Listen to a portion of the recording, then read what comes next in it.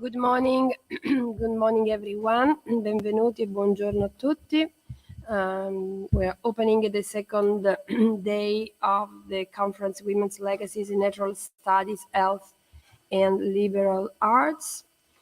Today we have two sessions, in the morning and in the afternoon. This morning our topic will be the botanical studies and history of naturalism, and in the afternoon it will be domesticities and entrepreneurship. I will be chairing this morning section, and the afternoon session will be chaired by Dr. Adelina Modesti. Yesterday was a very full and intense day. We really listened to very interesting papers and presentation, and we have been delighted by the enlightened inaugural plenary lectures from Professor Vera Fortunati. And also today we will be listening to Dr. Bruce Edelstein, and who talking about his book Eleonora di Toledo and the creation of the bubbly gardens. Well, I would go to start this day, and I'll be calling up here Mrs. Simona Trifogli. Mrs. Simona Trifogli is a BA candidate in art history. She studies in Bologna, alma mater studiorum. So she is a fellow pupil of Professor Fortunati. Simona Trifogli, we will be delivering a very interesting presentation about the Properzia de Rossi, and this presentation is Properzia de Rossi, scultora e la natura, una relazione di valori. I'm very glad to present to you Ms. Simona Trifogli. Welcome, it is yours.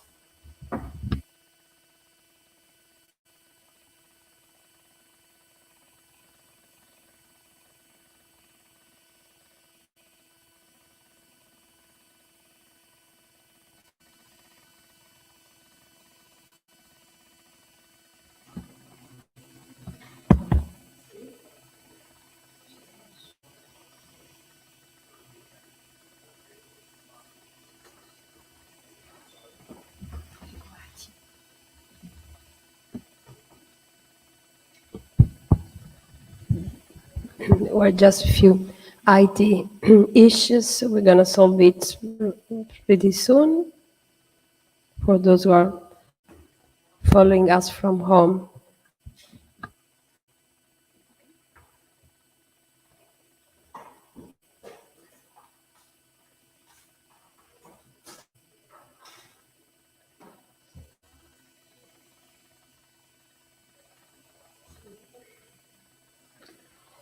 Good morning.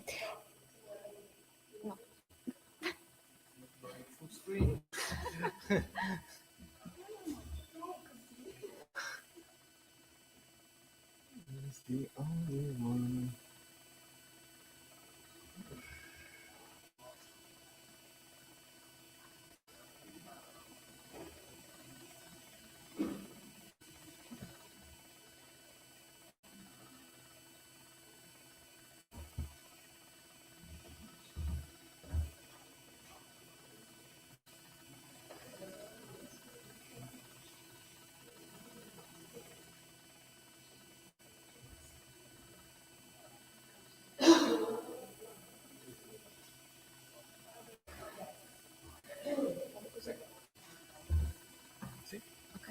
Io procedo tranquillamente da questo. Okay.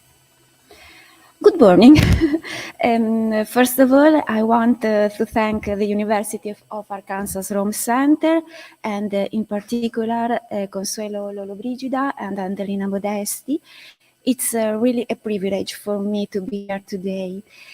Unfortunately, my English is not enough, so I will continue in Italian. Very sorry, excuse me.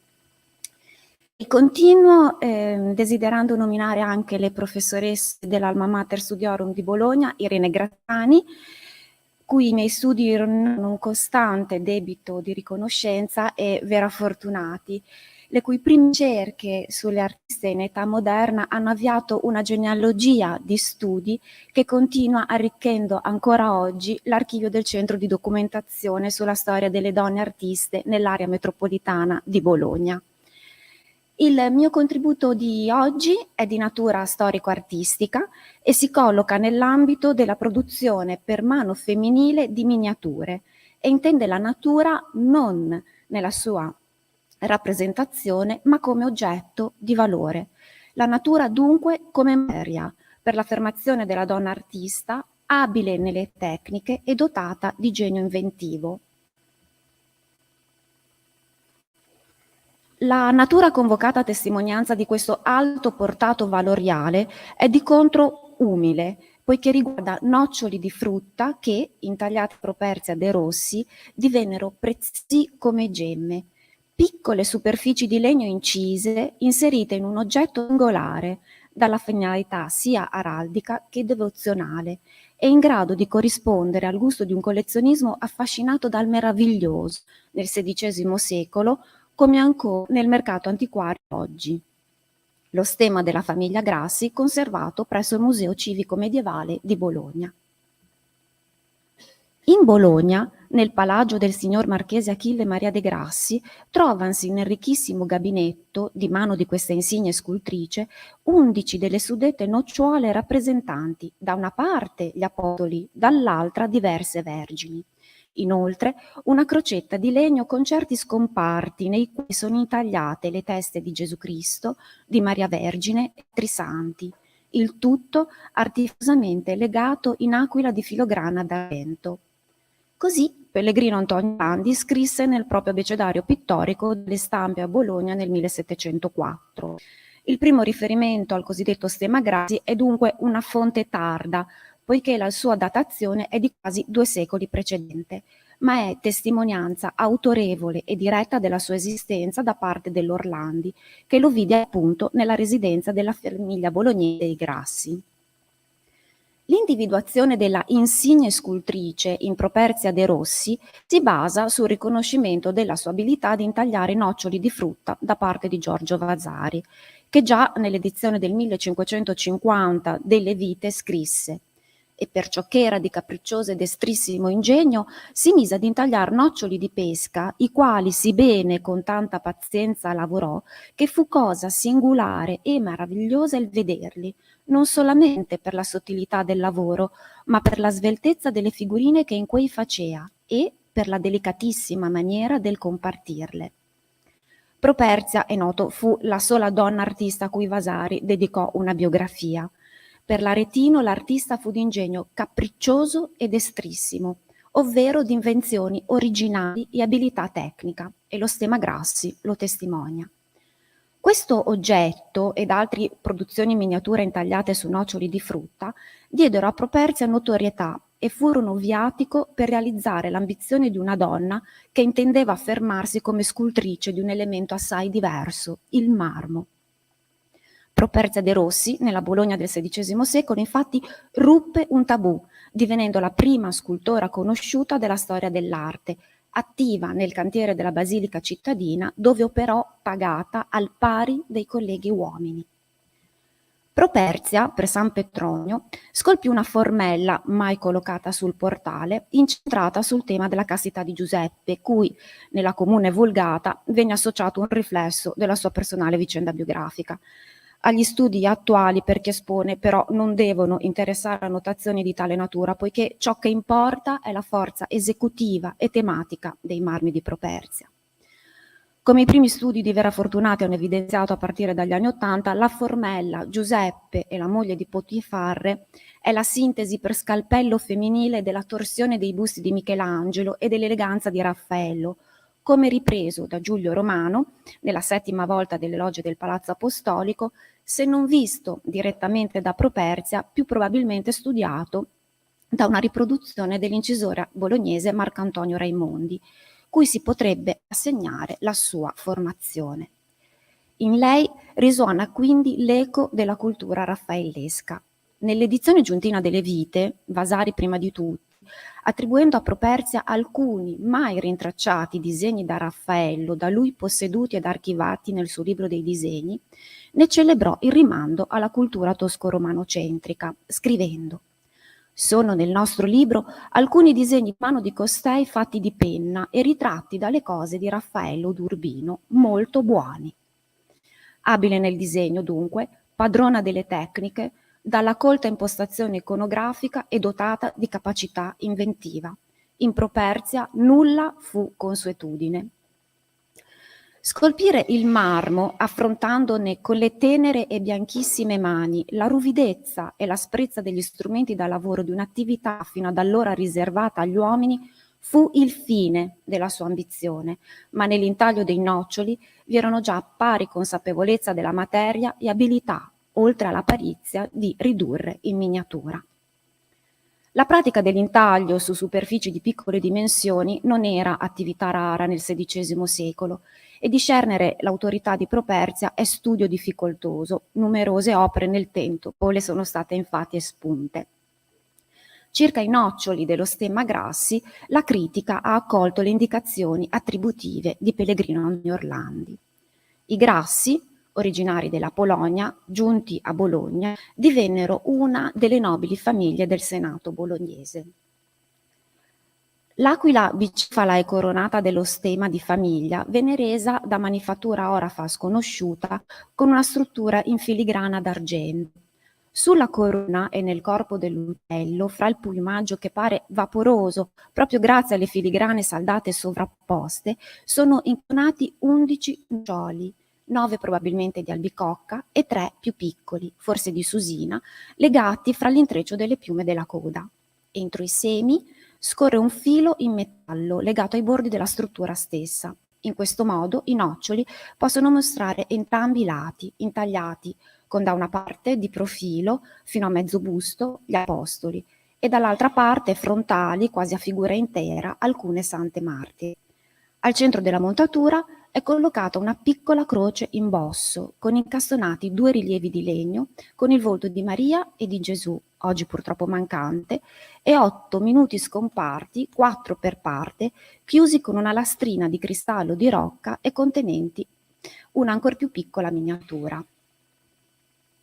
Dello stemma offre una minuziosa descrizione Girolamo Bianconi, corredata dalle incisioni di Gaetano Canuti in un testo a stampa edito nel 1829, fondamentale anche per ricomporre l'integrità dell'oggetto che oggi risulta privo di alcuni noccioli. L'ordine attuale delle miniature poi è diverso da quello esposto da Bianconi, fatto che attesta interventi probabilmente conservativi sul gioiello.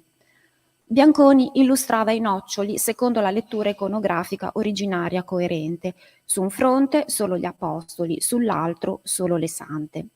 La connessione delle immagini per parte è validata anche dal fatto che sulle pergamene, dentro le piccole cassettine ricavate nella crocetta centrale, si leggono nomi femminili su un lato e nomi maschili sull'altro. Sulla superficie dello stesso nocciolo, però, non si evidenzia alcuna relazione fra gli apostoli e le sante, e nemmeno un gerarchico recto e verso. Attorno alle miniature, lungo i bordi della superficie curva, in sì millimetriche, ma lettere capitali romane, sono incisi motti abbreviati in latino, riferiti alla professione del credo circa gli apostoli e istate alle virtù morali e al martirio circa le sante. Scritte, insieme agli attributi agiografici, permettono l'ineccepibile identificazione di ciascun microritratto.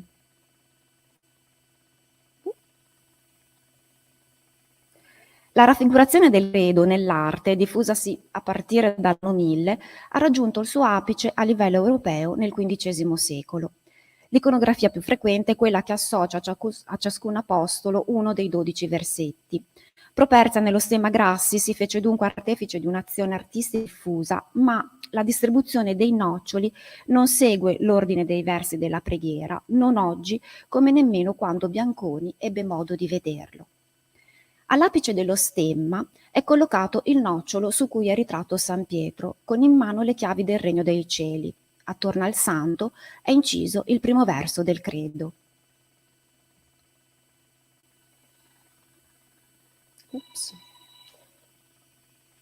Aiuto.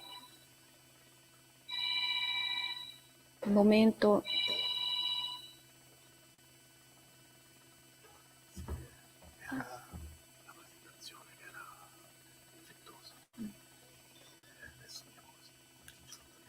Ok, I'm sorry. Il secondo verso è intagliato attorno all'effigie di Sant'Andrea con la croce decussata fra le mani.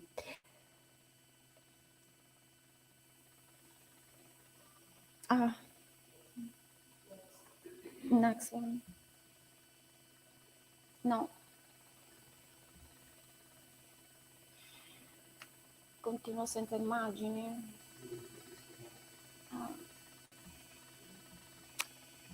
Nulla, solo gli scritti. Vabbè. Credetemi, il tema del credo apostolico ha reso poi possibile identificare in San Simone l'apostolo effigiato nel nocciolo pervenutoci scheggiato per la parte del nome e oggi incastonato nella coda dell'aquila.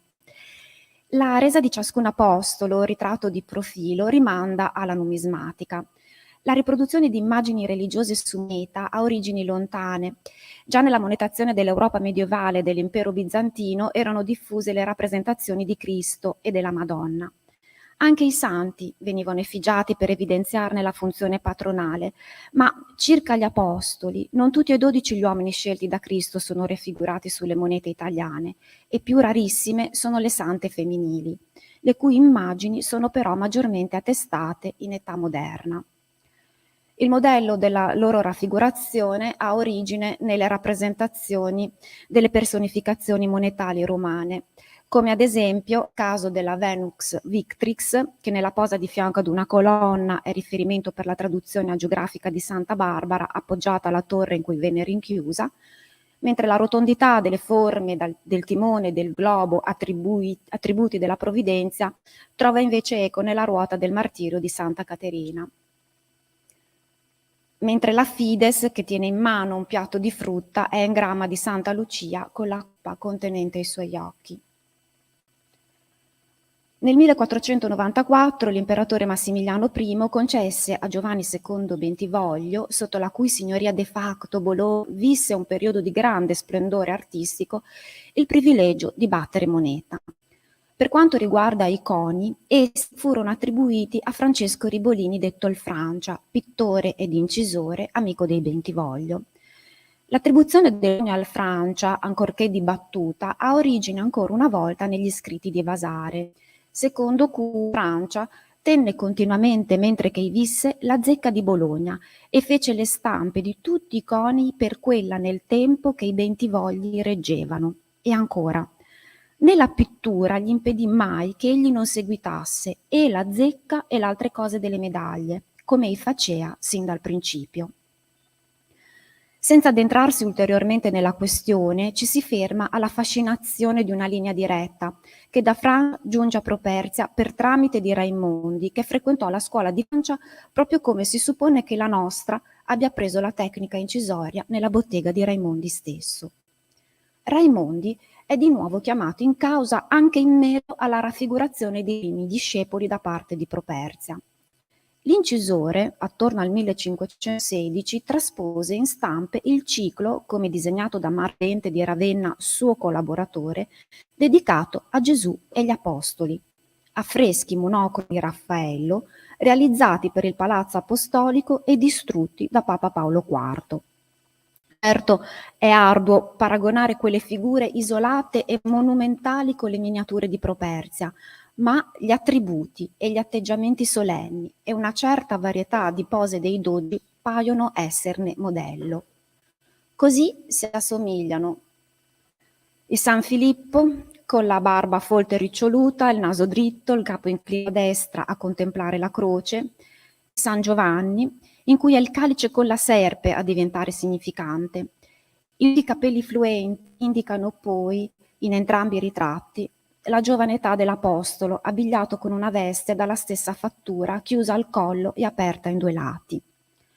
Anche i San Tommaso, pur se speculari, sono parimenti raffigurati con un ampio mantello, il volto barbuto e un grande regolo a squadra sulla spalla.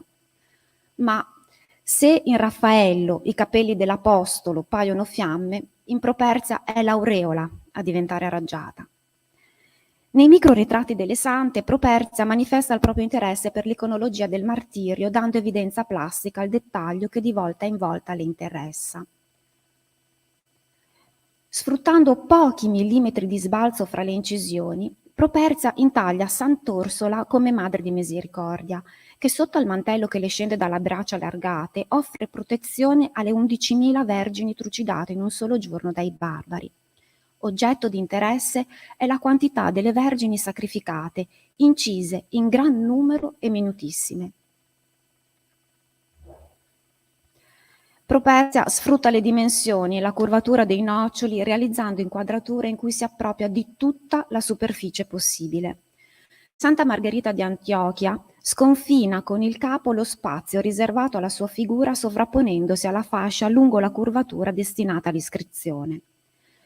In questo nocciolo è evidente l'abilità tecnica nel rendere il portato della gestualità. La santa, con il volto all'insù e le braccia piegate verso il cielo, pare fuoriuscire dal ventre del drago, come in un'ascensione diretta al cielo. Il drago è minuziosamente riprodotto nelle scaglie irte del corpo e nella dentatura aguzza della bocca spalancata.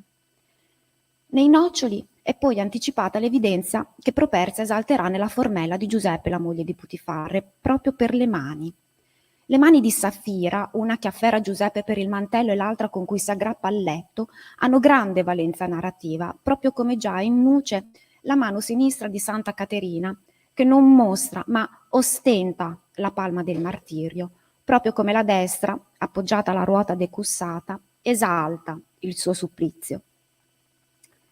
Oltre al valore araldico, il manufatto è un oggetto di devozione e reliquiario. Per la qualità tecnica con cui Properzia seppe inviare umili noccioli di frutta come gemme, è inoltre da collocare nella raffinata tradizione della ghittica, arte di lunga memoria, che raggiunse il proprio apice nelle corti italiane del XV secolo. Lo stemma Grassi, data la fattura dei suoi piccoli e primigeni componenti, corrisponde infine alla curiosa predilezione dell'epoca che praticava la collezione di oggetti dalle caratteristiche particolari, destinati, una volta esposti, a suscitare stupore.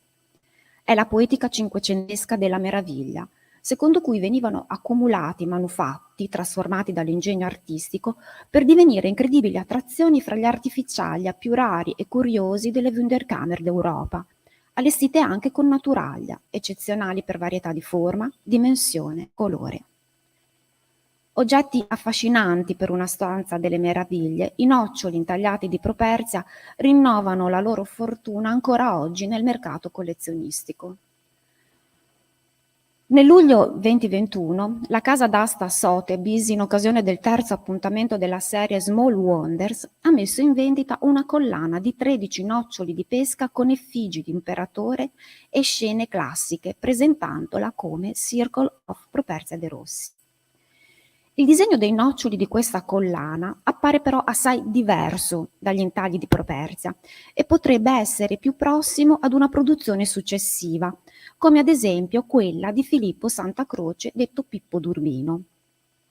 Il nome di Santa Croce è documentato, al fianco di quello di Properzia, circa la collezione del conte Domenico Bonamini Pepoli, come descritta nel 1877 dall'avvocato Ciro Antaldi Santinelli, successivo acquirente della collezione stessa.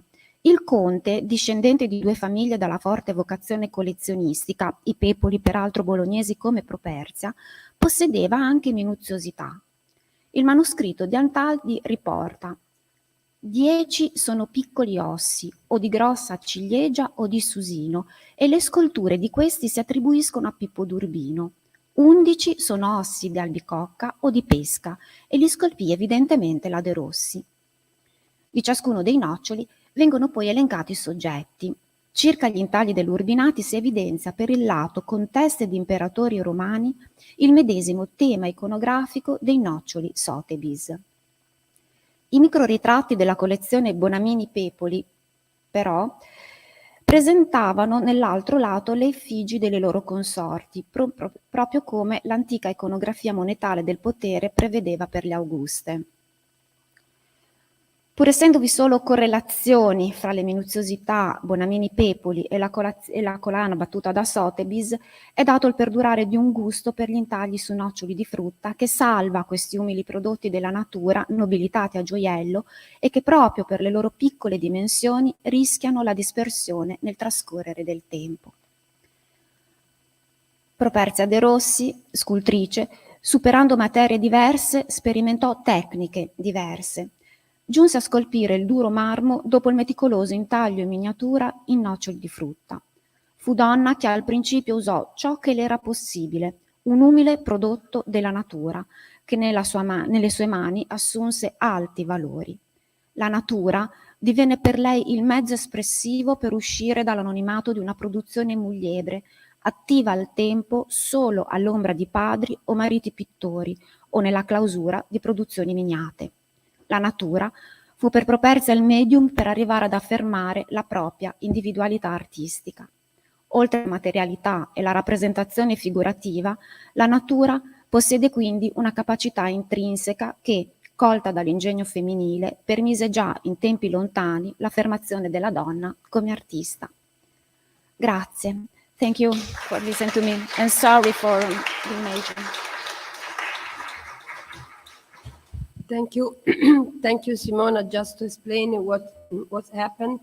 Simona's PowerPoint was corrupted, so the images were cut off from the presentation. Of course, we will have a Q&A session at the end of this morning. So for those who are curious to know more information from Simona, of course, that will be the right time to do that. We are very sorry too, but you will publish the pictures in the proceedings. Thank you so much, Simona. Well, the next presentation is from Lia Tarpe. Where is Leah? I'm here. Oh, I'm sorry. And Leah Tarpe's presentation title is Elizabeth Gould, the Queen of All Naturalists. Welcome, Leah. Thank you to everyone. Thanks for having me. I'll get straight into it. Elizabeth Coxon, seen here in a posthumous oil portrait, was born in 1804 in England. The educated and accomplished daughter of Nicholas Coxon, a ship's captain, it's not known where she studied, but she reappeared in the historic record as a governess in London. She likely met John Gould through her brother, as the two men worked as taxidermists with shops on the same street in London. Elizabeth and John married in 1829, and she played a pivotal role in their collective ornithological publishing efforts for the rest of her life. The pair journeyed to Australia in 1838 when they were a rising publishing powerhouse, with John positioned as ornithological curator at the Zoological Society, and Elizabeth contributing as a pioneering and productive lithographer. By their departure, they had published 5 successful bird books together. Moreover, Elizabeth had drawn plates for the birds in Charles Darwin's The Zoology of the Voyage of HMS Beagle, and John had helped Darwin identify and sort out the bird species collected during this journey, including the infamous finches. But here's the problem. Today, when you search the website of Australia's National Gallery of Victoria for Elizabeth Gould, she does not have her own entry. Instead, a single result is for her husband and artistic partner, as you can see. This despite the label at the lower left of J&E Gould Dell on the very piece that is in the museum's collection, a hand-colored lithograph depicting a grass parakeet, shown here. Elizabeth was acknowledged as the artist during her lifetime. For many reasons, over time, Elizabeth's production was subsumed to her husband's reputation. Indeed, despite awareness of the evidence of networks and collaboration in Gould's publishing process, Alan McEvey, who was curator of ornithology at the Melbourne Museum, concluded in 1973 that, quote, the plates in their grand conception, their genesis, their spirit, and their achievement cannot in these senses be fairly attributed to anyone but John Gould.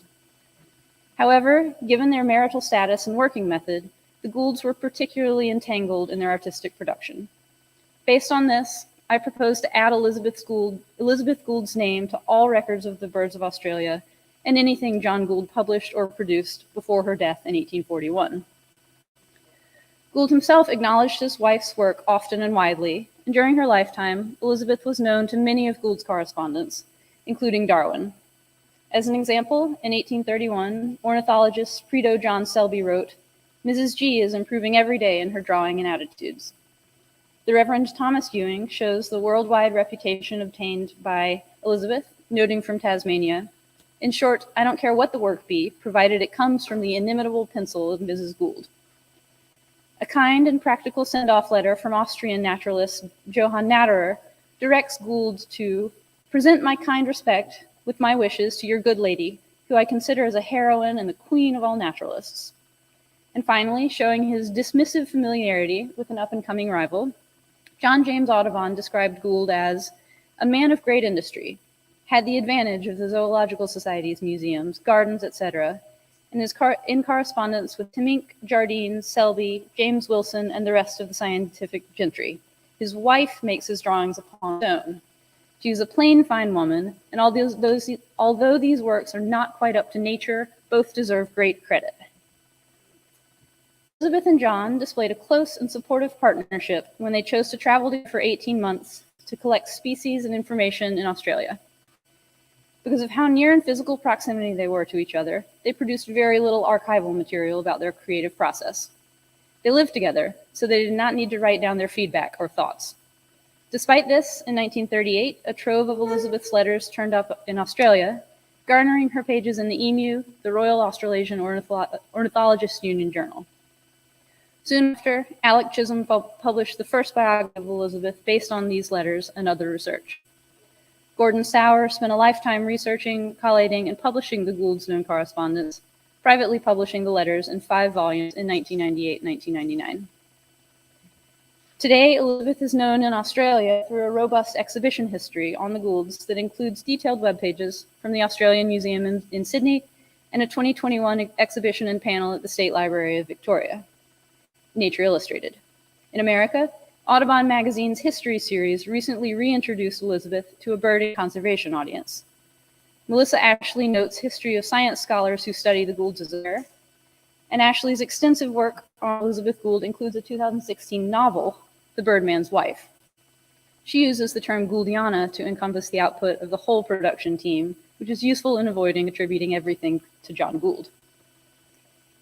The initial expansion of interest in Elizabeth's life and works took place almost exactly 100 years after her early death at age 37 in 1841, when she left behind John, 8 children, and the rest of the preparatory drawings for Birds of Australia. A determined John then worked with other artists, including Henry Constantine Richter, to complete the Australia project and continue the ornithological publishing business.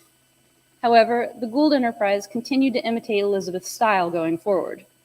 It was successful, and John would not have wanted to change the brand, in many cases making it an immense challenge for scholars today to tease out who drew what. The Spencer Research Library at the University of Kansas makes a concerted effort to distinguish marks and styles in their large digitized collection of Gould drawings and prints, but after careful examination of original drawings in Kansas and Cambridge, England, Australian scholar and writer Melissa Ashley concludes, quote, "The sketching styles of Elizabeth and H.C. Richter are exceedingly difficult to separate." Showing how networked and collaborative the process likely was, Ashley suggests that Elizabeth drew gulls from life while on the boat journey to Australia that were then lithographed by Richter and published as part of Birds of Australia after her death. Elizabeth's 2 older brothers, Charles and Stephen, immigrated as free men to Australia in 1827 and 1834, respectively. Each obtained thousands of acres, working in agriculture and writing the ups and downs of markets and climates. Charles took a particular interest in the Gould's business, sending important and rare bird specimens to his sister and brother-in-law. Indeed, this stream of rare and hard to procure product likely helped inspire and pay for the trip overseas. Before they left, the Goulds published The Birds of Australia and the Adjacent Islands, the first plate of which is shown here. The close-up again credits both J and E Gould, though in this case, from nature was from stuffed specimens, likely including ones sent by Charles Coxon. In time, the Goulds determined to make the trip themselves. Gould first mentioned the full scope of his Australia project 2 years before he and Elizabeth left in 1836 in a letter to Scottish ornithologist Sir William Jardine. Would not a work on the birds of Australia be interesting? I have a great number of new and interesting species to make known, etc., but have an idea of making it my next illustrative work. I have even some serious intention of visiting the colony for 2 years for the purpose of making observations, etc. I have several plates of my new species already drawn and colored. In her letters from Australia, Elizabeth's insight and female perspective round out John's observations, which, though keen, are also savant-like in their focus on bird life and business matters. Elizabeth mostly stayed in the towns of Hobart and Sydney during their visit, walking through the botanical gardens with friends and sketching native plants to lend authenticity and interest to her bird drawings. Elizabeth drew and sketched consistently throughout the sojourn, reporting to her mother, quote, "During John's absence, I find amusement and employment in drawing some of the plants of the colony, which will help to render the work on birds of Australia more interesting." She lived with the governor, John Franklin, and his wife in Government House in Hobart, then known as Hobarton, where she gave birth to her third son, named Franklin Tasman Gould. Her experience later extended to her brother's estate in the Hunter River Valley in New South Wales, pushing the limit of the female colonial sphere. Elizabeth often wrote home about fashion and food, some of the traditional spheres open to women. However, she also understood investment and capital, as she reported local mortgage return rates back to London.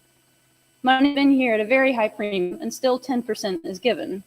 And, showing that they were active participants in the capitalist project of settlement building, in another letter written 9 months later, she wrote, "John has left £2,000 in Van Diemen's Land at mortgage 10%, and has sent home by the Mary Ann from Hobarton the necessary documents."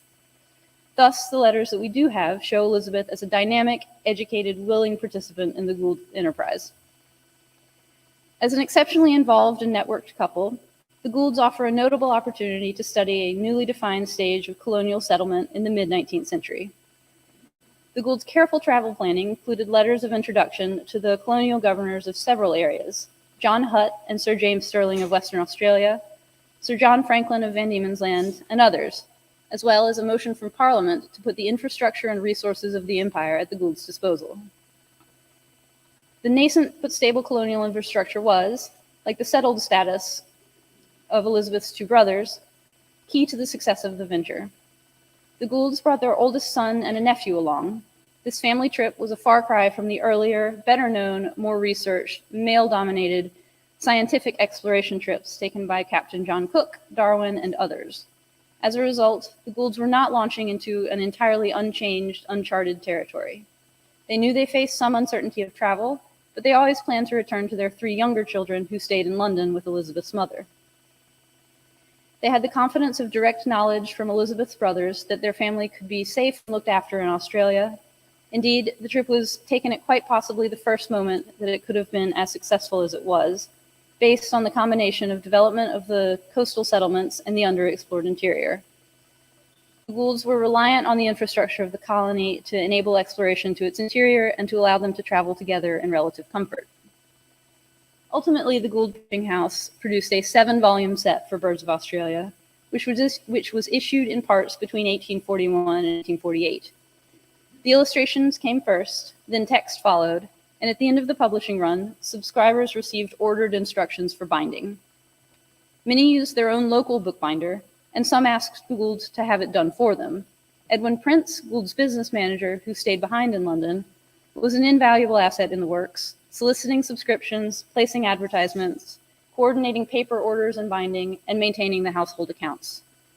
The lithographs were produced by C. Holmandel in London and hand-colored by the Bayfield family business of colorists.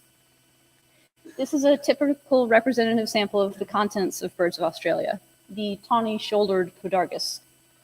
The image is again credited to J. and E. Gould, and the accompanying text sets out the scientific and popular names of the species before detailing Gould's personal observations of the bird's appearance, habitat, and behaviors.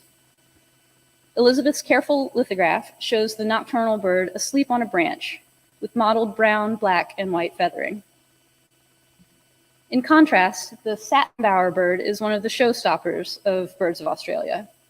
It was lithographed by Elizabeth and appeared within the first 84 plates. As one of 3 two-page spreads throughout the whole text, it was printed on one sheet and designed to be bound down the middle. There is no break between the plates, so it was either drawn on 2 well-aligned lithographic stones or on one very large stone. A contemporary reviewer noted the spread of quote, birds whose extraordinary manners well deserve the double-sized plates which he has devoted them. The designs of these 2 magnificent plates fully equal the most successful efforts of Audubon, while in point of execution, from the vast superiority of lithography over the copper plate in depicting plumage, they far exceed the works of the American artist. In the image, 4 birds fill a frame. The male, shiny and black, perches on a branch on the right. 2 juveniles are in the foreground among twigs, shells, and feathers, one with a feather in its beak. A female peers around from amid the bower, which curves up around her with more colored feathers entwined. A branch with berries frames the top of the image, leaving a broad proto-agricultural landscape suggested in the top left corner. One of the juveniles gazes off into this distance, as if contemplating its future in its own territory, perhaps like Henry William Coxon, the Gould's nephew who stayed in Australia after their visit and became a prominent settler in Queensland. The remaining birds look out at the viewer as colonial settlers gazing back towards the metropole. Very few scholars have interpreted the Gould's artwork through an art historical, let alone imperial art historical framework. To do this, I build on Jennifer L. Roberts' scholarship on Audubon and his Birds of America. I maintain the Gould's work stands in contrast to Audubon's in several ways, shown here by comparing 2 swan images. The black swan, though drawn by H.C. Richter, depicts multiple birds that move throughout the space in ways that are characteristic of many of the Gould's prints. The birds fly, swim, feed, and inhabit the marshy landscape, in contrast to Audubon's American swan, which appears alone, constrained, and framed. The Goulds incorporated backgrounds and authentic action into their images to make them more interesting and accurate. By doing this, I argue they imbued the images with their lived experience of colonial Australia. In my last few minutes, I will focus on the emu from Birds of Australia to develop and demonstrate an allegorical reading of such works. In the emu image seen here, the straight lines of the feet of the main figure underscore and support a brood of juveniles, while the breast and neck hang over the babies in a protective position. At first glimpse, idyllic Victorian family life is on full display, but on further examination, the situation undercuts a simple gendered reading, the one propagated by scholarship so far, as the main figure is likely the male. Although there is no outwardly visible difference between the sexes, except to expert ornithologists and emus, male emus do the incubating, and females only occasionally stay to help defend the nest until the chicks hatch, at which point the females leave. This is the scene Gould portrays, with the female striding off to the right. The female embodies the connection and penetration into the background, into the interior, suggesting space to roam, opening it up to the viewer who stands on the ground. There's a bit of a pathway into the image in the form of the serpentine line characteristic of the imperial picturesque. The flow of the feathers and the line along the back of the largest profiled bird supports the circulation of the viewer's eye. With the emu's eye as a starting point, the beak guides the viewer towards the back, then the draping or drooping of the feathers leads the eye to the legs, which in turn undergird the brood of babies. The characteristic stripes, which also follow the curving necklines of the juveniles, then guide the eye to the second adult figure, who carries on into the open plain, the escaping female. The grasses in the background are flowering, and the rolling green plains indicate abundance of both food and space. There's no natural selection or competition for resources to worry about here. The surrounding grasses have seeds, underscoring the plentiful food and fertility of the landscape, and there is a distinct lack of clouds to threaten the placid environment. The main figure is not as profiled as in many bird images, since its body is turned to the viewer. Its head swivels around so that we are looking into the opposite eye. This large, flightless bird would have a large field of vision, the better to scan the horizon for predators. 3 of the juveniles look at the viewer, 1 looks into the distant background, and the one at the far right may see both the viewer and the distant landscape, given the wide field of vision emus possess. The emu takes in the broad expanses open to potential settlement, much like the imperial colonizers. Elizabeth's early death means we will never know how the Goulds' paired careers would have progressed. John's name lived on because he lived for another 40 years. Of course, this lifespan discrepancy emerges from a systemic issue because Elizabeth died after childbirth due to sanitation issues, likely an infection delivered by the doctor who delivered her child with unclean hands. Henceforth, I propose to highlight Elizabeth as much as possible, particularly by putting her name in titles and authorship data for all records of the birds of Australia and anything John Gould published or produced before her death in 1841. Barring a glorious archival find, we won't know the creative process, so untangling the Goulds is likely impossible. But their experiences, observation, and production as a unit must still inform study. Elizabeth Gould was an important witness to a key moment in colonial history. She got to spend nights in the bush on Mosquito Island, lived in Government House in Tasmania, and absorbed new knowledge of birds to make their physical characteristics and emerging taxonomies digestible and clear to her viewers. She deserves to be known, studied, and celebrated.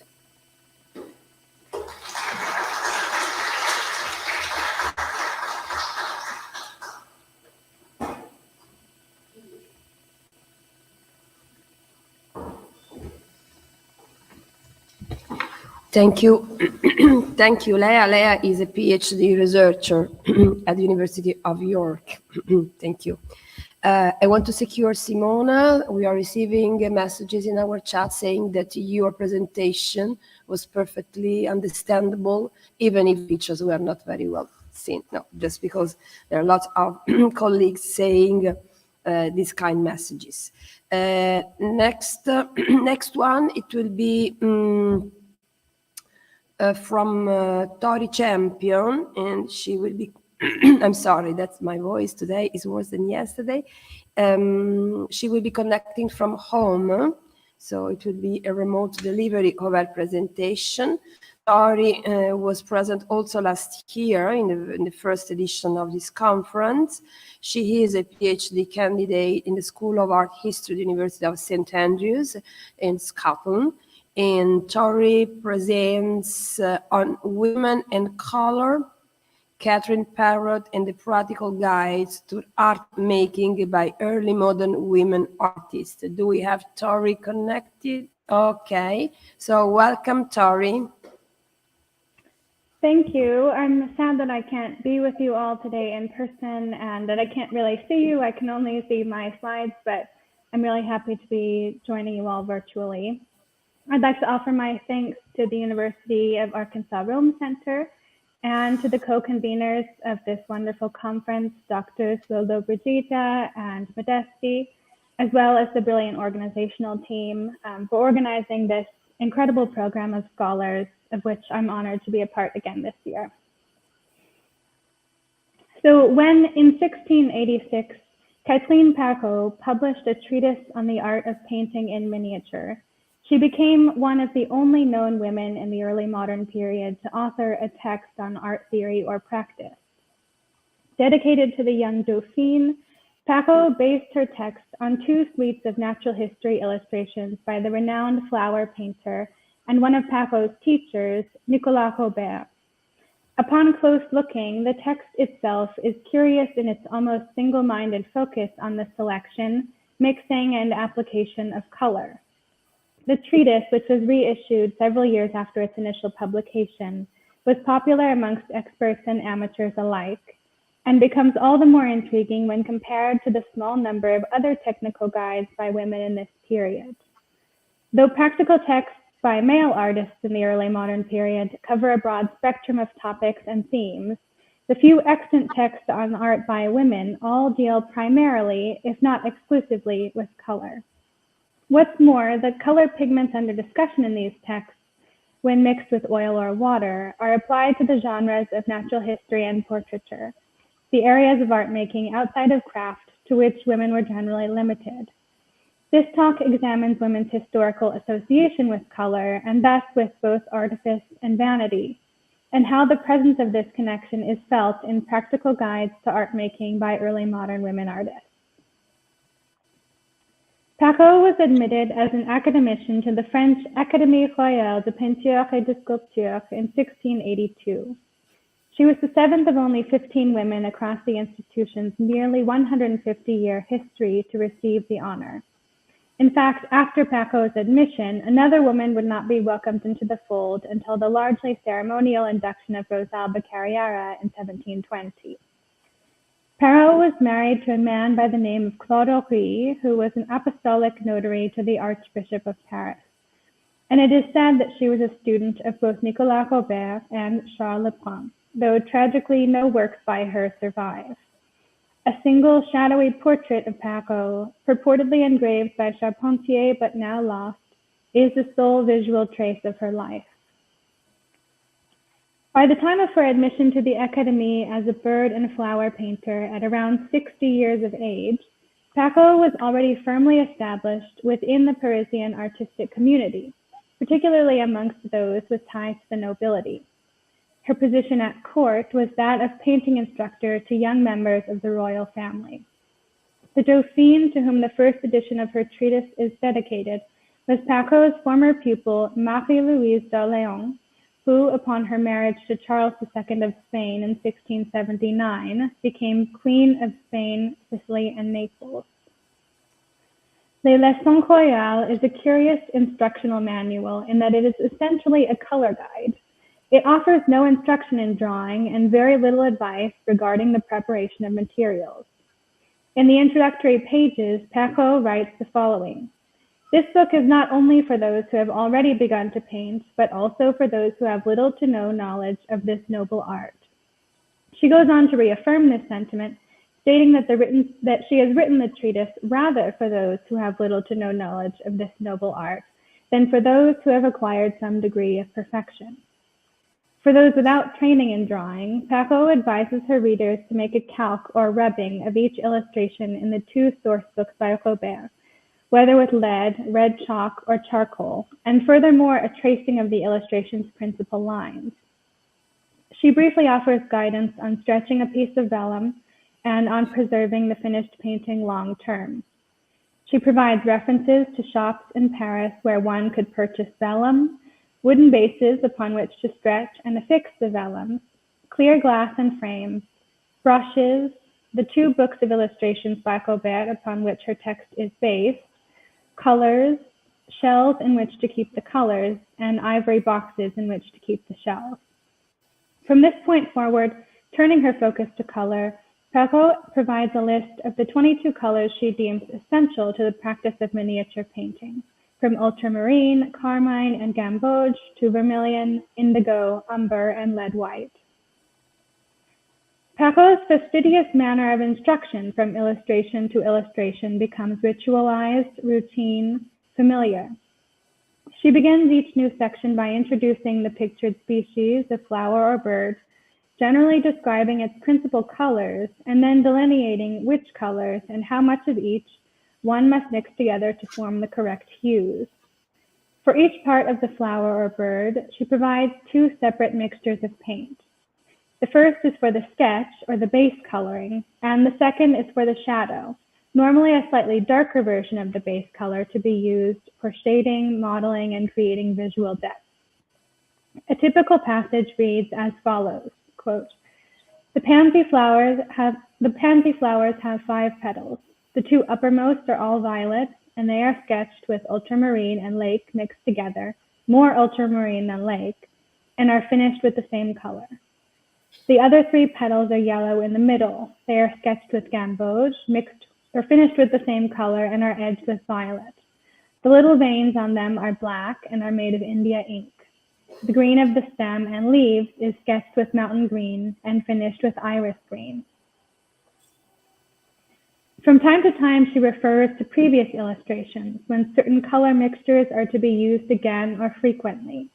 For example, in the second half of the treatise, which covers the bird illustrations, she often refers her readers back to the 6th illustration featuring a pair of swans, for the same shade of white that is to be used in subsequent depictions of penguins, pelicans, and geese, among others. The first edition of the treatise is clearly addressed to a leisured class of amateurs.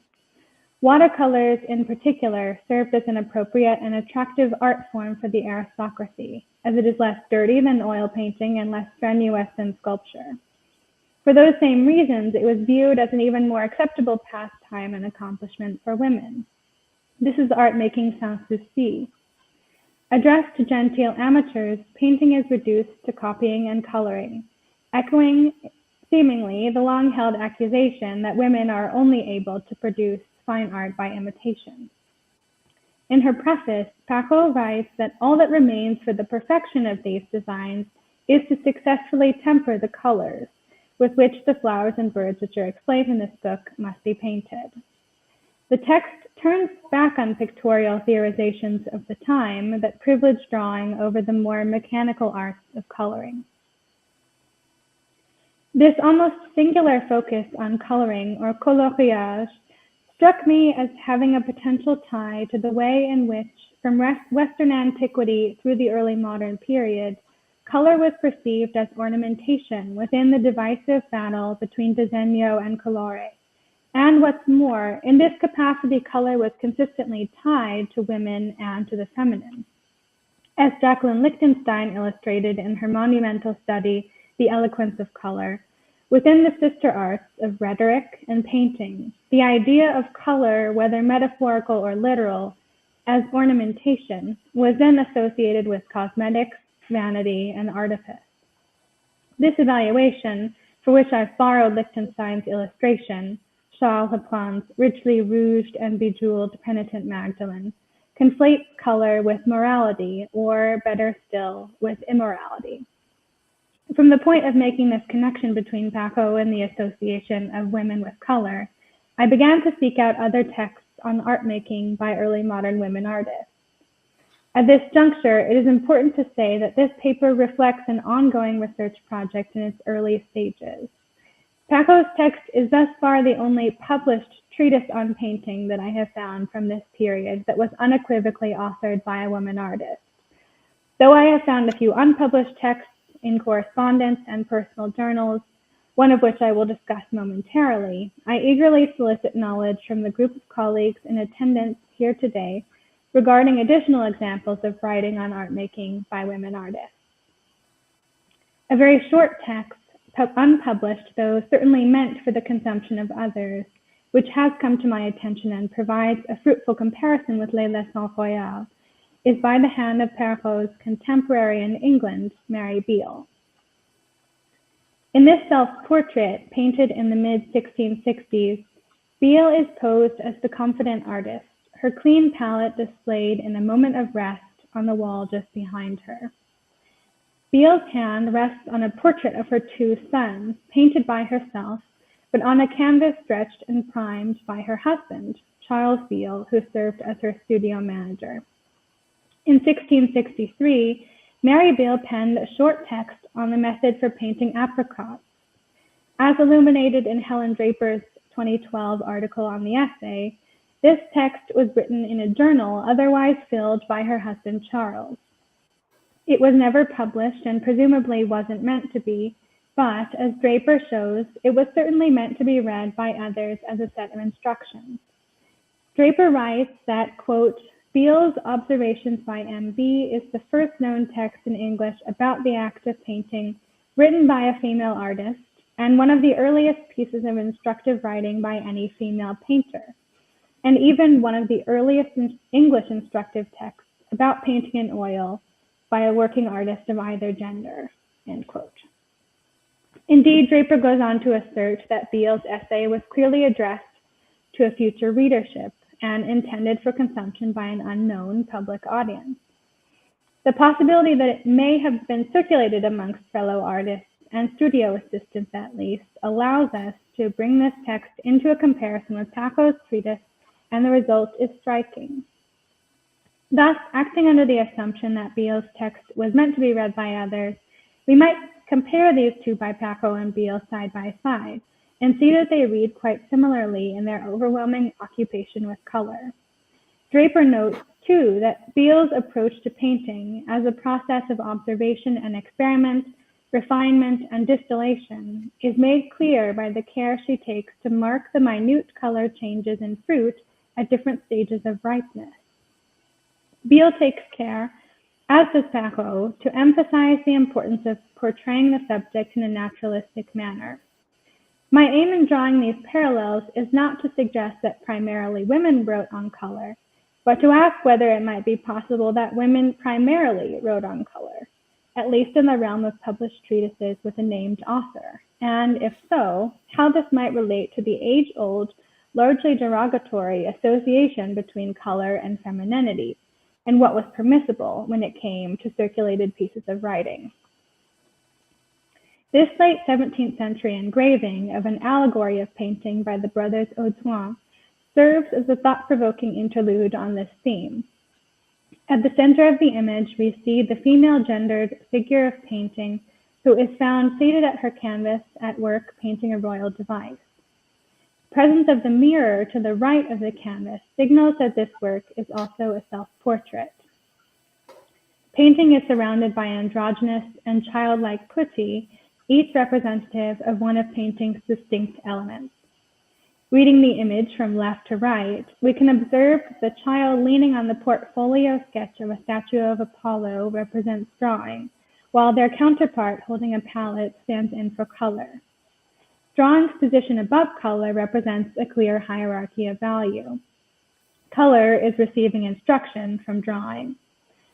Further to the right, the figure of poetry looks up at painting, leading her gaze from a position at her feet. Following Lichtenstein's analysis of this image, that both poetry and color sit upon books is significant, in that it signals the theoretical knowledge inherent to both practices. Color is not just a technique, but an art requiring theoretical knowledge. The last figure, placed alone at the right and cast in deep shadow, is color in its even more lowly sense, that of color production.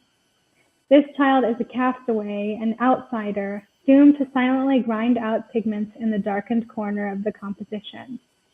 Perrault's text, in its overwhelming preoccupation with both color and color mixing, identifies itself with both the mechanical and intellectual sides of color, and not at all with drawing. It also, in its near direct address to an audience of upper-class amateurs, might be seen to unequivocally identify itself with the perceived effeminacy of leisure. However, it seems to me that Perrault might have been drawn to the idea of writing for an audience of majority amateur women, and thus sought to provide women with even greater access to art making and, at the same time, greater insight into the technical production of color. The most comparable text to Perrault's is the École de la miniature, published anonymously in the early 1670s and assumed to have been written by the artist Claude Boutet. Only the author's initials, CB, are provided in subsequent editions. Though it too provides instruction for creating an outline of an image and essentially coloring in, the text is addressed as much towards professionals as it is to amateur hobbyists. Far from attaching itself to specific books of prints, as Perrault's text does, the Boutet treatise covers the whole of representation. As previously mentioned, Perrault was received into the Académie as a bird and flower painter at around 60 years old, a very advanced age in comparison with the admission age of other academicians. Elisabeth Lavezzi has posited that the Académie may have thought her a safe choice amongst women artists due to her advanced age and subscription to lower genres of painting, after the deemed outsized presence of Perrault's immediate predecessor, the obviously unsafe portraitist and history painter as well as poet, Elisabeth Sophie Chéron. The first edition of Perrault's treatise, moreover, was doubly tied to her identification and relationships with men. The text is not only based on original works by a male artist, those of her instructor Nicolas Robert, rather than her own, but the title of the treatise also identifies her as the wife of Monsieur Claude Doré, apostolic notary to the Archbishop of Paris. Though Perrault's treatise may also have been viewed initially as non-threatening to the artistic establishment, with its audience of amateur women, its preoccupation with color, and its natural history subject matter, Legacies speculates that the Academy's decision to shut its doors to new women in 1706 occurred in the wake of the treatise's success after its initial publication in 1686, from which a revised edition appeared in 1693. Before concluding, I want to complicate the story further by briefly discussing the reissued edition of Pacot's treatise, published 7 years after the first in 1693, and under the new title, Traité de la miniature. We tread on speculative ground with this work, as Pacot's level of involvement in this revised edition is unclear. It is widely estimated that Pacot was born in the 1620s and died in the 1690s, so we are left to wonder if the second edition indeed appeared during her lifetime, and if so, to what extent she was an invested participant. In contrast to the first edition, the introduction includes a section on theory and art terminology, and furthermore includes a section on the depiction of human figures, namely, quite interestingly, saints. The greater conformity to the broader, more professional focus of Boutet's treatise, as well as to the academic line in this second edition, certainly raises new questions around motive and agency. It is noteworthy that, in view of the moral judgment placed on color's artificiality, Pacot makes reference throughout her treatise to the importance of capturing the plant or animal subject's naturalness. The age-old association between women and nature tethered women not only to the representation of natural subject matter, but also to the natural pigments used to produce paint and the necessary act of color mixing.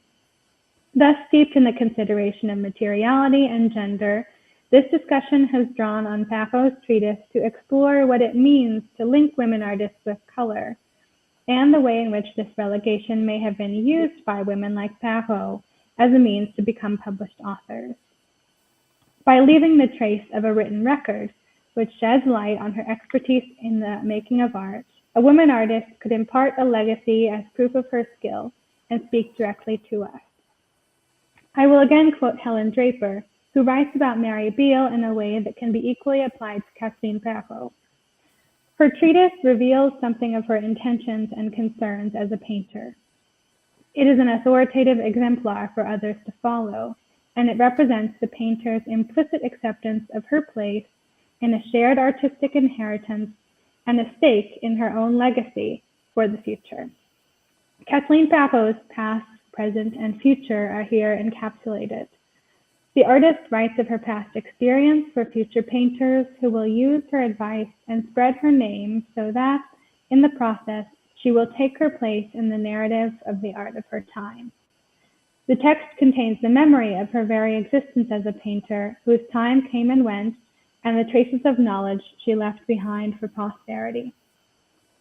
Pacot's treatise represents a rich and necessary addition to the technical literature of the period to be studied by historians of art, alongside not only Boutet, but Hilliard, Norgate, and others.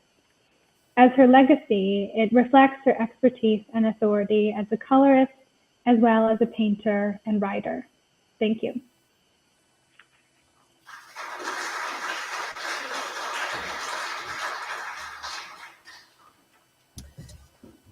Thank you, Tori. We kindly ask you, if you can, to stay connected until the end of this morning when there will be a Q&A section. Thank you for your interesting presentation. So now, according to the schedule, there should be a coffee break, but since we are a little bit earlier than the time scheduled for coffee break, I would go ahead with Alessia Muroni Ramos' presentation.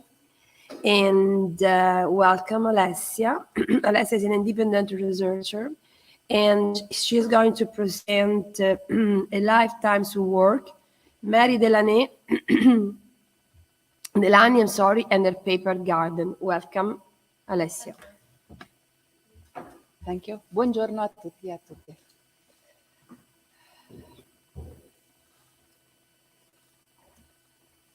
Allora, il mio intervento verterà su Mary Delany, una una delle protagoniste della cultura inglese del Settecento, grande scrittrice di lettere e grande collagista, vedremo. Nasce il 14 maggio 1700, figlia di Bernard Granville del ramo cadetto dei Granville e dei baroni di Lonsdon, e le sue, diciamo, le fonti storiche più importanti relative alla sua vita sono le lettere che una discendente, Lady Landover, pubblica nel XIX secolo e l'autobiografia redatta da Mary sotto forma di lettere rivolte all'amica Margaret, di cui parleremo più avanti. Mary cresce dunque in una famiglia Tory strettamente legata alla regina Anna, ma la morte viene educata nell'intento di farla divenire damigella di corte. La morte della regina Anna nel 1714 porta ad un cambiamento piuttosto tempestoso per la famiglia, che nel tentativo di tenersi a galla con l'ascesa dei Whigs e degli Hanover cerca alleanze politiche. Di fatto una delle soluzioni trovate è maritare la giovanissima Mary con Alexander Pendarvis, membro della Camera dei Comuni, influente uomo politico. Alexander Pendarvis ha bisogno di una moglie che faccia un figlio. Ha 60 anni, al suo secondo matrimonio, non è ancora riuscito ad avere un erede e essendo egli il rappresentante del ramo principale della sua famiglia, teme l'estinzione del suo nome e la dispersione dei suoi beni. Quindi si crea questa unione che Mary nelle sue memorie definirà un vero e proprio sacrificio. Parla di Ifigenia, parla sovente nel suo modo elegante e delicato, perché pur sempre rimane una dama inglese, ma parla dell'orrore fisico di questo matrimonio che fortunatamente finisce nel 1725 per la morte del primo marito. Mary ha comunque modo, per quanto viva la maggior parte del tempo in Cornovaglia con suo grande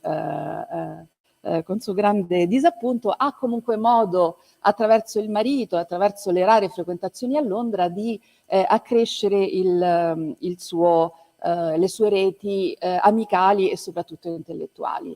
Fin da giovane dimostra una spiccata curiosità intellettuale e soprattutto una grande passione per le scienze.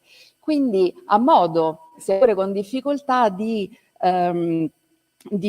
appunto di espandere questa sua rete e tutto sommato la vedovanza, per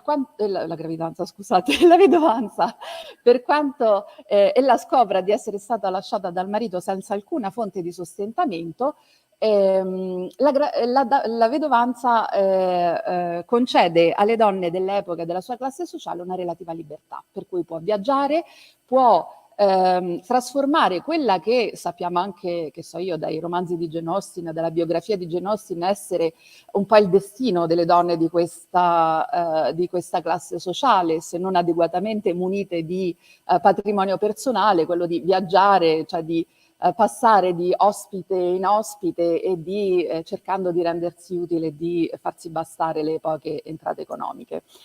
Accanto a questa condizione c'è anche una condizione di grande libertà. E in uno di questi viaggi in Irlanda, nella casa dell'amica Anne Donella, conosce il reverendo Patrick Delany. Patrick Delany è un uomo di chiesa irlandese, focoso, passionale, grande teologo, grande predicatore, che però è già sposato. Quindi per quanto si stabilisca fra i due un forte legame intellettuale, prudentemente ciascuno dei due fa un passo indietro e non voglio fare pettegolezzi, è solo perché serve per introdurre diciamo il milieu in cui Mary Delany si muove. Alla morte della prima moglie di Patrick, opportunamente i due riescono a sposarsi nel 1743 e questo fa sì che Mary Delany si trovi a questo punto in una situazione ideale in cui può innanzitutto ha un grandissimo legame intellettuale e amoroso con suo marito. I due scoprono di avere, al di là degli interessi culturali, un grandissimo interesse per i giardini, per la botanica, e questo è fondamentale perché permetterà a Mary, per esempio, di sperimentare nella proprietà di Delville a Dublino le sue idee su quello che oggi modernamente definiremmo l'architettura e paesaggio. Purtroppo questo matrimonio dura solo 25 anni. Alla morte di Delany, di Patrick Delany, Mary si ritroverà di nuovo sola, ma a quel punto ha sicuramente una rete sociale tale da, per quanto insomma, affronti un periodo di profonda depressione, una rete sociale tale da poter ritornare alla vita. Si trova comunque in una situazione storica molto interessante per le donne della sua classe sociale e dei suoi interessi. Il XVIII secolo è stato definito nell'Ottocento come il secolo delle donne. Ovviamente non lo interpretiamo nel senso diciamo, dell'indipendenza, dell'autonomia e dell'autodeterminazione dei nostri giorni. Rimaniamo nel contesto della mentalità ottocentesca. Sicuramente per alcune donne si aprono spazi inediti di espressione intellettuale, artistica e sociale. Per cui porto questo ritratto di Richard Samuel in cui sotto forma di muse vengono rappresentate alcune delle intellettuali diciamo, europee. Come storica dell'arte vi indicherò solamente Angelica Kaufmann, la grande pittrice che è rappresentata appunto al suo cavalletto. Le reti di relazioni di Mary la portano soprattutto in contatto con la Blue Stocking Society, un'associazione, un club femminile fondato da Lady Mary Wortley Montagu e Elizabeth Vesey, che raccoglie un cerchio di donne in cui viene ammesso ogni tanto raramente qualche uomo, strettamente legate da interessi culturali che le portano a riunirsi regolarmente fra Londra e Bath. Qui a Bath si riuniscono nella Montagu House, qui nel Royal Crescent, e questa cerchia di dame si confronta sui temi più differenti, dalle arti alla letteratura, dalla politica, costituiscono uno dei salotti di incubazione politica della scena diciamo inglese, alle scienze.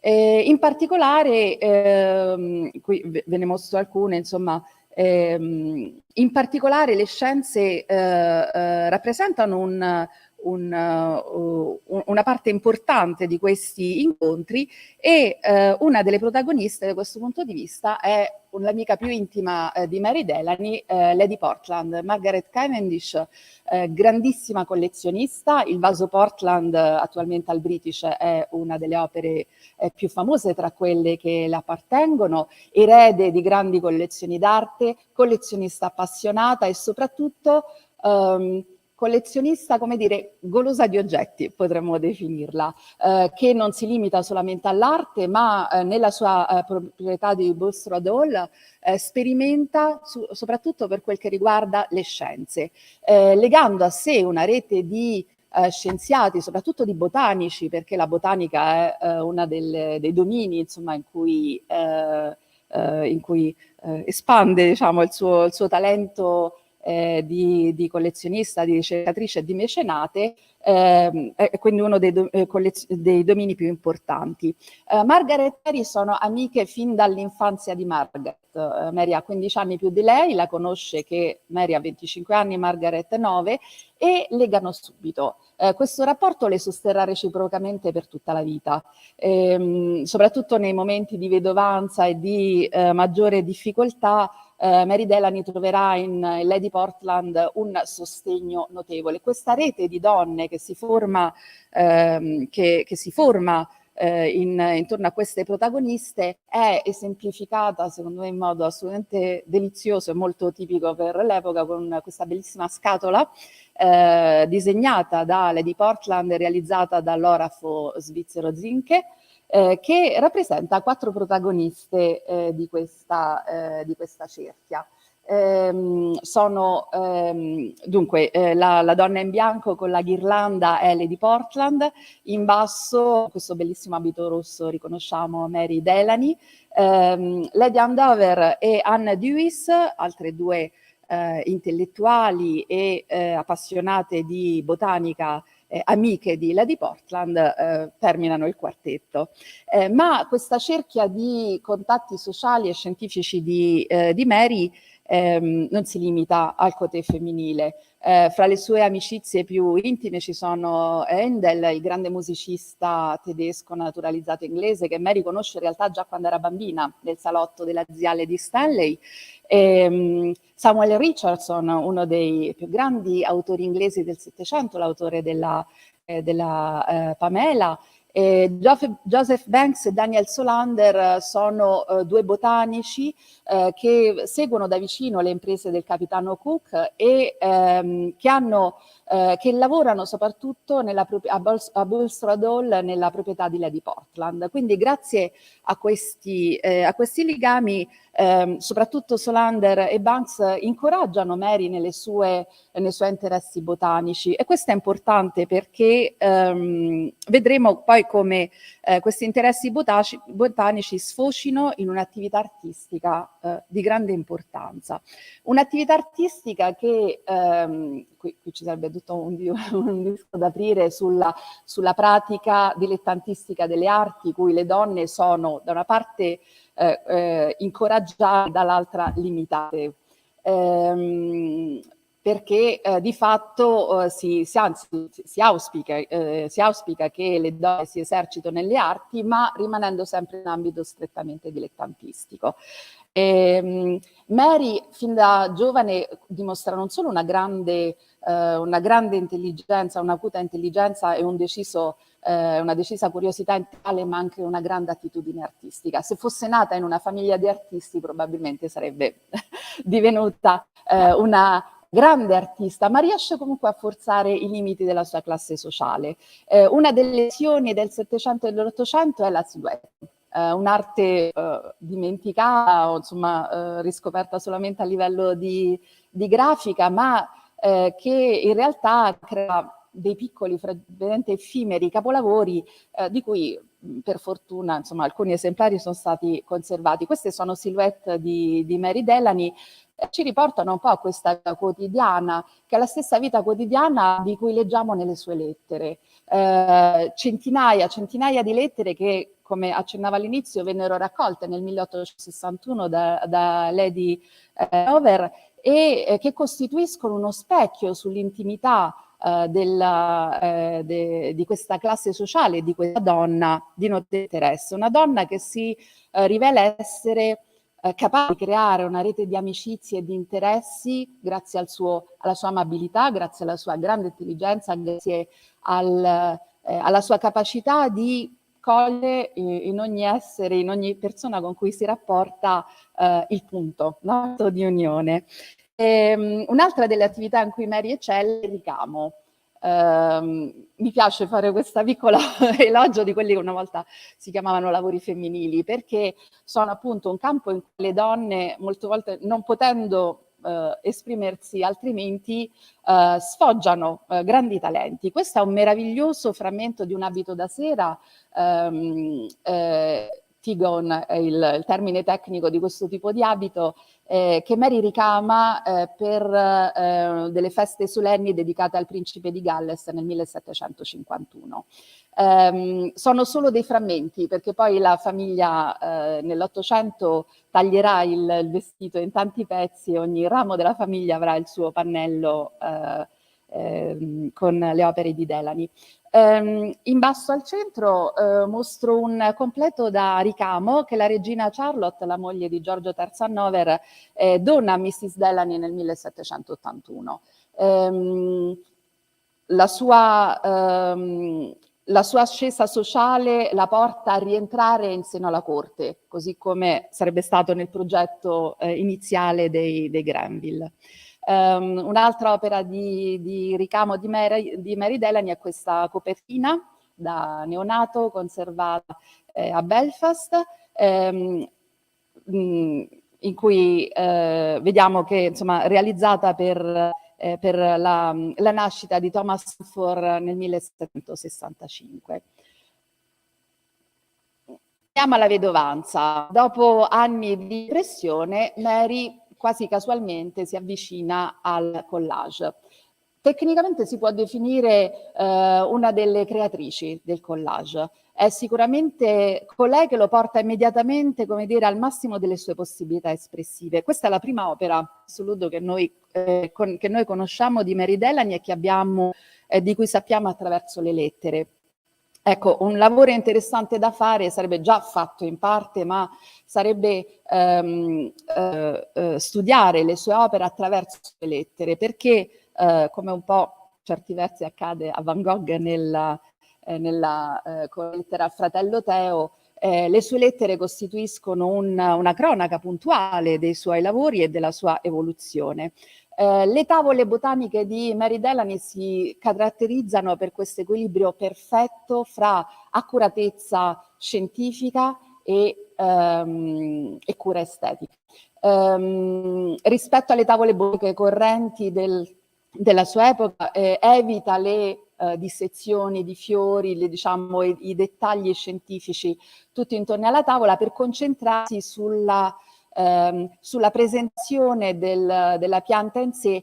Allora, diciamo, la regola base è quella, no, di presentare il più possibile il fiore nelle varie posizioni, quindi una serie di presentazioni perché la pianta possa essere presentata al suo meglio, sia dal punto di vista dell'apertura del fiore che diciamo, l'andamento dei rami, la disposizione delle foglie. Si tratta di opere che godono, allora bisogna vederle dal vivo, hanno una qualità tridimensionale, una qualità tattile, per recuperare una categoria berensoniana incredibile. Hanno veramente diciamo che l'utilizzo di questa tecnica, il collage su carta, permette di introdurre un di più di realismo che veramente travalica i limiti di quello che è il genere della tavola botanica e anche il genere del collage. Vado chiudendo.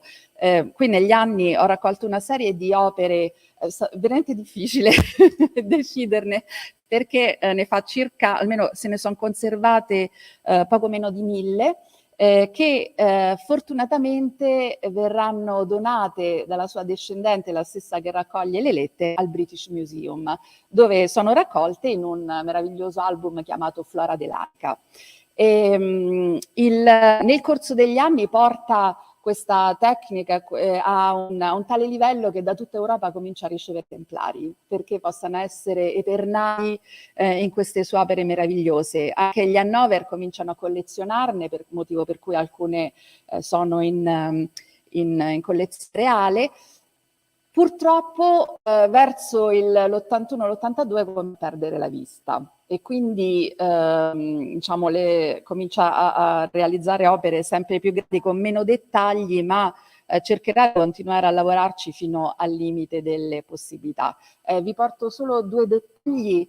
Questo è in italiano lo chiamiamo alchengi, e vedete questa rete qui? È una rete che rimane quando il frutto comincia a disseccarsi totalmente, la parte arancione cade e rimane questa sottilissima rete. Beh, lei non esita a ritagliare questa rete e a incollarla sul disegno per dare proprio quest'idea di materialità, di concretezza.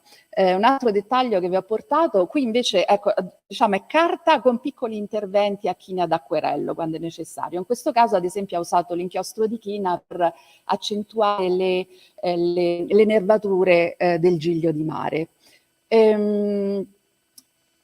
Gli ultimi anni, vi dicevo, sono caratterizzati da gravi problemi alla vista, ma non per questo smette di lavorare, anzi alla corte degli Hannover diventa in qualche modo istruttrice informale dei bambini della corte, e questo ritratto in modo particolare verrà commissionato dalla regina Charlotte a Jonathan Opie per conservarlo nei suoi appartamenti. Questo ci parla di una relazione diretta con la regina, che le concederà una pensione annua di 300 sterline fino alla morte e una piccola casa nella proprietà di Windsor, dove morirà nel 1788. Dunque, vi dicevo, Lady Landover pubblica le sue opere, le sue lettere nel 1861, dona al British Museum le sue opere. C'è più di 100 anni dopo un'altra discendente, Ruth Hayden, per la prima volta incuriosita da questi pannelli che giravano per le case dei suoi parenti, comincia a ristudiare l'opera di Mary Delany, e questa prima pubblicazione nel 1980 darà il via ad un ciclo di studi insomma, che vedrà interventi importanti. Questo è l'ultimo ingresso nella storia di Mary Delany, il grande produttore di rose, paesaggista, vivaista David Austin ha dedicato quest'anno proprio una rosa a Mary Delany. Quindi mi piaceva farvela vedere perché insomma è sempre bello da vedere, e chiudo con la bibliografia. Grazie. Grazie mille. Thank you very much. Thank you. Thank you, Alessia. Also, your presentations very interesting. So,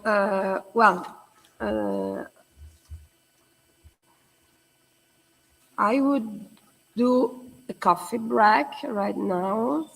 So it is then 5 to 11, back here 11:15 to start over.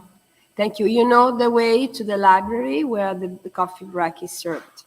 Thank you. See you later.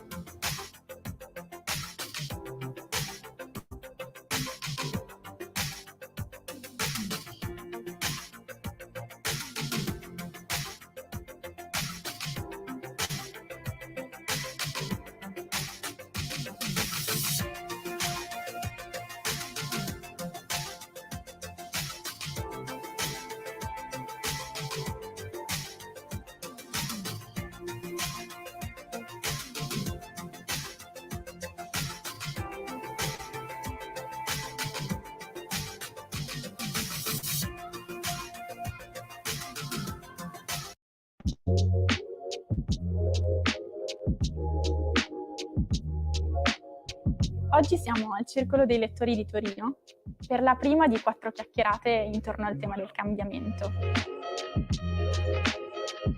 Un cambiamento che passa di mano in mano, cioè il passaggio da una persona all'altra di punti di vista, di competenze, di storie, di racconti.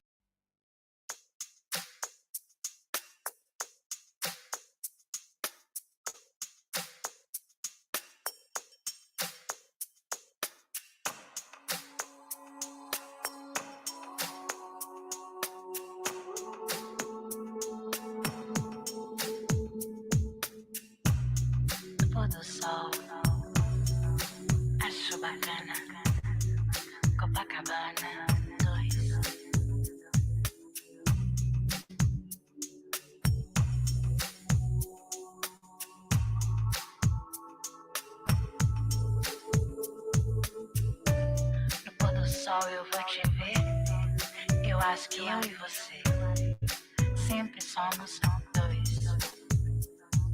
Ensolarada, apaixonada, minha luz é ser amada por você.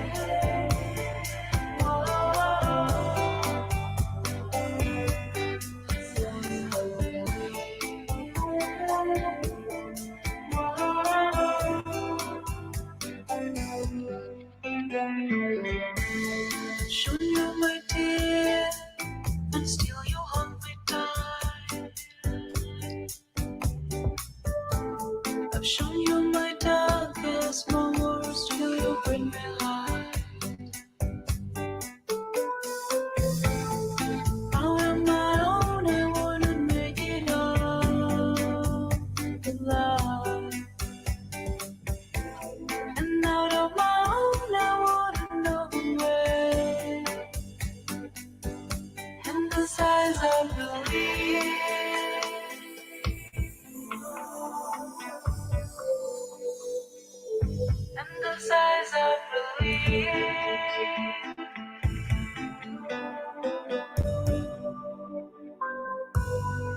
eyes are free.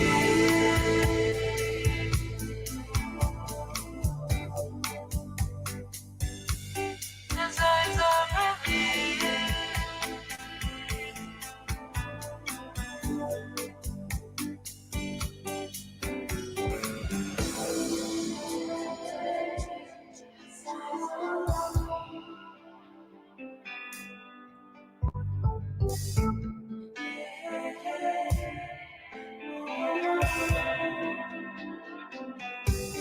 His eyes are free.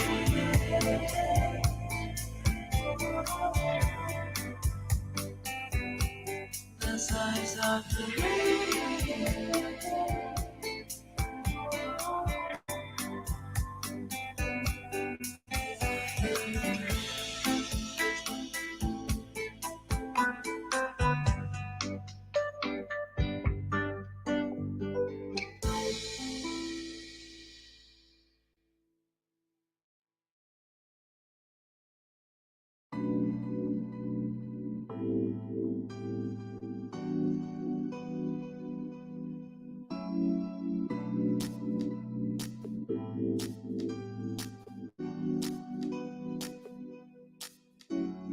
We will reach the highest height.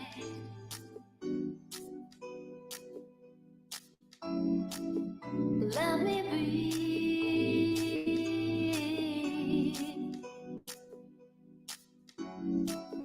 so close to you,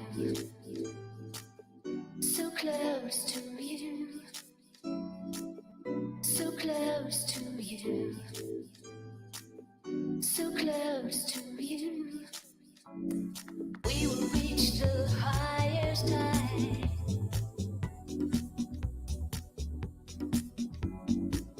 Let me be so close to you. Oh,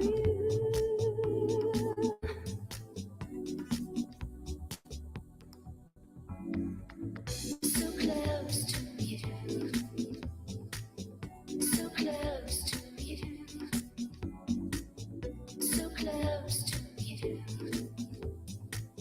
so close to you.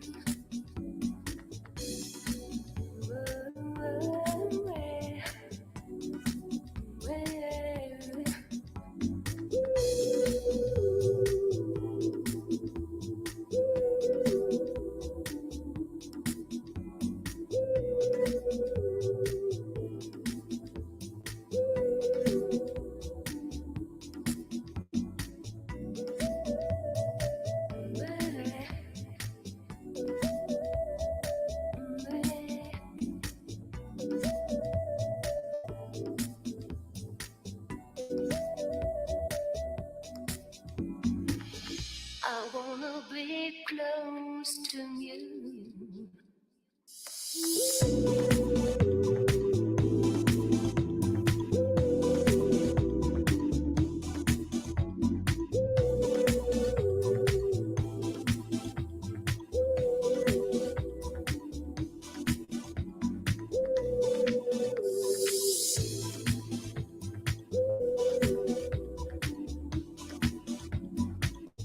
So close to you.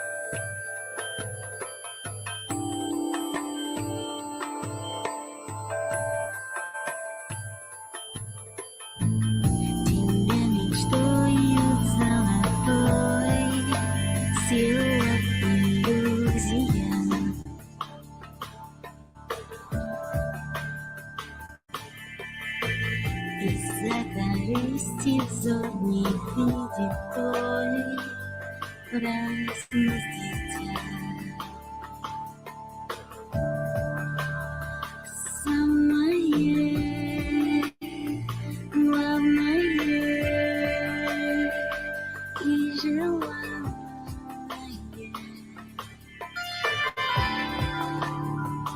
Самое главное для тебя.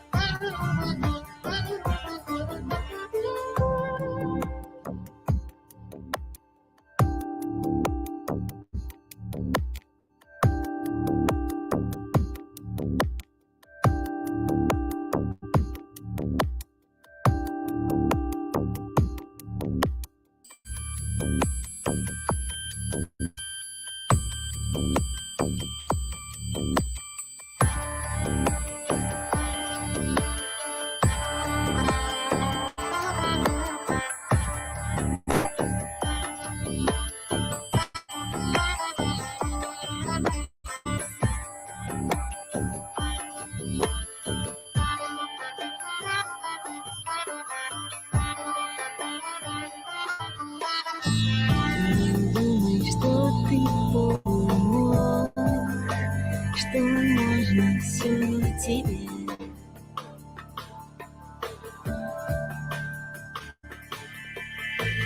Законы кармы ты поймешь потом. Терпение. Самое главное и желанное.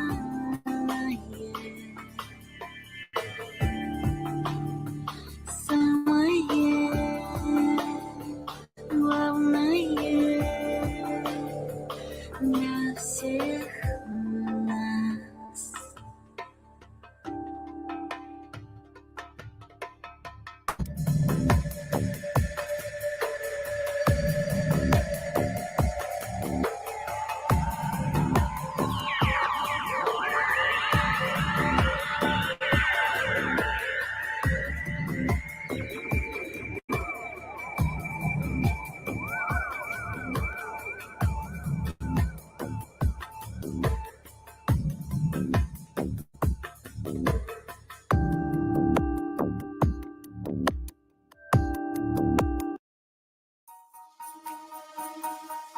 And I'm feeling good.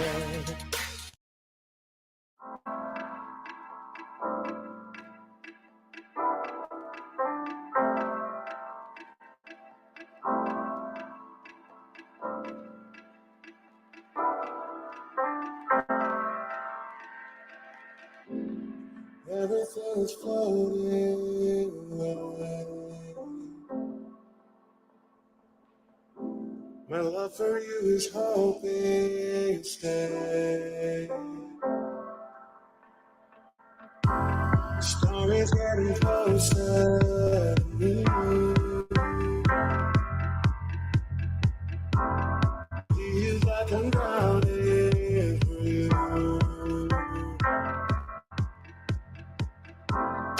Never been in the world.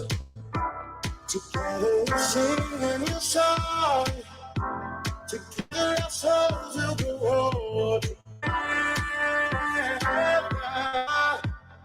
Light up the night, falling on restless. Take your time, there's so much to feel.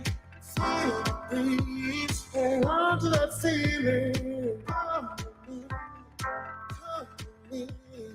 Light up the night, flowing on and restless. Take your time, there's so much to see. Feel the breeze, hang on.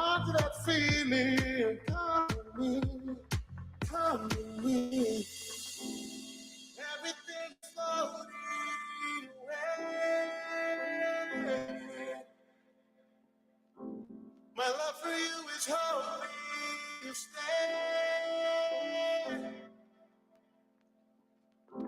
Storm is getting closer to me.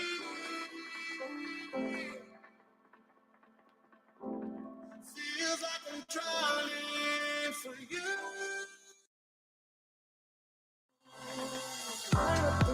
Everything is floating away. Feel the breeze. Stay on me. Come with me. Light up the night. It's getting closer. Take your time. Feel the breeze. Come with me. Come with me. Everything is floating away. My love for you is hoping to stay. The storm is getting closer to me. Feels like I'm drowning for you.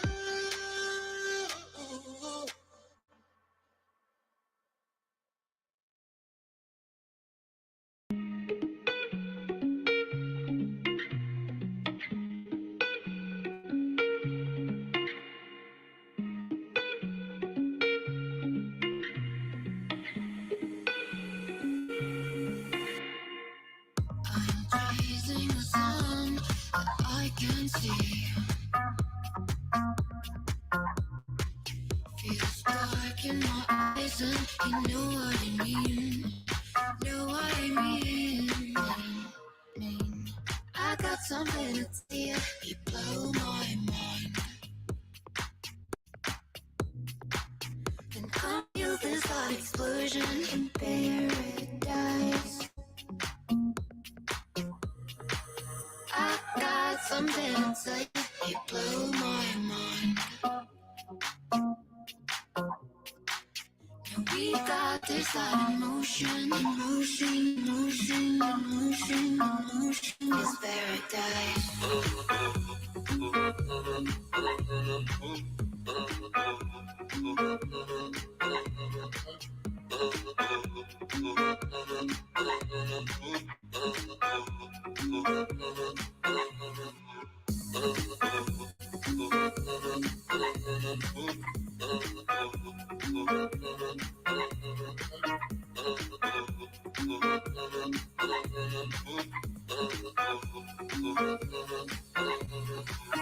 I'm chasing your sun so I can see your stars in my skies so I can be free. Cause I got something to say, oh, blow my mind.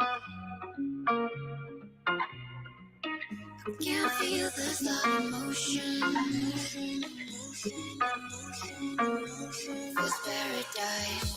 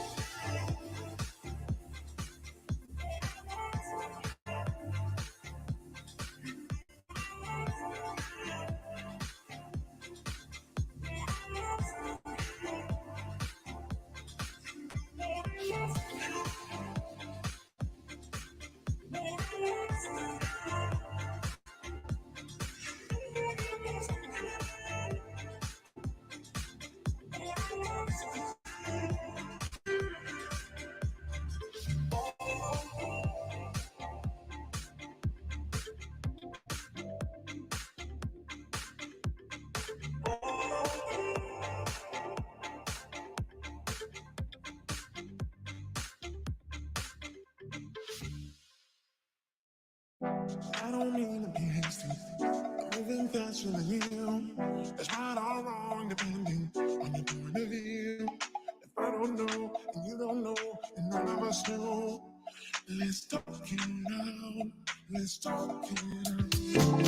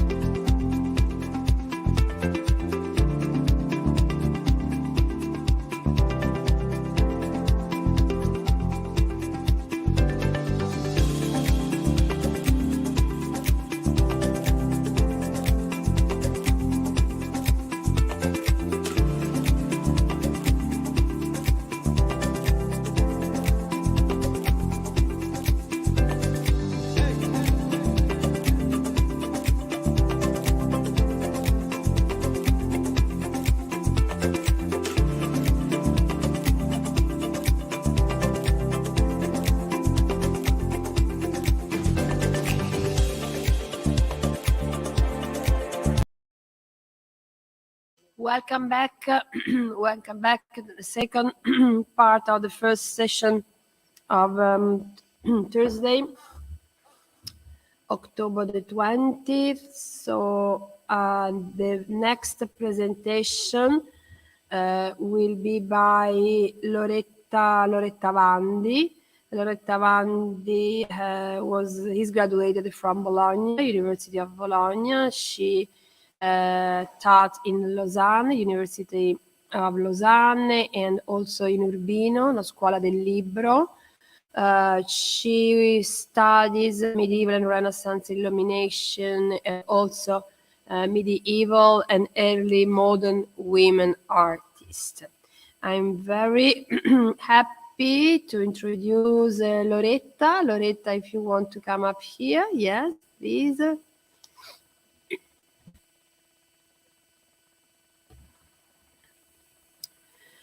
Loretta's presentation title is Uccellami e Fiorami for History and Poetry in Granducal Florence.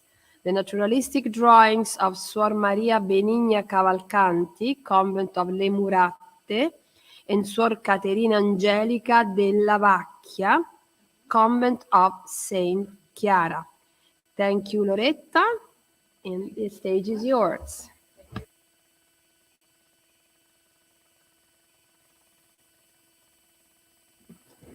Yes, again.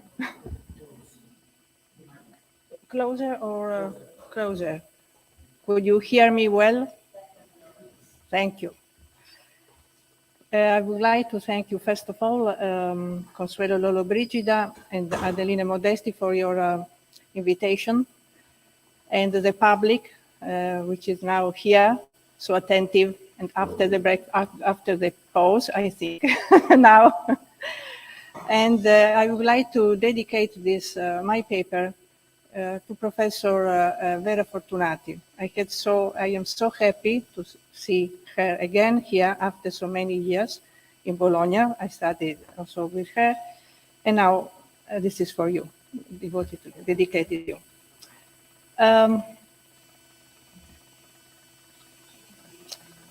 The Cronache of the Benedictine Convent of Santissima Annunziata, known as Le Murate, began in 1598, are one of the Florentine conventual records that received an early scholarly attention, particularly since the 90s of the 20th century. They are not the only Cronache of a Florentine convent that have survived. Suor Fiammetta Frescobaldi wrote an engaging chronicle for her Dominica convent of San Jacopo a Ripoli, She also wrote a variety of texts, among which the Prato Fiorito. She was not expert in drawing, so that the only illustration in her hand is an emblem, Latet Arbore Opaca, in the frontispiece of the Prato Fiorito. However, she had a clear idea of what a meadow in blossom had to be, expressing it through a metaphor which conveys a vivid and fresh picture of her cultural and religious intents. She says that a book's prologue should declare its contents, aim, and order of the topics treated in it. The book is, I quote, I translated, now I don't read it, a collection of rare, beautiful, exemplary, useful, and pleasant topics in the manner of a meadow of varied flowers of different colors. Its aim is to be useful to my sisters in faith who have neither time to search for such things in many books, nor all are proficient in Latin. So I have translated them in the vernacular. As regards the order to proceed, I say that in this book that I made look like a meadow in blossom, if it were an order in it, it would not have been like a meadow. Nonetheless, there is some sort of order, since in the beginning there are small leaves of grass, then some trellis and rose bushes, and in the middle a well of fresh water. The order of this book, in the end, is to have it not closed. The Cronache of le Murate are engaging as much. But what seems to have passed unnoticed is the decorative page at the beginning of the text. If the author of the drawings and decoration is the scribe to whom in 1598 Prioress Giustina Niccolini dictated the text, that is, Suor Maria Benigna Cavalcanti, then the latter demonstrates to be well versed in both naturalistic flora and fauna and calligraphic repertory.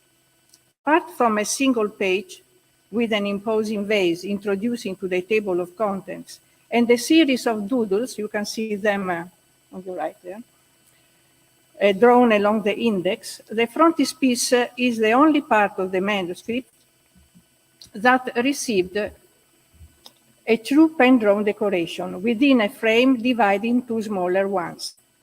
Each one of these small frames has its own independence, either with the landscape in the background or a series of simple dots. You will see, I don't know, there on the right.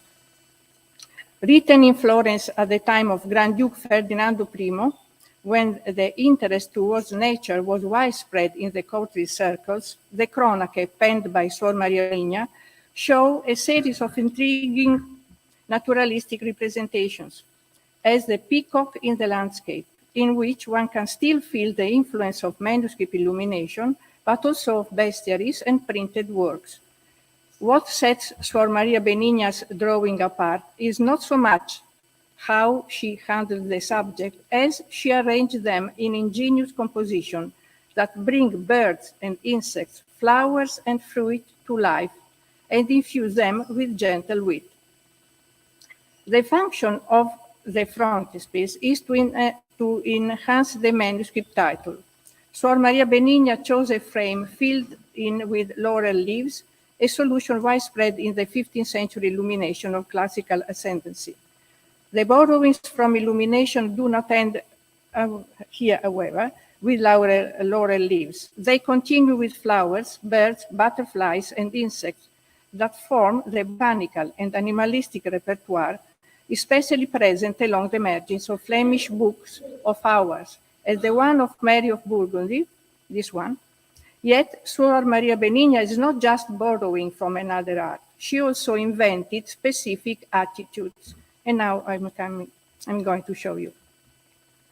Having seemingly a penchant for grotesque figures, she represented an eye-crossed ostrich seen frontally, and an owl with a gaze showing surprise. Also, thanks to what seemed to be a taste for paradox, she draws flowers, leaves, and fruit as if they were flying like the butterflies close to them. In addition, small branches with fruits are so much magnified as to compete in size with another ostrich perching on the stem of a flower, or a butterfly dominating two diminutive birds.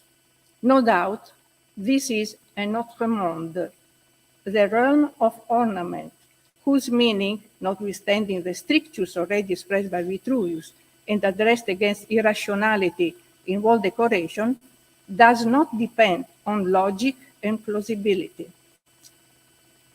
Together with manuscript illumination, other sources of inspirations were at Suor Maria Benigna's disposal.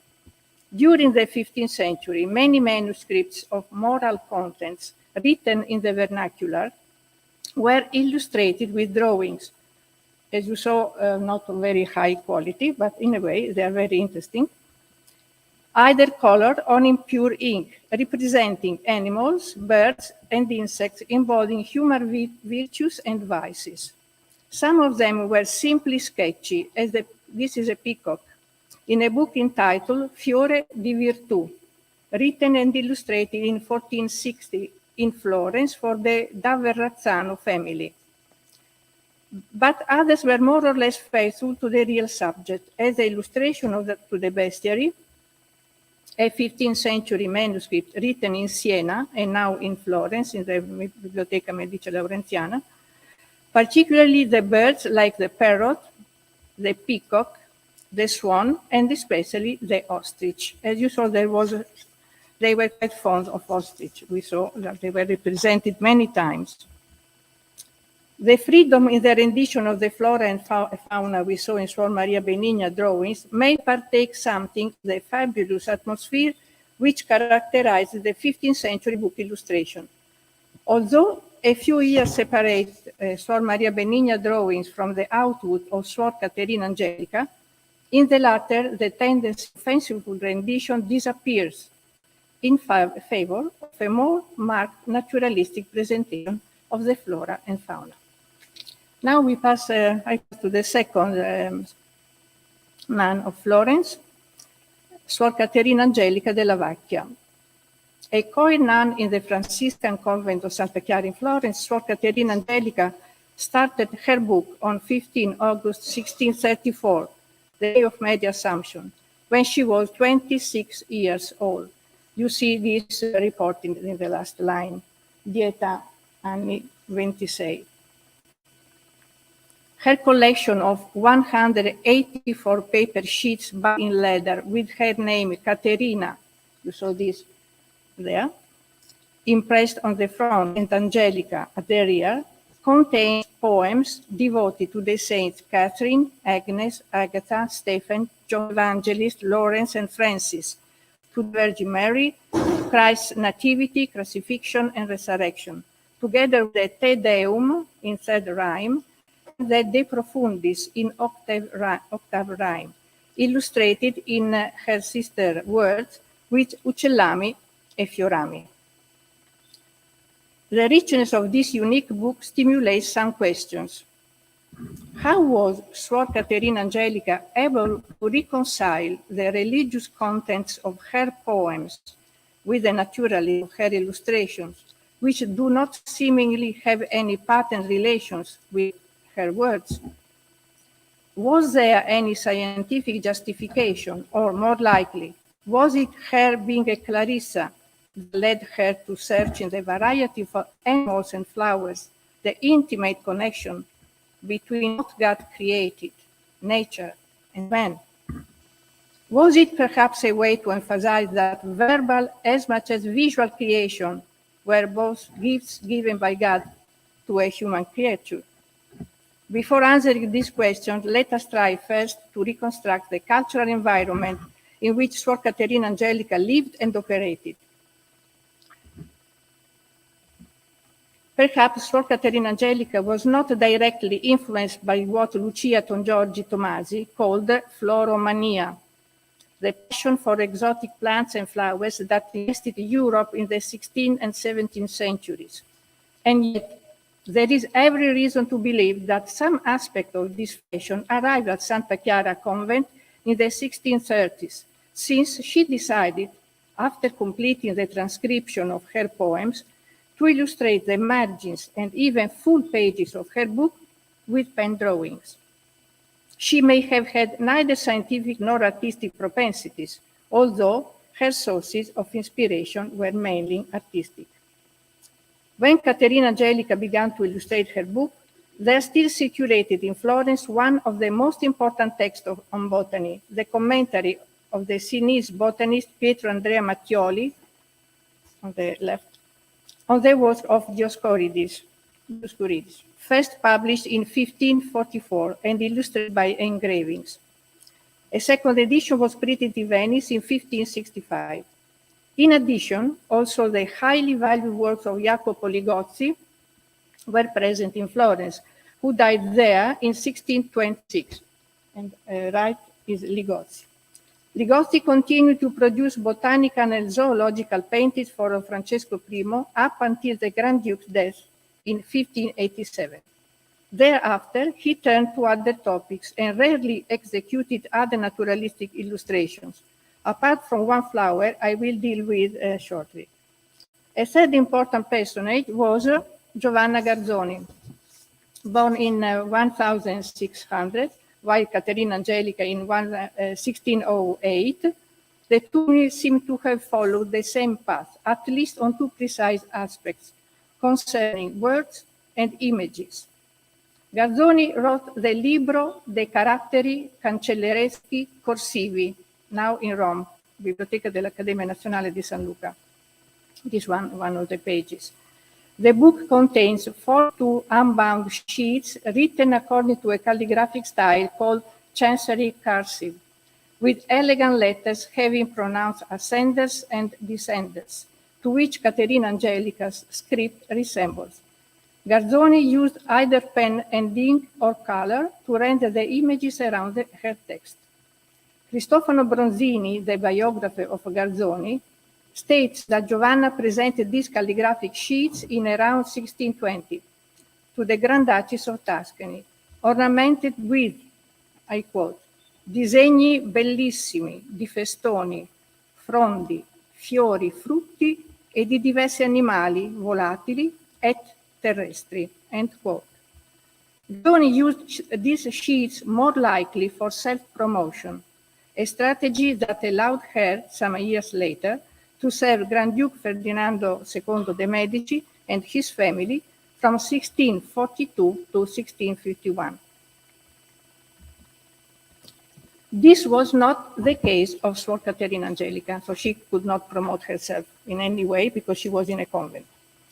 Were it not for her sister now, because she had a sister in the convent, Margherita Angiola, one of the scribes of Santa Chiara convent, this is the fly sheet that she appended, who appended a sheet assigning poems and drawings to Caterina Angelica, we would just have a beautiful collection of poems an anonymous author set out to write, or better to transcribe, on 15 August 1634, and illustrated after 1636 without accomplishing the latter task. As a matter of fact, on the 258 pages of the small manuscript, 184 only have been written, and only 40 pages have been illustrated. Although unaccomplished in both script and images, this manuscript is especially valuable for understanding and assessing the compositional methods regarding the adaptations of a variety of naturalistic models to a literary work. 9 times some of these models have remained at the level of pure design. You see these 2 examples, while 8 subjects have been repeated, a practice that may denote either a dearth of models or a preference for subject like irises, as you see this, checkered lilies, acorns, hazelnuts, medlars, peas and broad beans, partridge, these are, and or pheasant, whose plumage is captured in meticulous detail. It is certain that some of Suor Caterina Angelica's drawing derive from prints of renowned Northern artists as Adrian Collert, a Flemish designer and engraver whose works were printed by Johannes and Justus Sadeler, Jacob Kempener, and Johann Theodor de Brie. I saw something yesterday, a vase quite similar to this. I don't remember now. Yes, thank you. So I would like to compare, if I may, with what you presented yesterday. This is to be seen in some engravings representing checkered lilies. Like this is the checkered lilies. It is also this in reality. It is not now an invention. Now the black and white, because before we had the beautiful presentation of Dr. Alessia Murone, full of color. Now we are diving in the black and white, but this is not a problem. I have also some small pictures in color, just to make you enjoy. This is one very interesting flower, as you see. This is to be seen in some engravings representing checkered lilies that are not rendered as garzoni. Garzoni is the one you see, she too. And the Joris Höfnagel, the other one, more slender, as you see, like a bee. But according to a graphic, this is the rendition of Suor Caterina Angelica, isolated, very sober, very spiritual, in my opinion, as interpretation. So she had a lot of things, colors, forms, other flowers, but in the end, she cut all and she stopped and focused just on one, very simple. So the extreme, we see the hatching, the exactness of the contour, the extreme precision of the detail, with very few expressive features. Another engraving coming from, and this I saw also in the presentation of Alessia Murone before, coming from a Hortus Eichstättensis, a florilege published at Eichstätt near Nuremberg in 1612-1613, the work of the pharmacist Basil Besler, might have offered inspiration for a magnificent fritillaria, this one. She reproduced, this is of Caterina Angelica. She reproduced at the end of a poem entitled Disprezzo del Mondo, giving it an elegance and a silent exuberance absent in the engraving.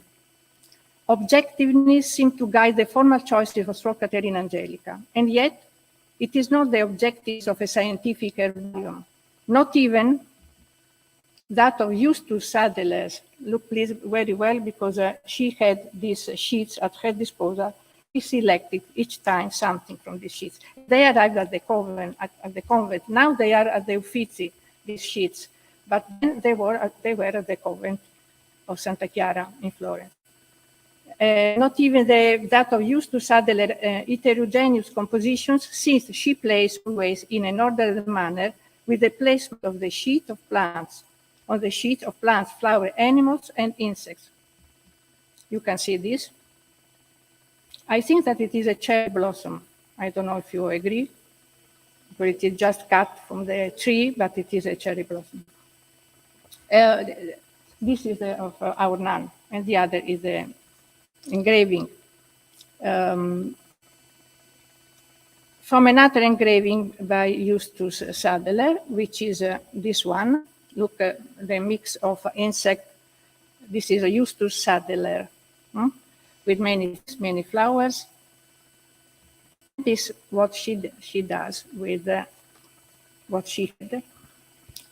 Derives the decoration of the introductory page to the poetical collection. Only buds of roses, actually, if you look well, the same rose reversed.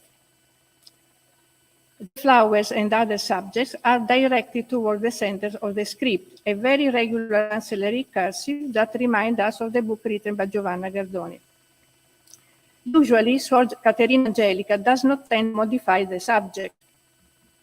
Exception made for the passion flower, Passiflora caerula, an extravagant plant with its multicolored filamentous stamens. Jacopo Ligozzi painted this flower at the request of Ferdinando I in 1609, during the last year of the third Grand Duke reign. The exotic plant, apart from its botanical interest, had a special significance for the Catholic Grand Duke, just recently discovered and brought to Europe from South America. It immediately attracted attention because of the curious stamens and pistils, which resembled a crown of thorns, particularly the central part. It was adopted as a religious symbol and a sign that the native peoples of the Americas were waiting to be converted to Christianity. In comparison with the rendition of Jacopo Ligotti, left, who made it resemble a porcelain object, or the Florentine naturalist Tommaso Maria Chelini, who in 1703 transformed it in a common, almost native plant fatta al naturale, which is this one, which grew in the Giardino dei Semplici. Suor Caterina Angelica drew the flower at the end of the Te Deum, intervened neither on the stem nor on the leaves, but on one detail that could be endowed with symbolic value.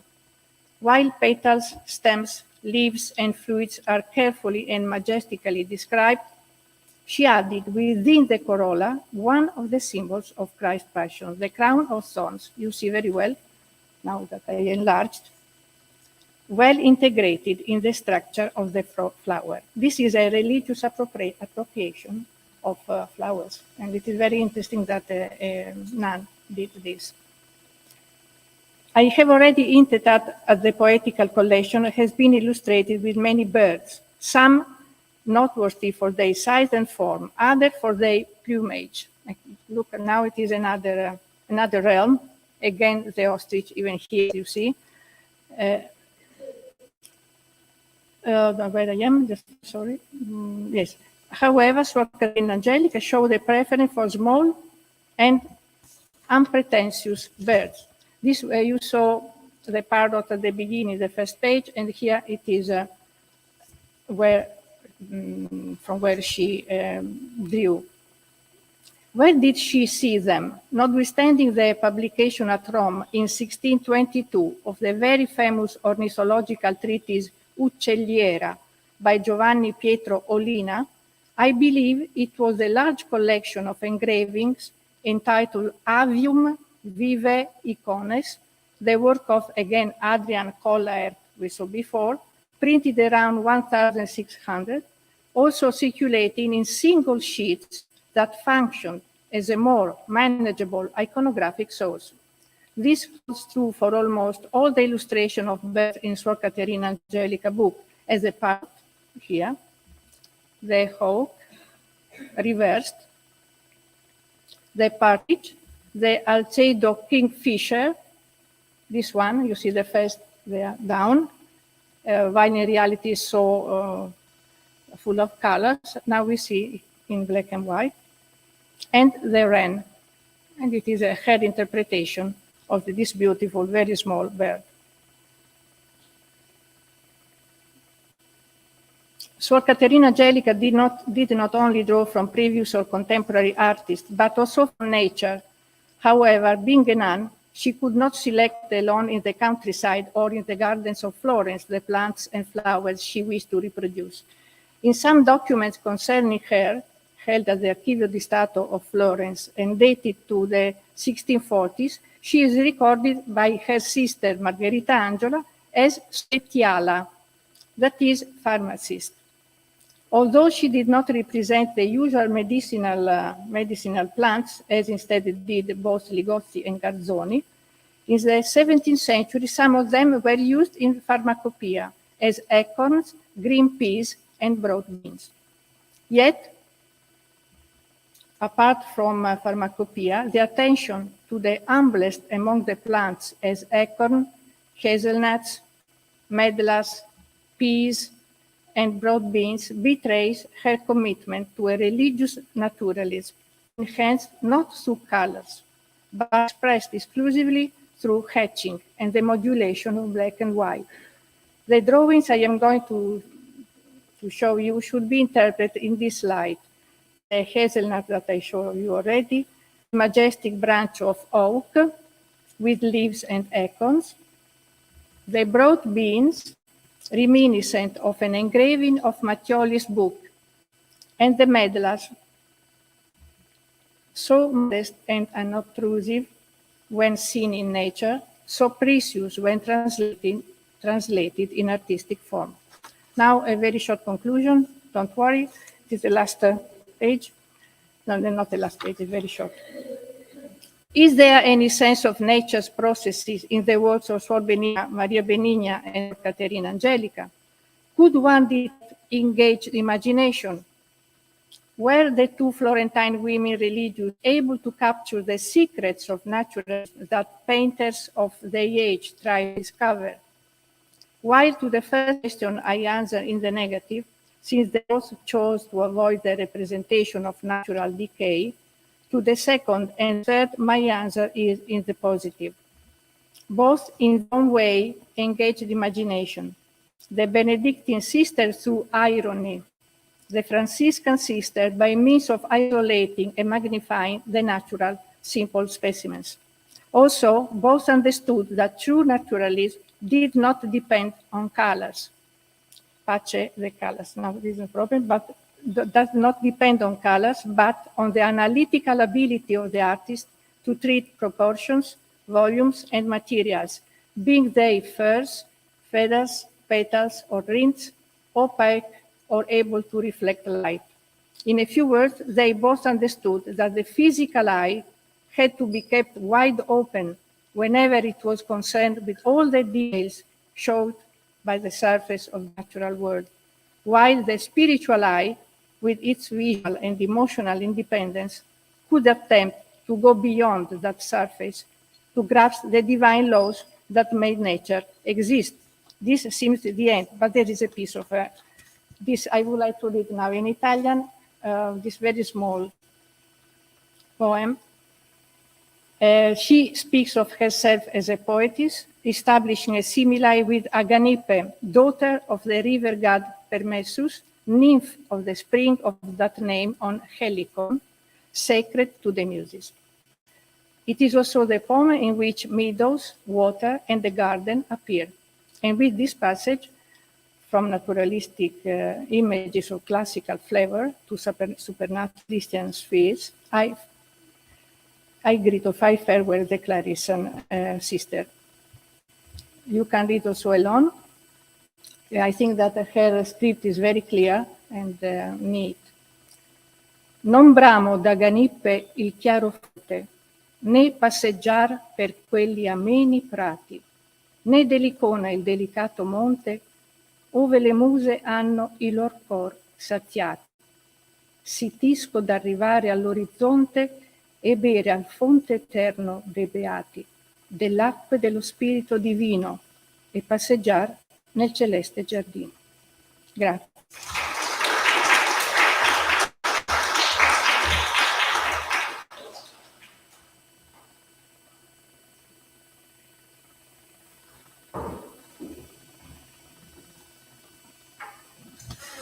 Thank you, Loretta. I think that the Q&A session this morning will be lasting quite a lot because you really are opening a lot of interesting boxes in which at least make arises a lot of further information.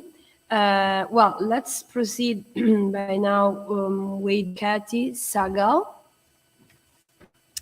Kathy is Associate Professor of English and Creative Writing at Cornell College. Her very recent book, Botanical Entanglements, has just been published by University of Virginia Press. She is working on Margaret Cavendish ground of natural philosophy, and she's going to present her paper, The Repudiation of Originality and Embrace of Vegetality in Botanical Artwork of Henrietta Maria Moriarty. Welcome, Kate. Stage is yours. Thank you. Thank you for the organizers to this conference, and thank you to all of the presenters. This morning, I felt like there's so many connections between the art, and I've become so excited by everybody's research, and I'm really delighted to just learn from all of you.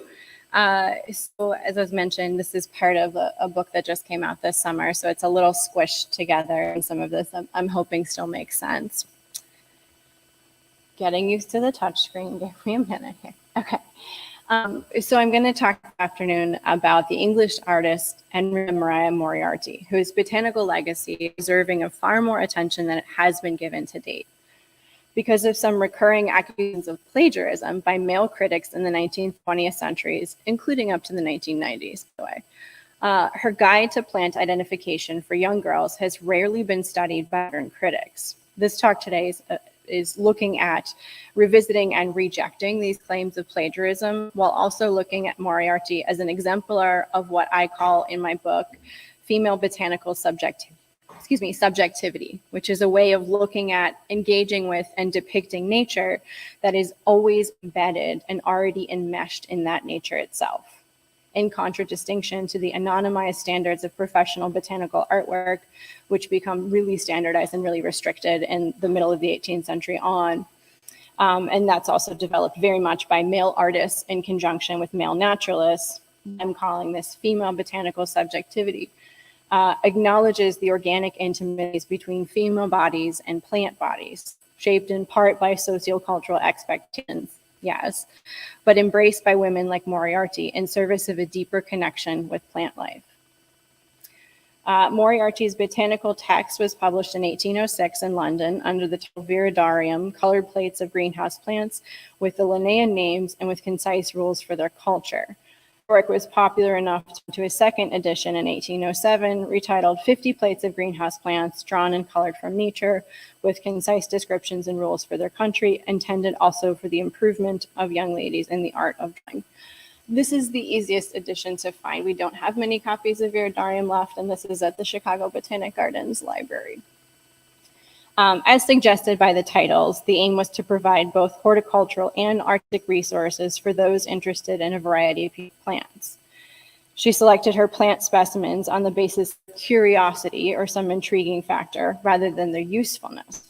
And she quotes here, or I'm quoting her, "I have therefore delineated a select number of plants as are remarkable for their beauty, their odor, or some peculiarity in their economy."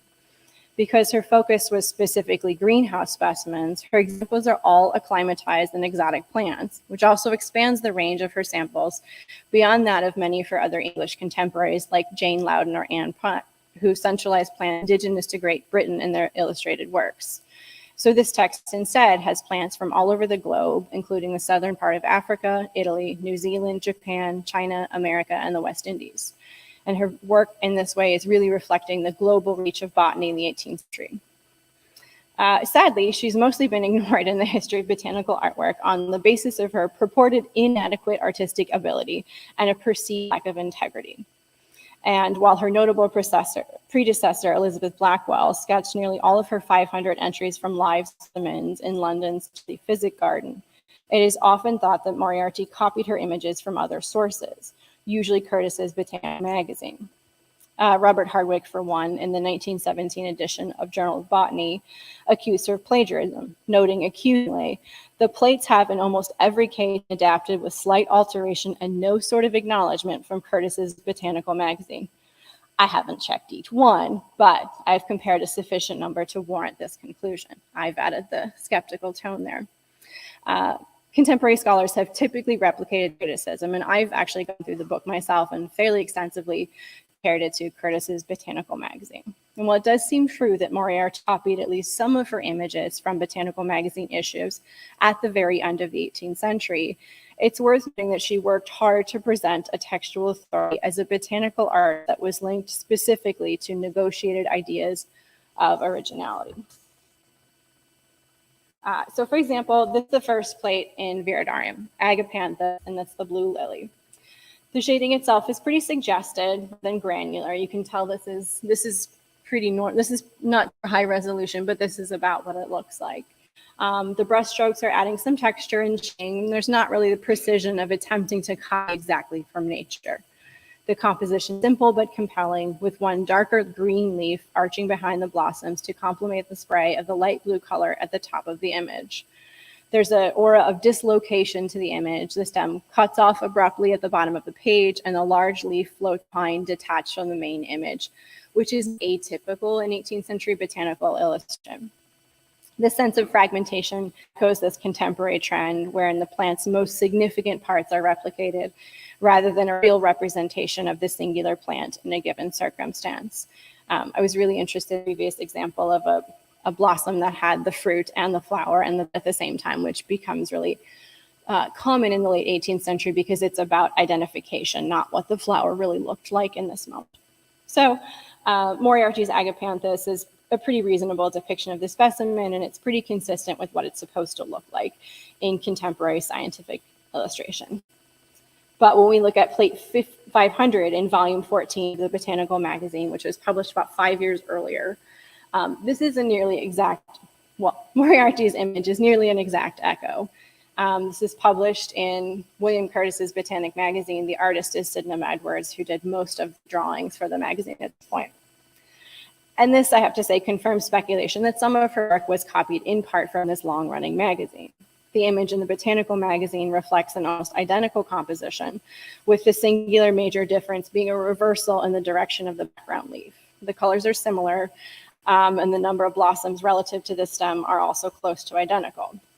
There's a little bit more fine detail in terms of the line work and the coloring. There's a little bit more subtlety and gradation and a more precise sense of shade and hue. Moriarty repeats this trend in a couple of other plates, including number 37, Neapolitan Mezzerion here, and you can see hers is, I think they're labeled, yeah. Significantly, the Botanical Magazine published these in 1798, and then again, hers was 1806. And once again, the composition has kind of just been flipped. The unfinished blossom is now on the left, and the curvature of the stem has been reversed. The colors are less vibrant in the Botanical Magazine, but the detail is more specific and the line work is more refined. The flowers at the very top of Curtis's composition are more nuanced in their depiction, and the engraving is more finely executed. Again, this seems to suggest that she's copied Sydenham Edwards' illustration rather than copying it from life. A review of the textual apparatus accompanying many of these plates, however, suggests that she was in fact actively concerned with the idea that she was supposed to be drawing these from live specimens. And the title page itself, as I remind you, is called 50 Plates of Greenhouse Plants Drawn and Colored from Nature, which affirms that she's claiming to have copied her flowers from live growth examples. She continues to make claims for originality within the descriptions of plates themselves. For example, in this plate here, the Aloe variegata has a very specific note that I think you can probably read. The plant from which this drawing was taken was 2 feet high, but in general, it seldom exceeds 18 inches. She includes a similar essay in her description of the marsh bastard arum, which reads, "This drawing was taken from a plant nearly 3 feet high. It blossoms in March and continues in leaf all the year." So do these notes distinguish plants that she copied from life rather from Curtis, even if her compositions look kind of familiar? Why include such a side all in a text that is otherwise unspecific about where her plants are sourced from, other than the fact that we know they're from a greenhouse? And given how little contextual writing there is, that seems a really specific thing to include when you've got so little space. And so in answering these questions, there's a couple of observations that might be made. It's significant that she chooses plants that group together in multiple ways. They're all sourced from a greenhouse, and the bulk of them blossom in the summer, and all of them are exotic specimens with varying degrees of success in acclimatizing to England. We don't know much about her, but she was probably a governess to an upper wealthy family, and so she probably had access to a private greenhouse. And her visits there, or the time spent in there, could have coincided with the summer months, and she would have had probably repeated, if not consistent, access to the plants themselves. And her choice to produce a text focused specifically on greenhouse plants was likely influenced by what she had available, which was a departure from her predecessors, who typically preferred native plants, as in the case of Priscilla Wakefield, or plants that could be grown outside without too much special care and attention, or the really expensive facilities of a greenhouse with their hotbeds and panes of glass, as in the case of Mariah Jackson. And it's also the case, I think, obviously, that not every single one of her images appears to be copied from the Botanical Magazine. So plate 19, the Indian chrysanthemum, evokes an image from the botanical magazine, but the echoes of a copyist are not as explicit. Curtis's image, which was done in 1795, has more unfinished blossoms, smaller bud, differently shaped leaves, and really different coloring. The similarities between these two images could be attributed to the fact that the artists were copying from the same plant in nature, which, even accounting for difference between specimens, would have looked similar enough to evoke illustrations, to inspire illustrations that evoke one another.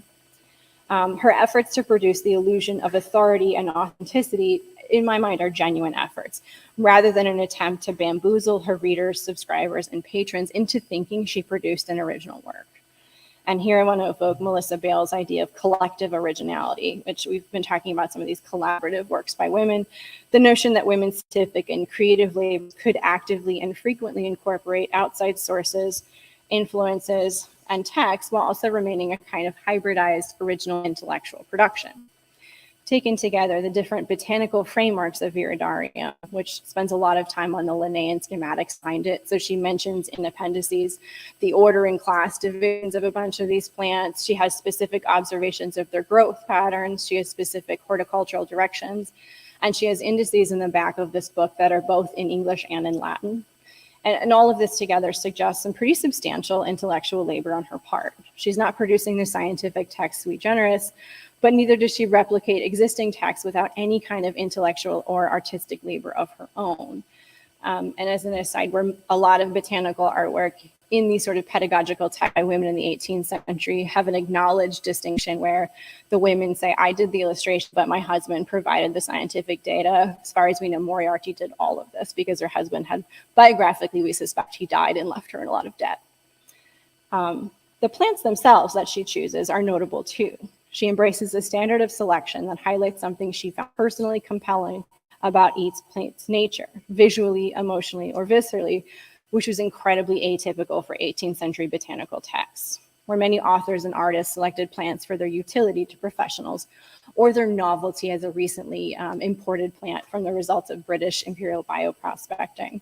Moriarty selects plants for their aesthetic appeal to young women. Young women are very rarely the target of scientific texts in the 18th century. And this vibrancy of color and distinctive shapes of the petals chosen in each of her excluded specimens make them noteworthy on multiple aesthetic registers.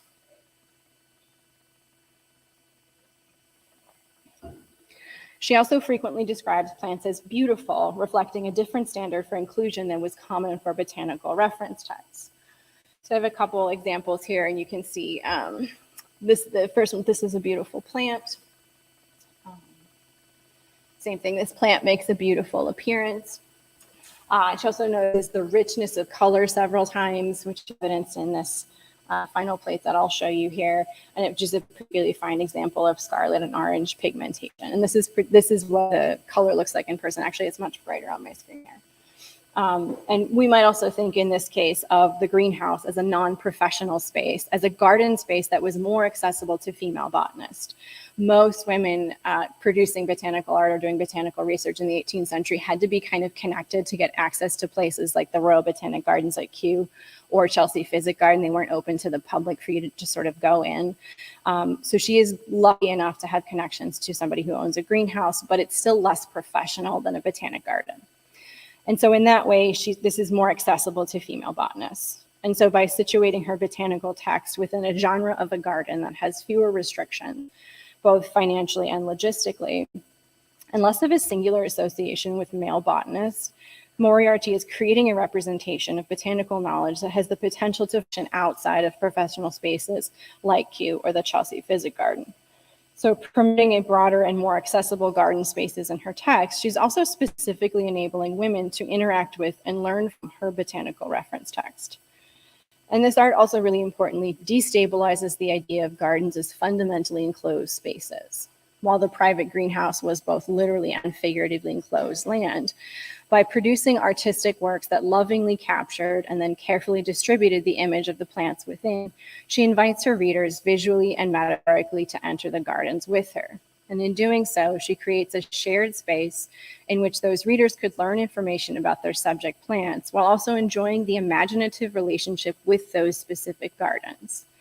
and where most professional botanists sought to produce authoritative information about plants, and contract artists like those who illustrated the Botanical Magazine created pieces designed as a universal point of reference. This amateur artist instead produced work that must primarily be understood as disinterested in serving as an ultimate botanical authority.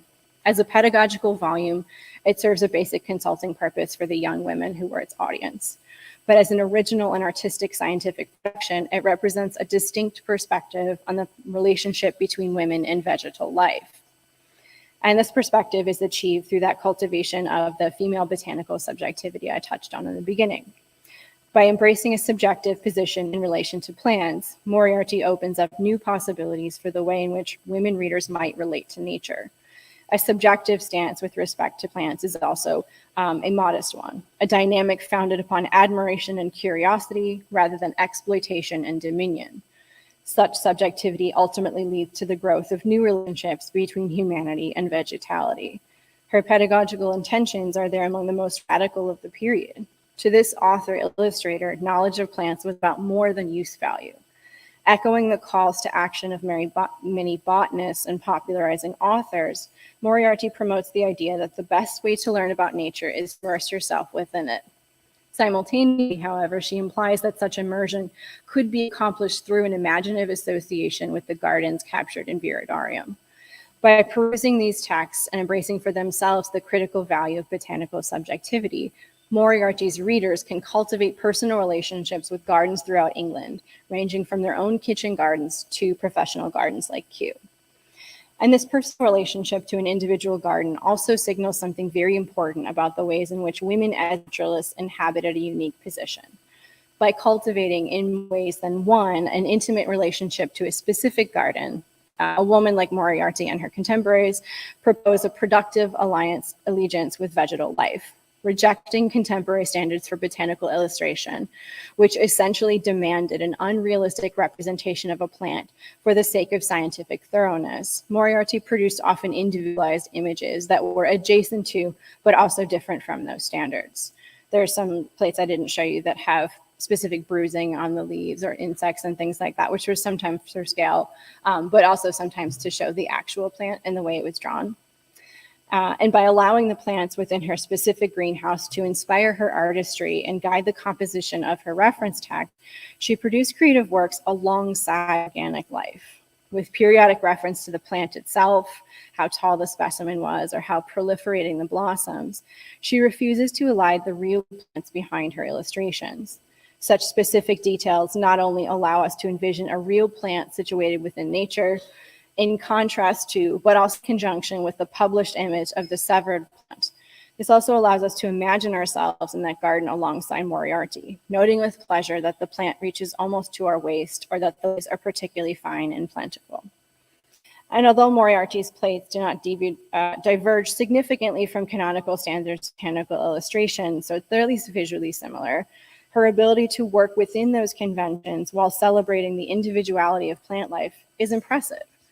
And as Stephen Benz argued, when we recognize gardens as providing the opportunity for self-fashioning engagement with cultural norms and narratives, we see entirely new possibilities for critical interpretation of women laboring within botanical gardens. And while Bending is specifically writing here about women as gardeners with creative and ecological control over plant specimens, I think it's evident that women as artists working within these gardens were equally faced with, quote, the disparate agenda of 18th century culture. Moriarty produced in her botanical representations of vitality not only a faithful record of plant specimens, but an invaluable representation of how she and other female naturalists negotiated such gendered spaces. Thank you.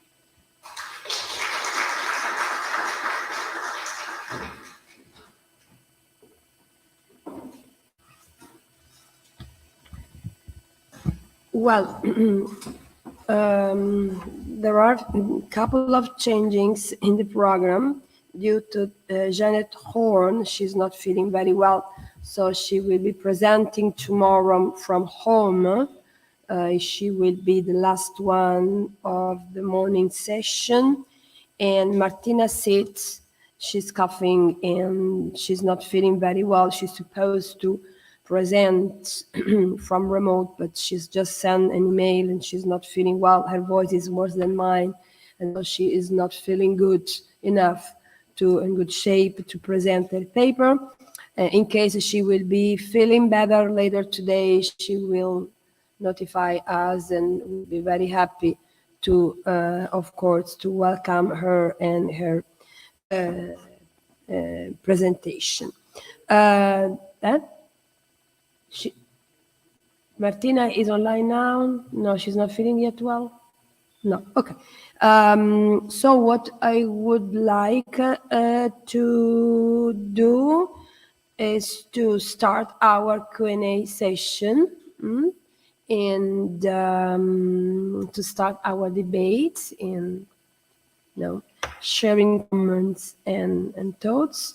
I think that it has been a very, very fruitful morning. So starting from just refresh, the Catherine Powell Warren presentation about the practice of, I'm sorry, that's too many things to deal with. With Simona Trifogli, that was the other point. So there are a lot of random things happening today. Fabio, can we upload the Simona Trifogli's presentation? So the new one, she can make us see her pictures. She was not able to do this morning.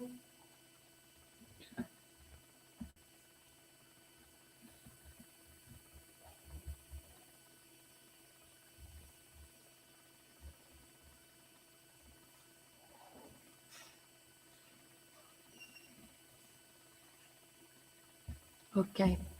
You see, Simone, I think that you can come up here so you can just explain briefly, the pictures we were not able to see this morning, because I think that it worth really seeing the beautiful pictures you brought for us.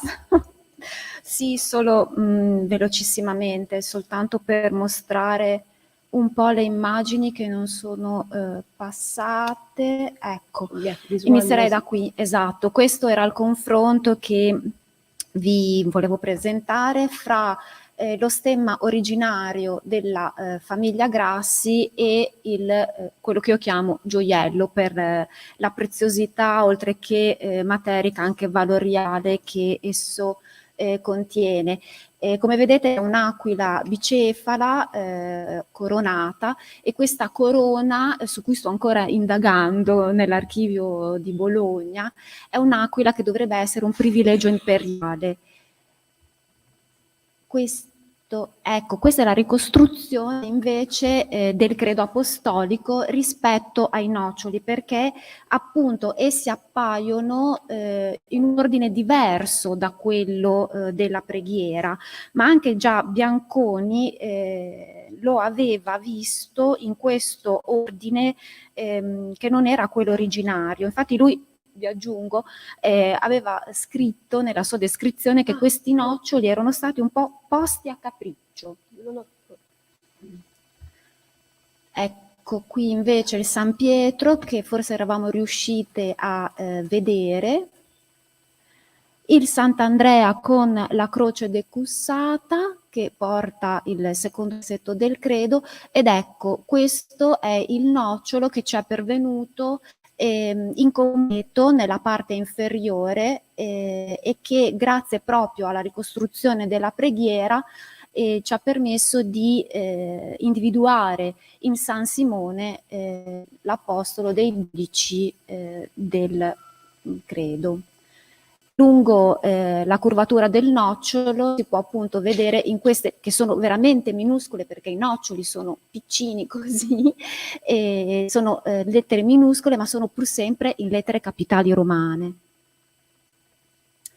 Ed ecco invece una rappresentazione monetale, perché le sante effigiate sul lato dei noccioli appunto hanno il loro riferimento nella rappresentazione monetale antica, e in questo caso mi pare che sia riconducibile questa immagine della Ven Victrix a Santa Barbara, con la invece che la colonna, come in questo caso la torre, il suo martirio, la torre in cui, scusatemi, in cui fu rinchiusa in questa moneta.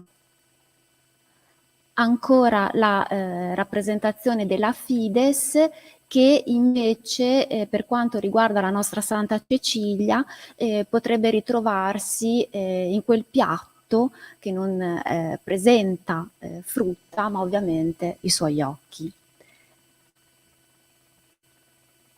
E qui c'era questa parte un po' più azzardata, devo dire, che però a me affascina molto e che ambisce a ridurre comunque la nostra Bologna Properzia anche a Raffaello.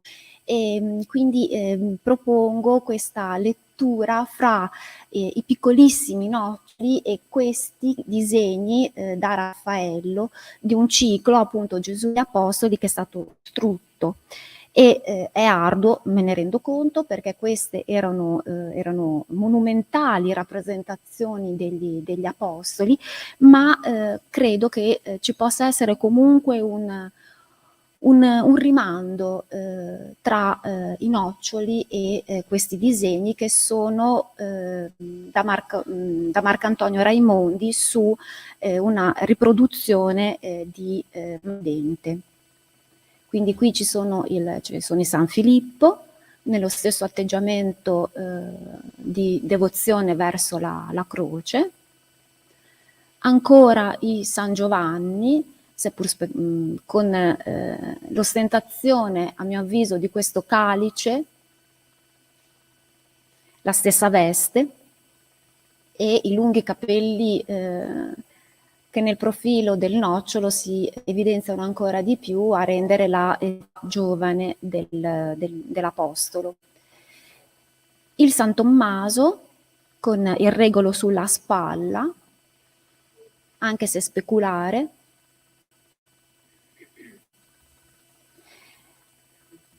E questa l'avevamo vista. Questa è un po' troppo, veramente sgranata, perché siamo impazziti a fare queste foto.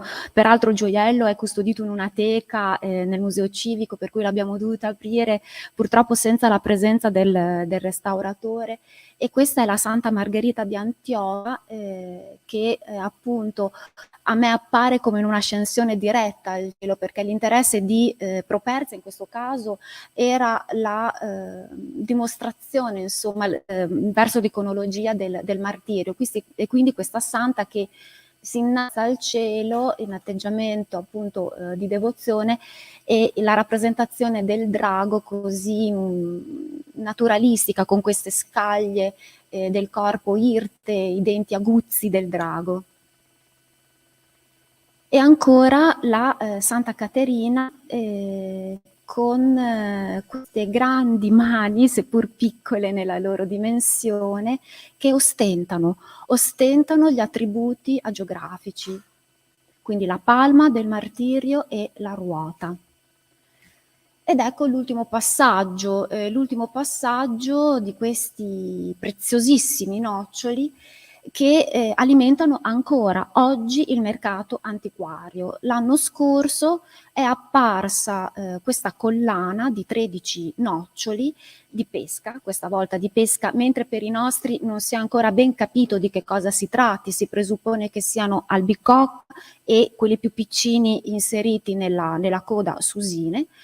Quindi una collana di 13 noccioli che viene attribuita a Properzia, al Circle of Properzia de' Rossi. Quindi siamo passati da un momento in cui non si sapeva, adesso addirittura ad un eccesso di attribuzione, ma il disegno dei noccioli è assai diverso dai nostri. L'azzardo, anche qui l'affondo, è un tentativo di ricondurli a Pippo d'Urbino, che è ben diverso dalla nostra.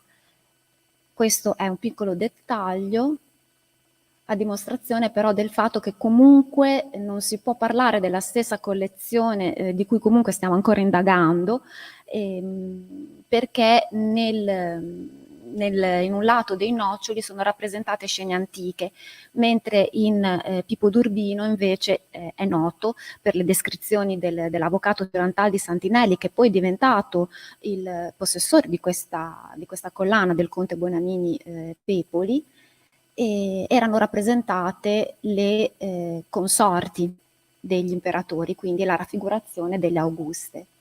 Ma su questo ancora c'è da indagare. Grazie, scusate ancora. Thank you.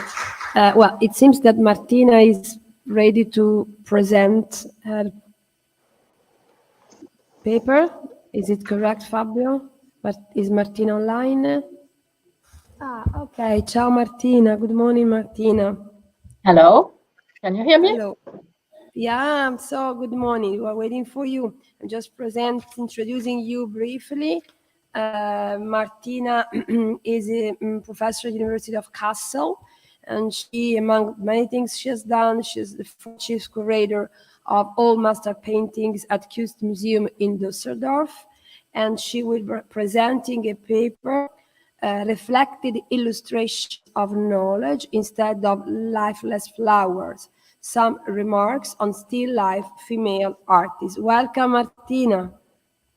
Thank you very much. It's a bit strange, as all the others also, already said, that I don't see any face. But anyway, I try to convince you that my subject fits very well in what you did before, because you will see that some of the things I'm talking about has been mentioned. So it forms a sort of network in which it fits, I think, quite well.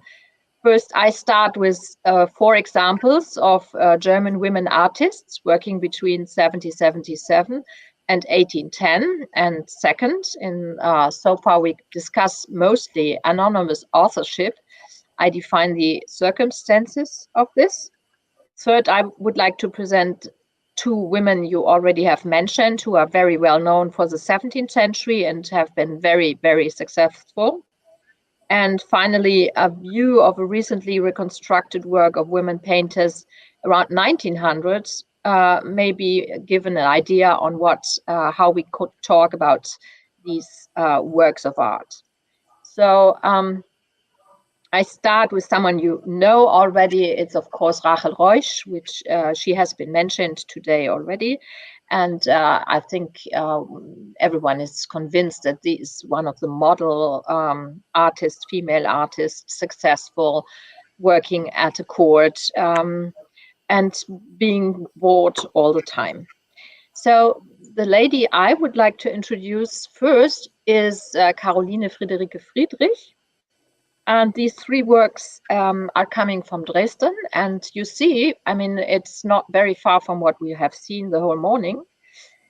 She is the daughter of a wall painter and etcher, David Friedrich, and she is a pupil of her father in drawing techniques, and her brother, the history painter Alexander Friedrich, in oil painting. So she's qualified in these 2 levels of techniques, and she is qualified as a still life painter, and then added self-taught studies of botanical encyclopedias and their illustrations. From 1977, she worked as a so-called sub-teacher in Dresden and became a kind of scholarship holder at the Royal Saxon Academy of Arts, with at least an annual premium of 25 thalers, which is quite a good pay. Christian von Hagedorn, an art critic and director of the Dresden Academy, she met him and attracted his attention very early. And in 1774, she became an honorary member of the Academy. And during her lifetime, she was widely recognized, and her works were presented at almost every Academy exhibition in Dresden since 1776. So Caroline lived for years in a house community with her colleague, Johann Eliza Seisig, who in the meantime was also the director of the Art Academy. And in 1783, she received a regular income and had students on her own. So someone who arrived, let's say.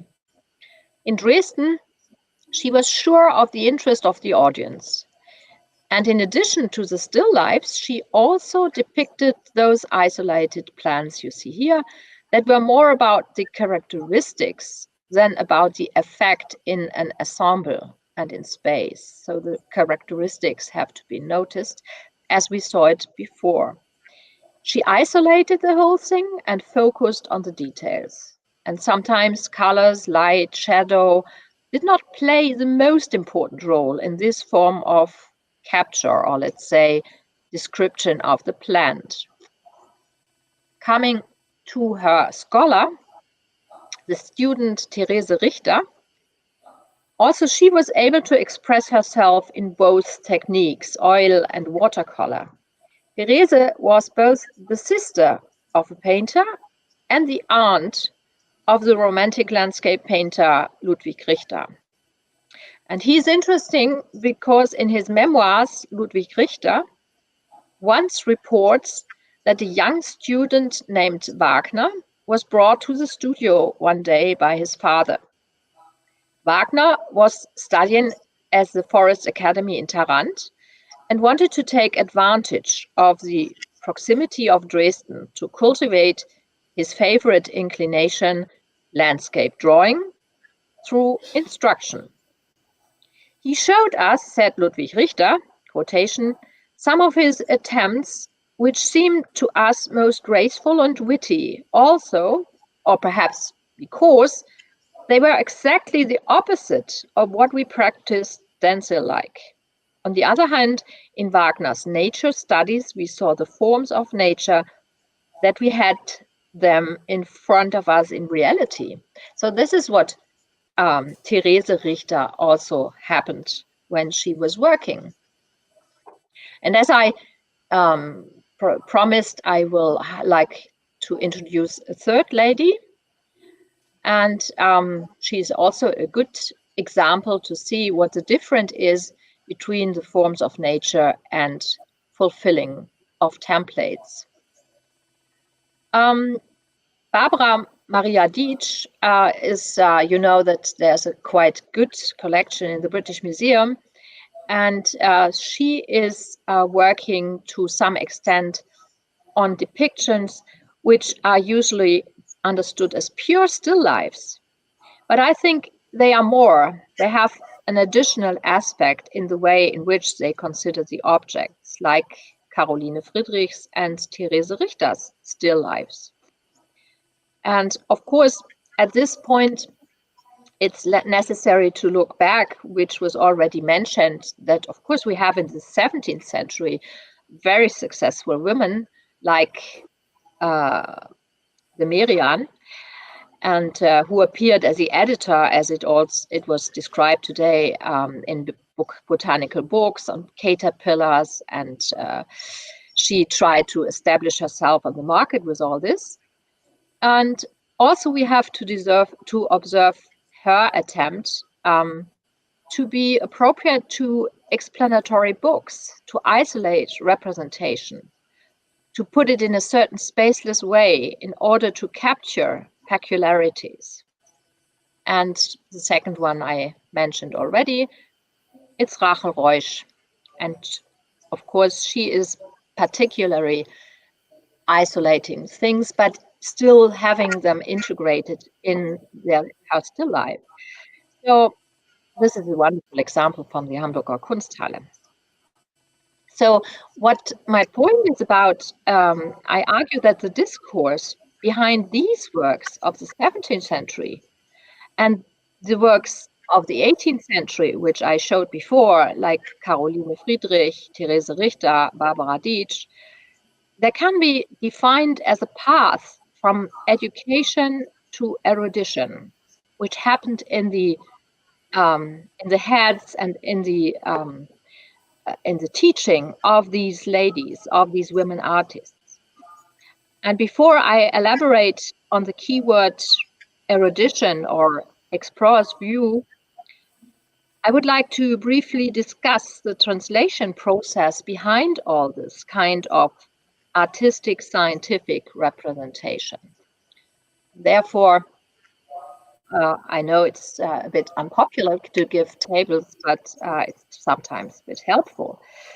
And here you see that there's a distinguish between the perspective of the customer, the author, and the illustrator.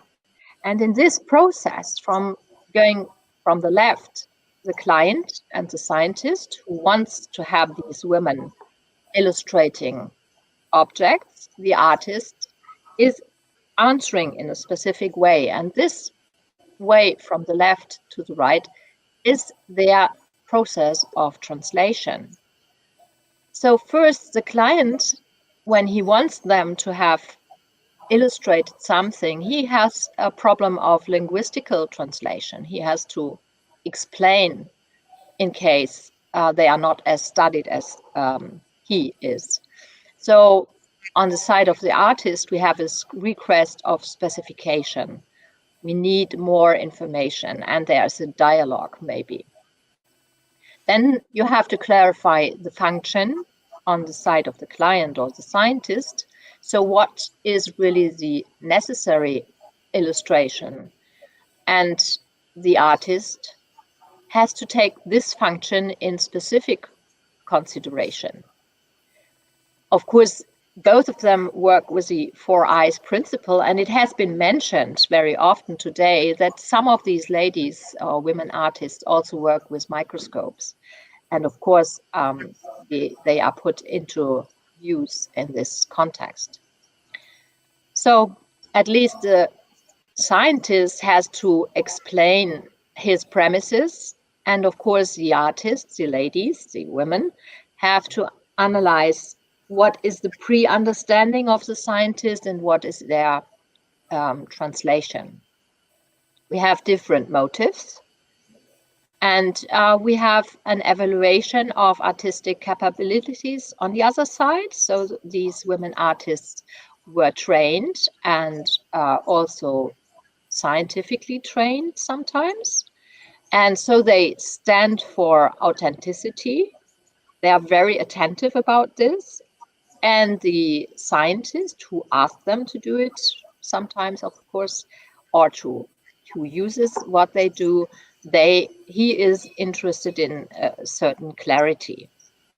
So what is happening on the left side, the client is reconstructing his context, and on the right side, the artist is discussing the context.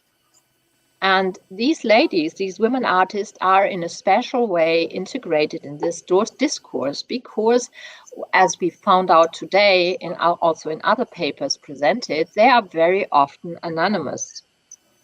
And they remain anonymous in these books, and we try to recover and rediscover now what they really did. The process,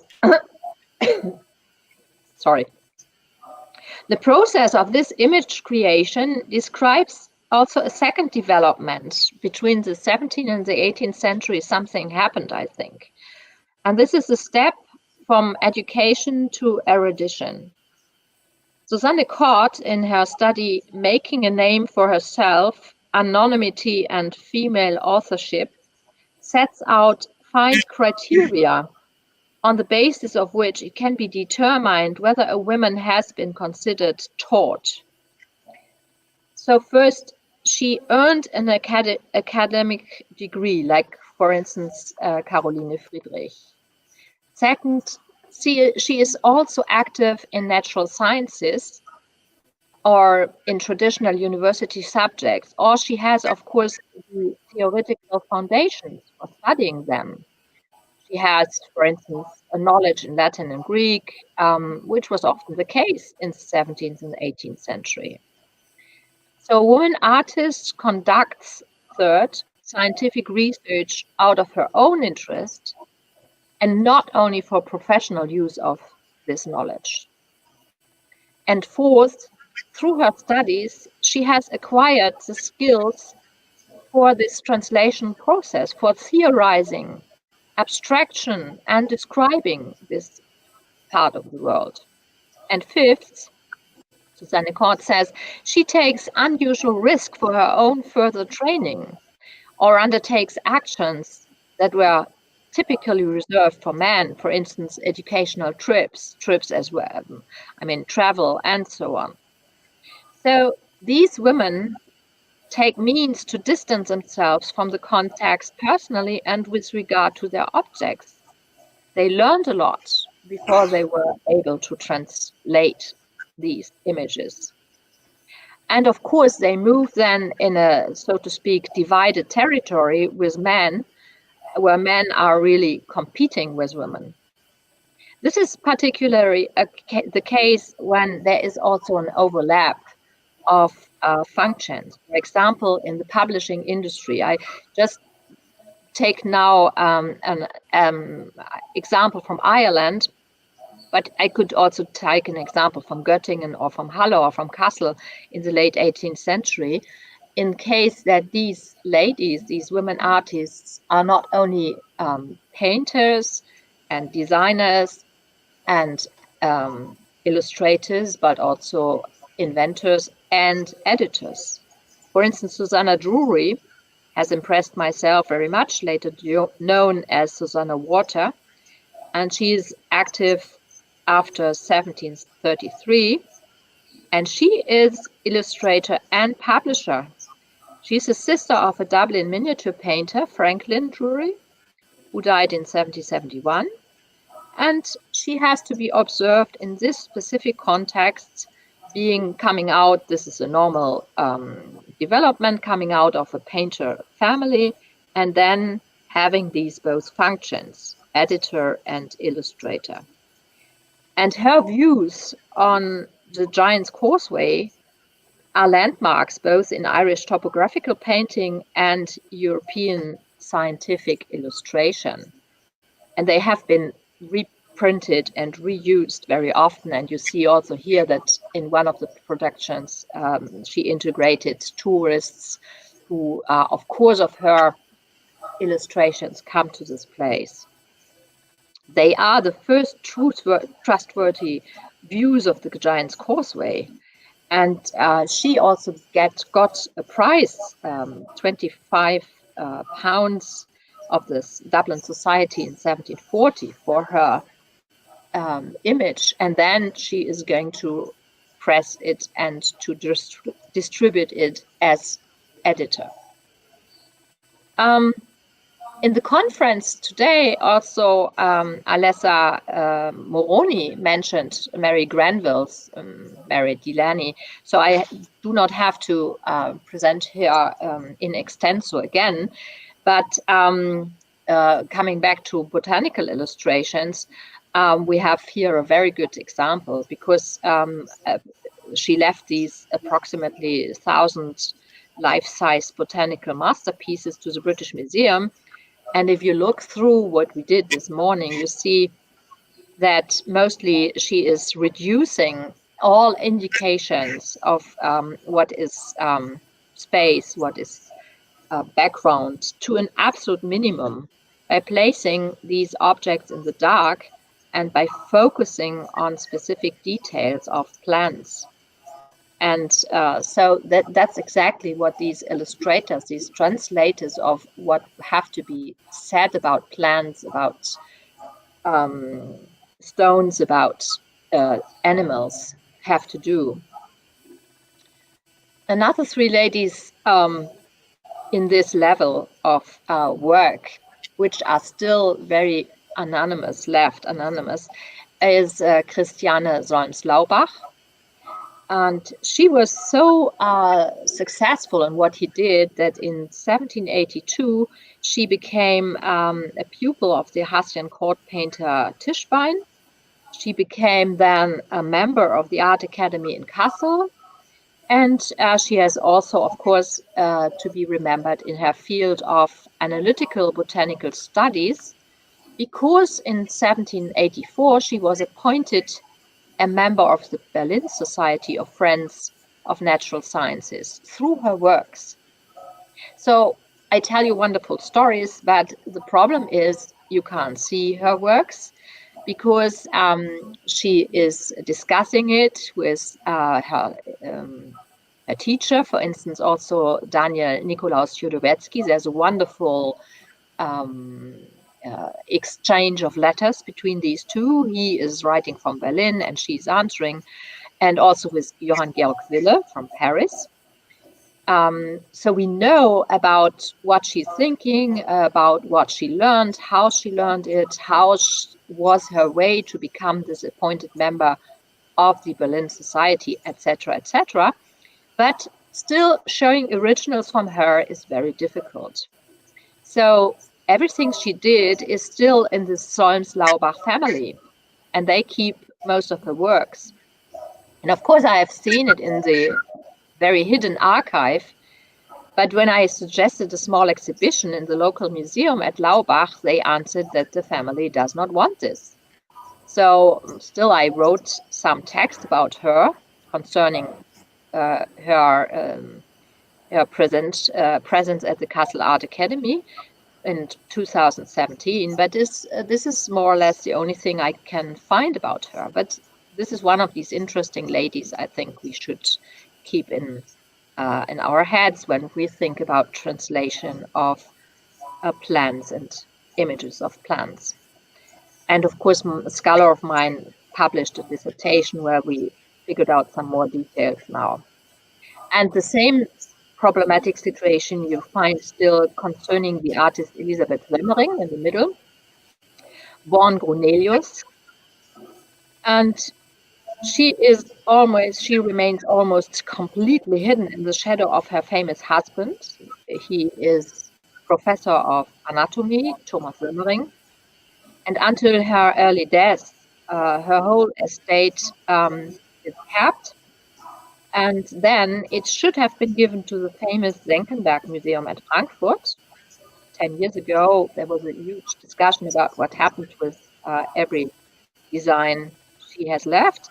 But finally, they couldn't find a way to pay, and so it was not sold to the institution. And you only find by time and time some of her designs. So she is still one of the anonymous women artists. We know about her work, but we can't still see it. And the last woman I want to introduce is Amalia Schoppe.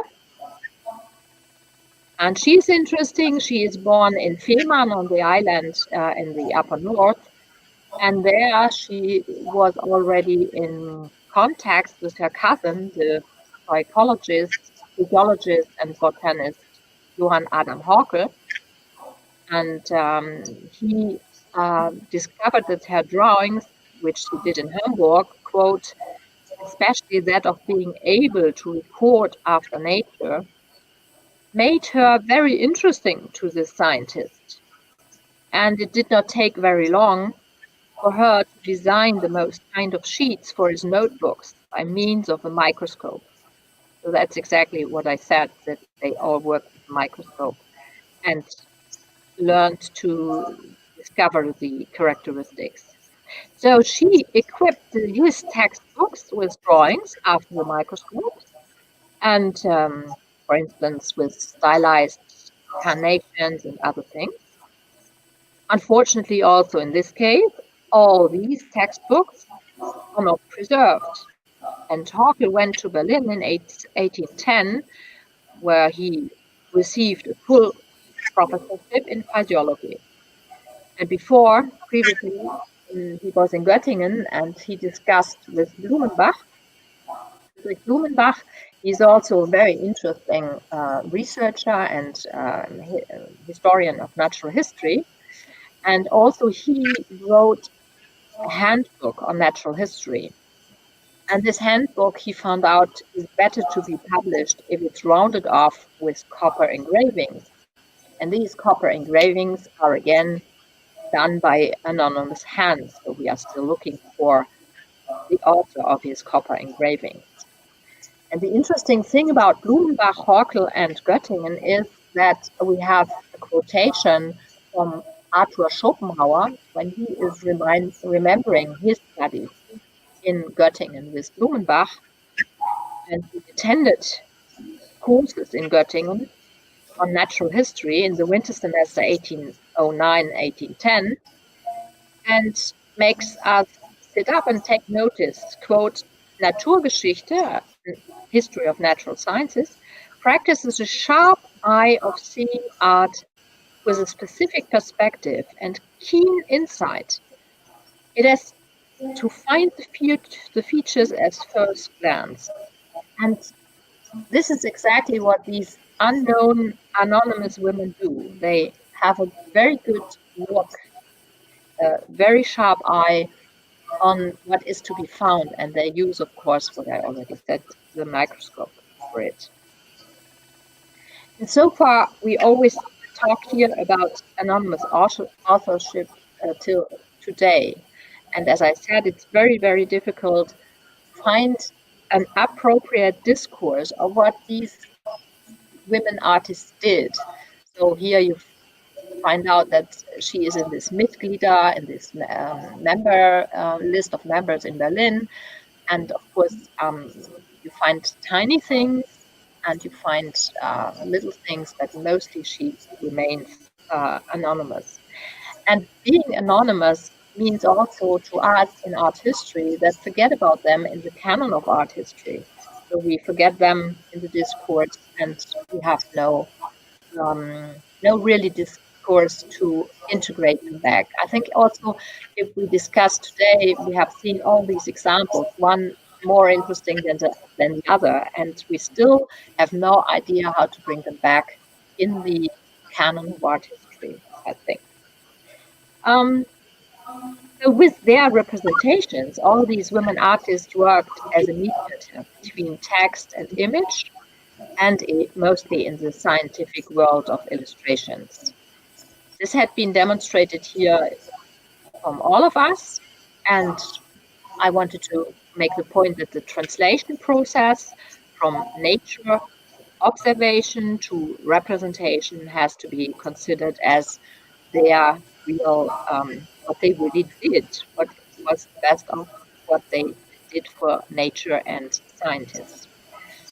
The question is, of course, are these ladies going behind these models of like Merian, Rachel Reusch, or are they further? I mean, are they going forward? Is it progressive what they did? And I said, I think yes, it is progressive because it's more reflected, it's more accepted as well in this knowledge transfer, what they are in this discourse of knowledge transfer. And to give one last idea how it the representation of this knowledge transfer has to be started, for instance, to be discussed in the Ethnological Museum in Hamburg in 2020.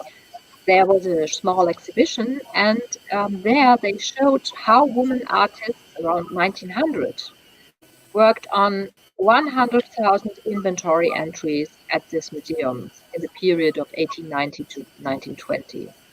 And how these women artists, we see them in the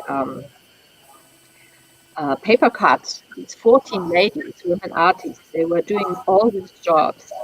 How they were using excellent knowledge of making these objects, of using these objects, then of translating this knowledge into illustration, and then of keeping it in an aesthetic, high-level illustration way.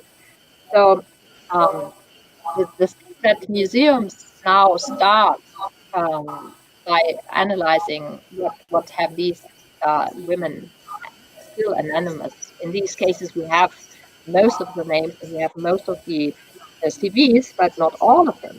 But in the way, in this exhibition, for instance, tried to start to integrate these ladies, these women artists, in the discourse of the canon of art history.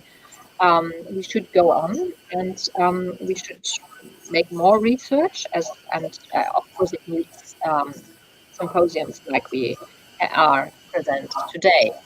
So this is what I wanted to explain, seen from the ongoing research from the University of Kassel to you today.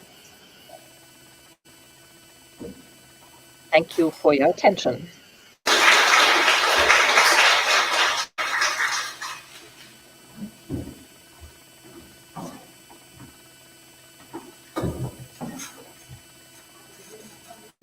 Q&A session.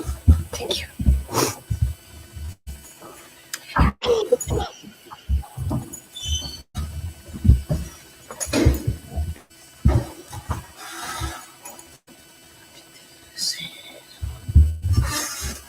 So we'd like to finish this session with the Q&A. If there are any questions from the floor or any comments for any of our speakers this morning. Juliet?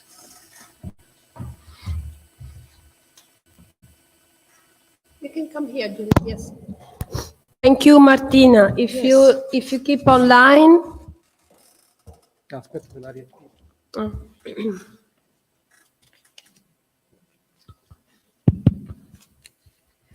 I've got a number of questions, but I'm just myself to one because of time. Just wanted to say my Loretta Vandi's paper. No, it was just I identified your marvelous drawing. It's the snake's head fritillary. Snake's head fritillary. It's wonderful species, quite exotic. But my question is actually for Katie Siegel. So I'm interested in this idea of botanical subjectivity. And I just wonder how you might see Moriarty's work in the context or situated in relation to Linnaean systems and Linnaeus. Because, I mean, it struck me he was kind of the big gap somewhere there, that, you know, there are these exciting developments happening in the Garden, Chelsea, and we know that Linnaeus was very active from Leiden to Oxford as well. So you have the founding of these very important gardens and these taxonomic systems. I mean, I'm wondering whether it's a little bit doing Moriarty an injustice to kind of locate this in a discourse of subjectivity. Surely there is another way of looking at this, which is what part is she situated in this major development of taxonomic systems at this point?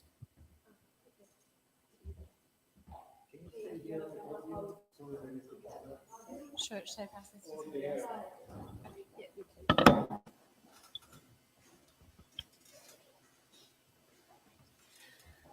Thank you for asking that. And that's the problem when you excerpt something from something much larger. So there's a lot of content that I didn't touch on, but the appendices I mentioned do use the Linnaean taxonomic terms, and she does explain the classes and orders.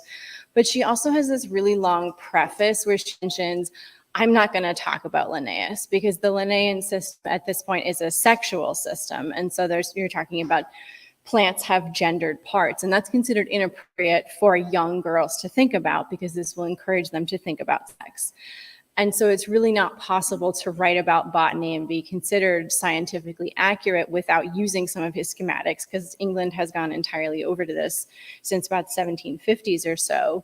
And so in some cases, she's backed into a corner because she's presenting this as, I'm trying to sell this as a reference work for young girls so they can learn how to draw and they can identify plants, but she doesn't want to be a bad influence on them either. And so she's explicit. I will take notice of Linnaeus. I'm avoiding this because this is about giving young girls proper influence. And she does get criticized for that in part, but she has this whole long preface where she explains that this was intentional. And that's also in conjunction with that plagiarism issue. That's also where she gets sort of buried. She's also publishing this probably to pay off some debts. As I mentioned, her husband died and left her very much in debt and small children. And so she's walking a tightrope between, I want to do something that could make money to be a pedagogical guide for young women, but I'm also still interested in looking at this as, so this is my perspective, as part of a legacy of female botanical artists in England who are paying more attention to the materiality of the plant. So the examples I showed probably weren't the best examples for this part of what I talk about in the book, but the sort of default scientific illustration in the period, and I'm sure a lot of you know this, so forgive me for the repetition, from 5, 6, 7, 8, 9, 10 different versions of a plant. It's an amalgamation of different plants. You are never supposed to use one singular version of a plant.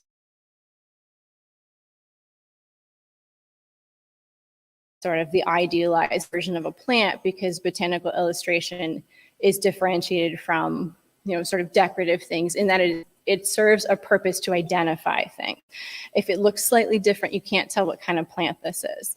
It's a reference work, so in that sense, Moriarty is at least laying claim to participating in this reference philosophy, but she spends so much time throughout the book talking about specific plants.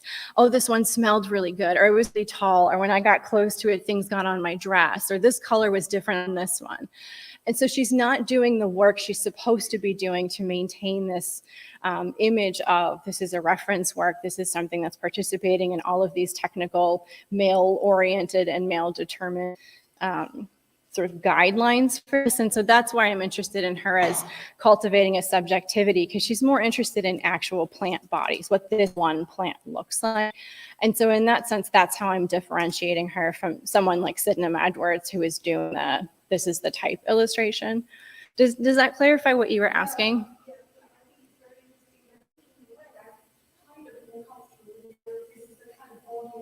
Mm-hmm. Mm-hmm. Mm-hmm. So part of where sorry. Yes, otherwise, I'm just saying very briefly, saying that, bodies of knowledge strike me as a very productive route for exploring this relationship. And of course, there is this very interesting overlap, the Linnaean kind of convergences with the Naturalia and also cabinets of curiosity as well. So there's a porosity there, which I think is really an interesting and way of thinking about Moriarty within this, rather than this kind of tendency for a binarism to develop around subjectivity, objectivity. It's certainly not intended to be a binary, and that's not, I may be explaining it poorly. So. Hi, Katie. Sorry, just as a follow-up to Juliet's question, you mentioned that because she's referring to what the plant looks like, smells like, how height it is, that somehow puts her, makes her different.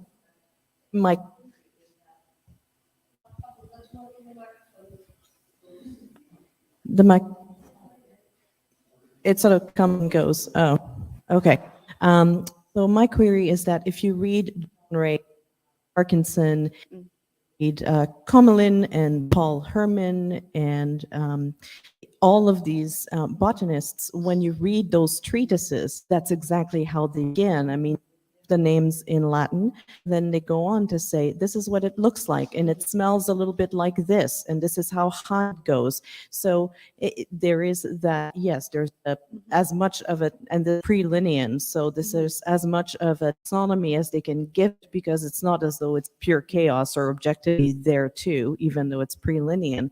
So they very much engage in a very similar descriptions that what you described. So I guess I'm a little bit puzzled by your description, perhaps that's Right, so you point out the key distinction is that it's pre and post Linnaean. So it's very uncommon after 1750 in England for anyone in a technical botanical text to talk about the plant itself.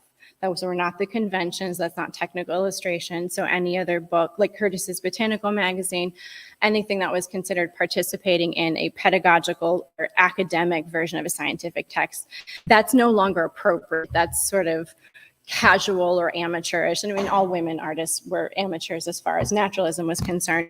But you're absolutely right. That's far more common. Elizabeth Blackwell does that in the 1730s. That's an sort of out of style and considered no longer intellectually rigorous to talk about the plant body.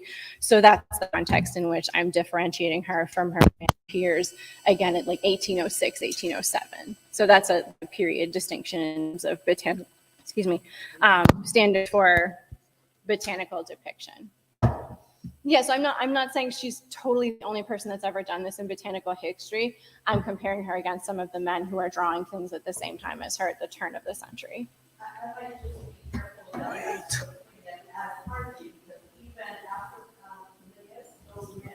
Still refer to as Linnaean books because they're reliable. So I'm not sure if, so just to say for the audience, yeah, it's just, I don't think it's that stark a difference because even post-Linnaeus, the works by Bauhini and all of them, Herman, continue to be referenced, in fact, well into the late 19th and early 20th century. Oh yeah, absolutely. That's where they're getting their data about what kinds of plants, especially in different parts of Europe. The I guess I would clarify that and say the way that they're evoked tends to be in notes and annotations, or who identifies them and things like that. I will say I'm not familiar with any kind of botanical text that's not in Latin or English. So if you're mentioning something that's more common in other parts of Europe, I can't speak to that. But there absolutely this long legacy of who's done the research on this. My focus is on her particular descriptive annotation in a text that's for young girls that doesn't match some of the other pedagogical or technical reference text. Perhaps I've made it seem more absolute than is the case in my book. Absolutely, yeah. I think my question is, so, you're referring to this as a reference book and kind of like a botanical body of truth. And I'm really interested in the way that you're talking about how she markets it, or not even markets, but the way she talks and even edits or changes her drawings to make it more susceptible or more likable by younger women. And so kind of looking at that, filtering science to market an object, where does that put, the questions of reference text of authority, truth, and trust when this botanical knowledge is being tweaked to be prettier or more understandable by girls? Where does that truth and trust lay? Right, so it's a good question. The way I think about, again, we don't know a lot about her graphically. I think she saw avoiding this explicit mention of the sexual system as being to appropriate bounds of propriety. But it's meant to be a reference for drawing and identifying plants. It's not necessarily supposed to be for, I guess we would consider them sort of like middle school age girls, kind of is what she was aiming at. They would have been unmarried, like younger women. So this wasn't necessarily women who were pursuing a lot of active intellectual inquiry themselves in any kind of formal setting. I mean, women aren't really involved in formal education in England at this time. And so there's absolutely a question of to what extent are the readers of this being exposed to, through this book, the most contemporary developments in botanical sciences. Probably not very much. She's in this greenhouse and she's sort of just illustrating the plants that are around her, probably. It's meant to be a drawing guide and it's meant to be sort of a very general. You can see that the accompanying prose is pretty limited. And I don't think she's made a claim for being incredibly scientifically in tune with things right now. And it's intended to make her money. So marketing was probably the right word there. I'm just looking at, it's sort of the chapter that this is coming from is sort of looking at her in comparison with Elizabeth Blackwell much earlier, who is her goal is to do a reference text for male physicians and male botanists. And so they're coming at this from different angles, sort of bookending parts of the century. So does that answer your question? Okay. Yeah, Bruce. May I have a question? Yeah, Bruce. I think, Bruce, you have a question. I have a question. Not to Katie. I wanted to ask a question to another speaker. I also have questions for Katie, but I'll ask to her afterwards. Mia domanda è per Alessia Moroni Ramos e in qualche modo è forse un po' stato anticipato con l'ultimo intervento in cui è stato segnalato questa presenza di questo sfondo nero a questi mosaici.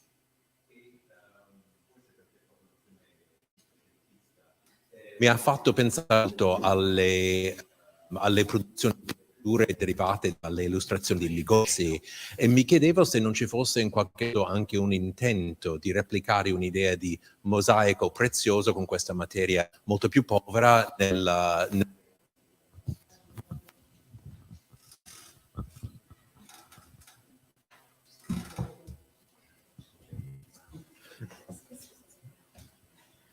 Allora, sì, grazie per la domanda, in effetti è molto interessante. Allora, c'è un problema di base.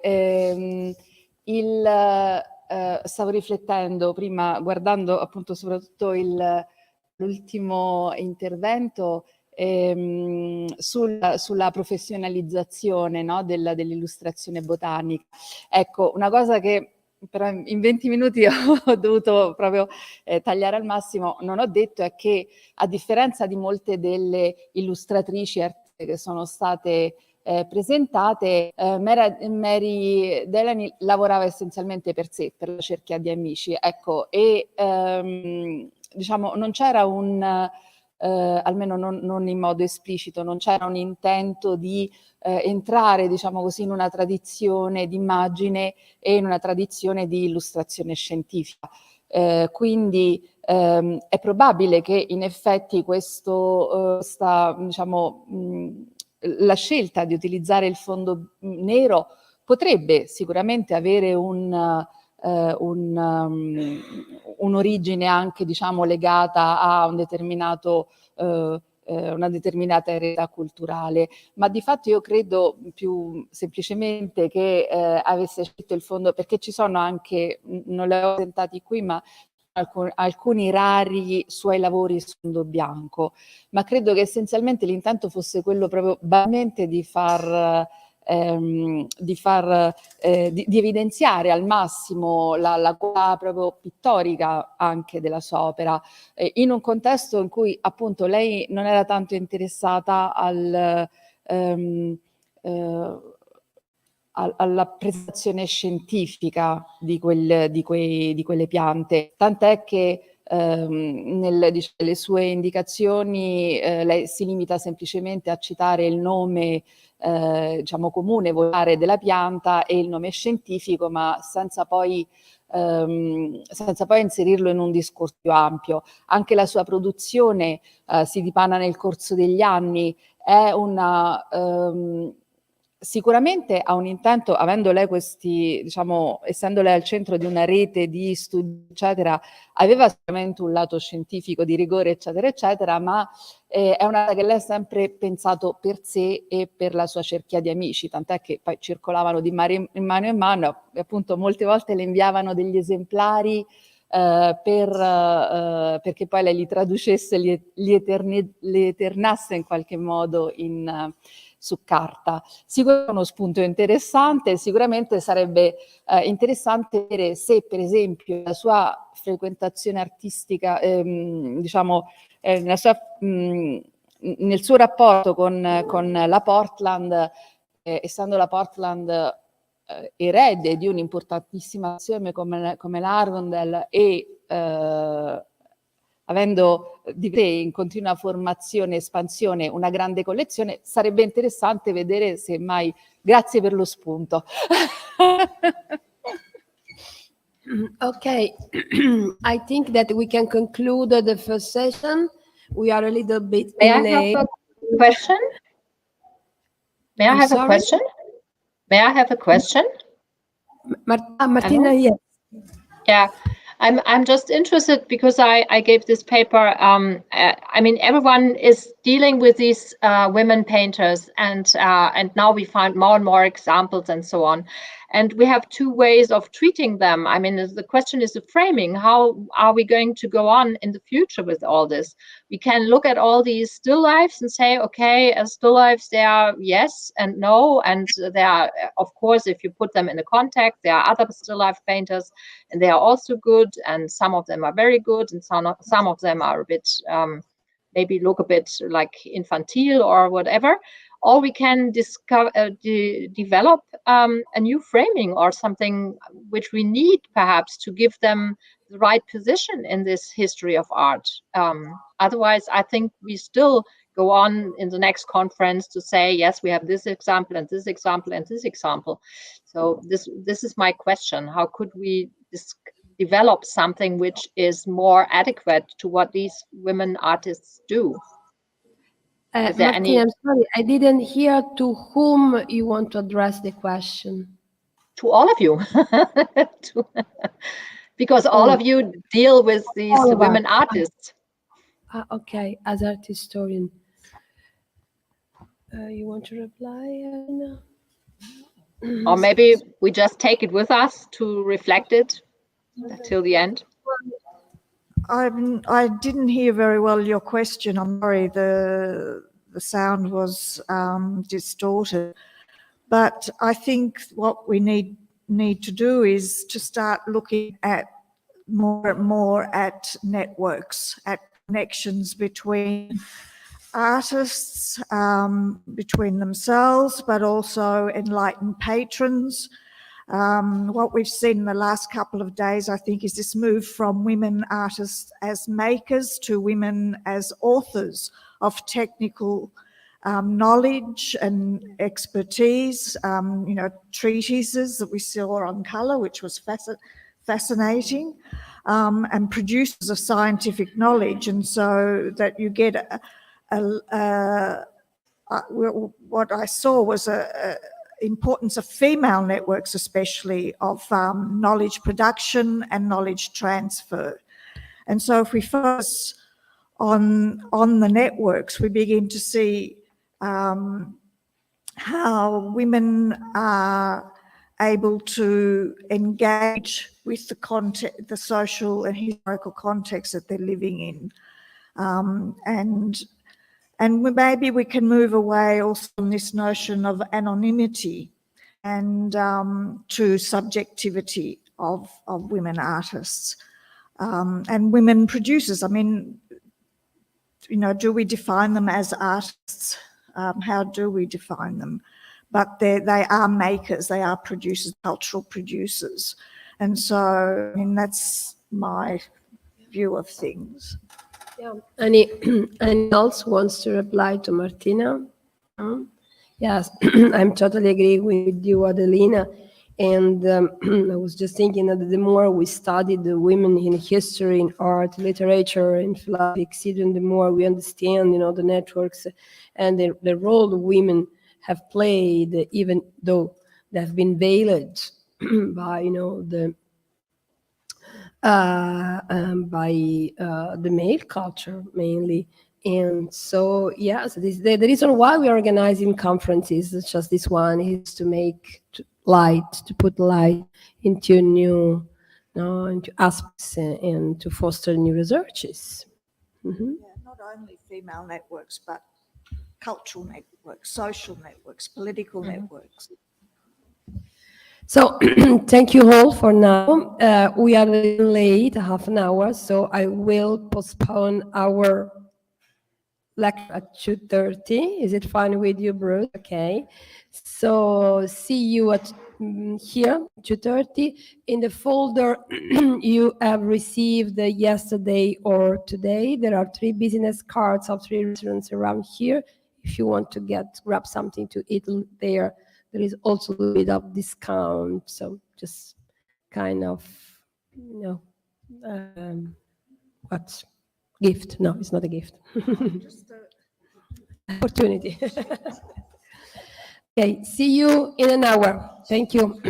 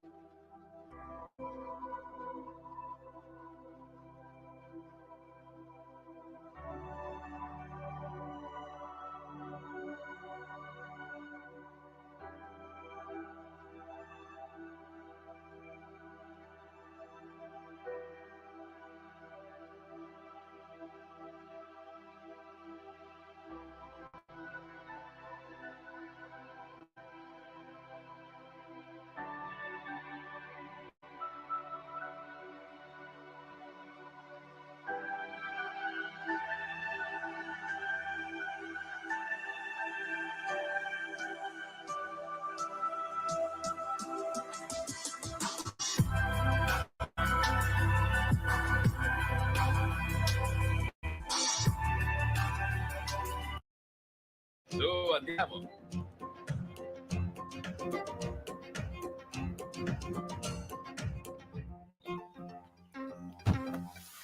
Mai vista una di queste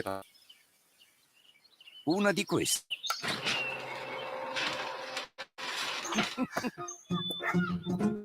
Let Hyundai power your world.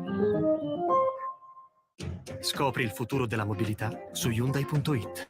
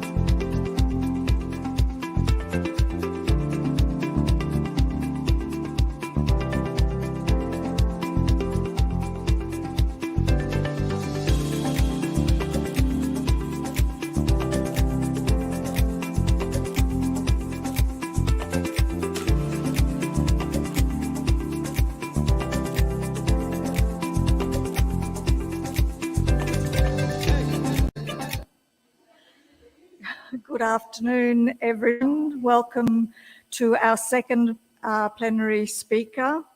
And it's my honour to introduce you to Professor Bruce Edelstein from New York University in Florence, where he is coordinator for graduate programs and advanced research.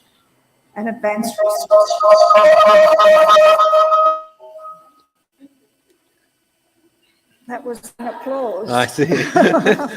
He has held fellowships at the Harvard Center Itati in Florence and at the Kunsthistorische Florence. And in 2014, had the honor of becoming an honorary member of the Florentine Accademia di Disegno. His research focuses on Florentine art from Bronzino, Cellini, Pontormo, Tribo, as well as looking at female artistic patronage, especially the patronage of Eleonora di Toledo. In July 2022, just a couple of months ago, his book, Eleonora di Toledo and the Creation of the Bobbly Gardens, was published. And can I say that it's... Yes, you can. Yes, You can and certainly will say be translated into Italian as well. And his topic for today is exactly that, Eleonora di Toledo and the creation of the Bobbly Gardens. Thank you, Bruce. Thank you, Adelina, for the kind introduction, and you to Consuelo and to Adelina for the invitation to speak here today, and to the University of Arkansas Rome Center for Generous Hospitality. I have promised to speak about the content from my book, which in fact just came out in July, but I wanted to work into it with something that in part I talk about in the book, not entire. There's also something in here that relates to something else that I have in course of publication, an essay in a volume that's being edited by Noelia Garcia Perez. And in fact, I wanted to start with this remarkable portrait of Eleonora di Toledo, which was in ways the beginning of my whole fascination with Eleonora, which started as an undergraduate student and continued as a graduate student. And I kept coming back to this paint. And more I kept asking myself the question, not only who it was who had painted it and why this painting is so remarkable to look at, but who the person who was represented. And why did we know so little about her? In fact, really, there is only one monograph dedicated to Eleonora as a biography, and it was written in 1907. And it in no way encompasses many of the things that we are most desirous to know about her and her activities. And in the context of this particular conference, which deals with themes like women, nature, and legacies, these are sort of the three themes that I wanted to try to bring out in my talk today. And looking at this painting over and over again, one of the things that you don't see generally when you look at this painting in a photograph is the background. And the background is a landscape. And I'm not the person to have noticed that there is a landscape background of this picture. But generally, the background of this picture has been interpreted as a specific landscape. And that landscape is the landscape around the famous Medici villa at Poggio a Caiano, whose construction was begun under Lorenzo the Magnificent, completed under Leo X. Its decoration continued under the generation of Eleonora's own husband, Cosimo I. It was where Eleonora was received prior to her triumphal entry into Florence as Cosimo's bride in 1539. That is what you see depicted this vignette from the frescoes in the Sala di Cosimo I in the Palazzo Vecchio. And there are good reasons for associating this landscape that we see in the background with the marshlands around Poggio a Caiano. A famous letter from Bronzino to the court major domo, Pier Francesco Riccio, recalls that he was requesting a specific amount of ultramarine for the background of this picture, which he said was large and needed to be dark. And so we are quite certain that this must regard this particular picture. So Bronzino had gone out to Poggio a Caiano. Eleonora in this painting is also represented not with her eldest son and the heir to the ducal title, but with her second son, Giovanni, who was certainly born at Poggioacaiano, as were most of her children. I don't know exactly where Francesco was born. But in this particular case, there were lots of reasons for making associations with the property at Poggioacaiano. If we accept the idea that this is a representation of Poggioacaiano, we are led to a particular reading of this painting, I would argue, which focuses on Cosimo's own justification of his right to rule, his descendant from the right branch of the Medici family, from which he did not descend patrilineally, and that this is about property, that Eleonora, in essence, is Cosimo's property, that the expensive garment she's wearing, made of the most expensive cloth imaginable, is his property, as her jewels, and as is their son. But as I continued to think about this picture over time, I was drawn to another conclusion, that this is not the marshland around Poggioacaiano, because it looks to be very clearly a very specific type of aqueous landscape, and that is an estuary. And if this is an estuary, we are along the coast of Tuscany. We are not inland, just a few kilometers away from Florence at Poggioacaiano. And if we are along the coastline, we are probably somewhere along the Pisan coastline, where Eleonora had extensive properties. And here, in this somewhat later portrait, also by Bronzino, of a very good friend of his, who was an important official at the Medici court, Luca Martini, this painting made after Luca Martini had been made proveditore to oversee, in particular, drainage works in the Pisan countryside. And the map that he holds in his hand shows drainage ditches. One of the areas carefully labeled on this map is indicated as the Padule della Duchessa, which means the Duchess's swamp. And my strong sensation is that the association of this particular piece of the landscape was already so important for Eleonora and her identity, that this is what Bronzino included in the background of his picture. Now, if this is how we read this landscape, we start to see the picture in an entirely different way. We start to see this picture as related to Eleonora's own activities. She was an extraordinary finance manager. She converts what wealth she has into something much greater. She becomes the single consort of any of the Medici dynasty, any of the Medici duchesses or grand duchesses, who single-handedly most increased the extent of Medici land holdings in Tuscany, extending their control over the landscape and the state. And the money that she derives from the agricultural activity she has on these estates is reinvested in buying further land. So she's constantly increasing what she has.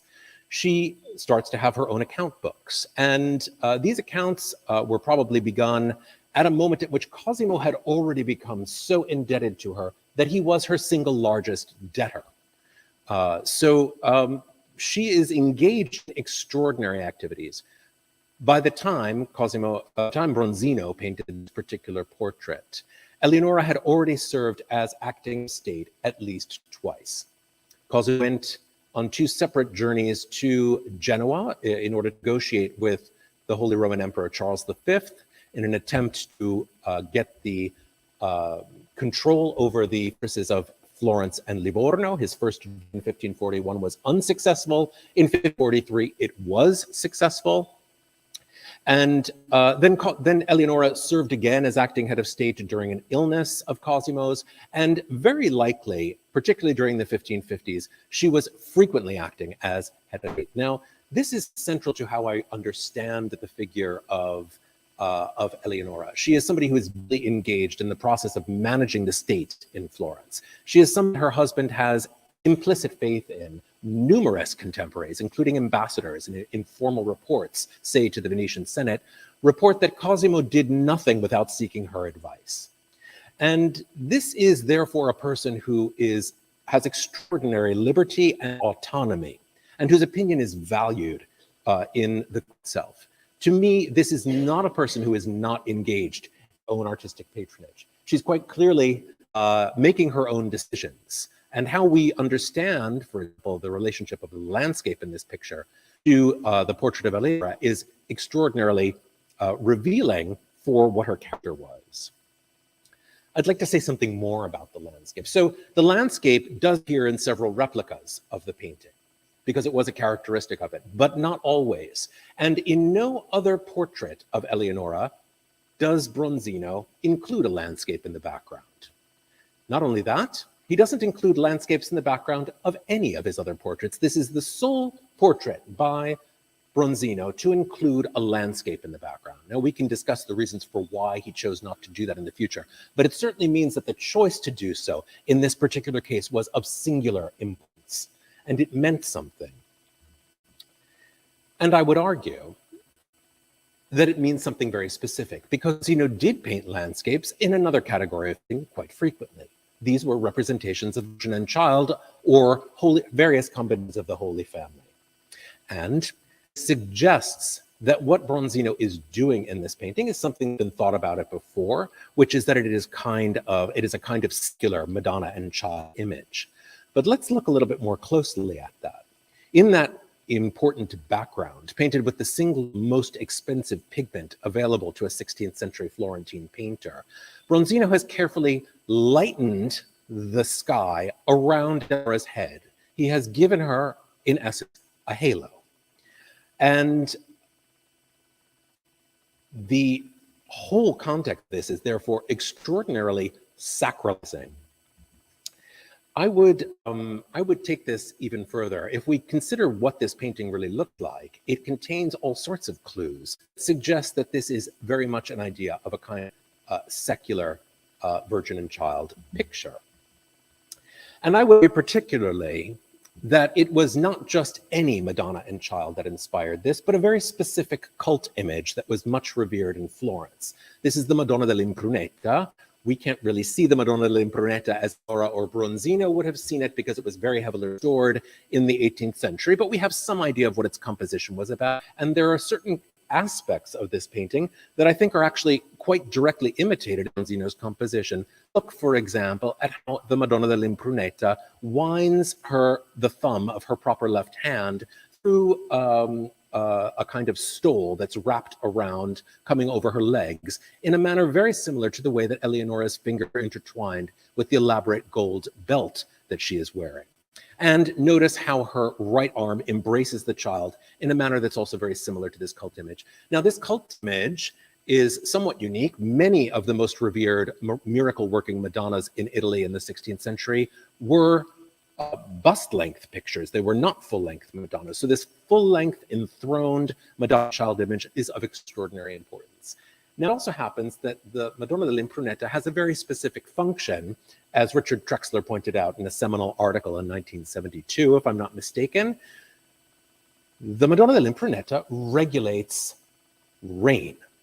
You bring her to the city of Florence in procession if you have a drought, or you bring her if you have a flood. She is regulating the water cycle. And the background of the picture on the right is an aqueous landscape. Eleonora is, in essence, regulating the water in a manner analogous to Madonna dell'Impruneta. Now, it happens that the Madonna dell'Impruneta was brought to Florence several times during Eleonora's lifetime, but it happens that it was within a month after her arrival as Cosimo's bride in 1539. And Bronzino was one of the principal artists who contributed to the ephemera that were painted on that occasion. He cannot be unaware of this, and his own association of these two ideas have been what led to this remarkable, extraordinarily original creation. I will add something else to this. Much has been said about the nature of the extraordinary garment that Eleonora di Toledo is shown wearing in this portrait.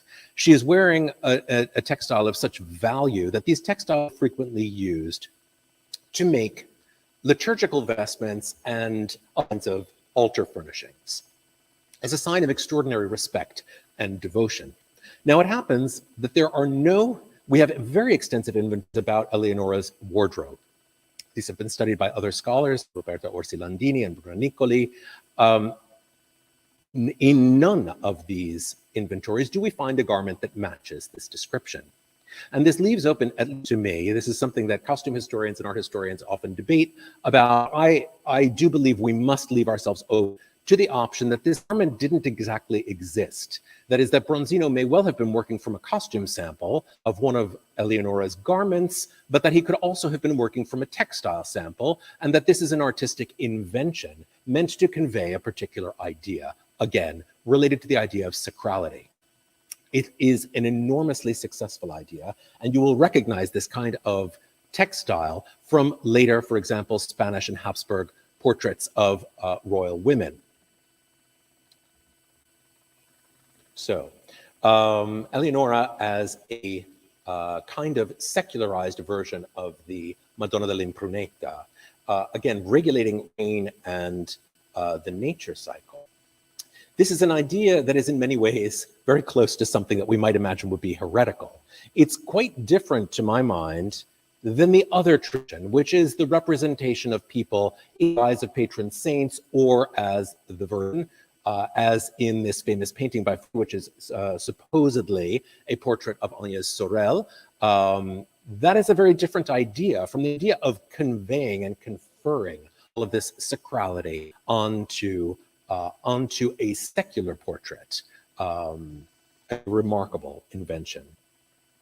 The picture contains other kinds of illusions, and one of the other important illusions probably in this picture that has been identified and associated with it is related to the fact that Bronzino, of course, was the most accomplished poets of the poet artists of the 16th century, and in one of his poems he refers to Eleonora as being la casta Junon, the chaste Juno.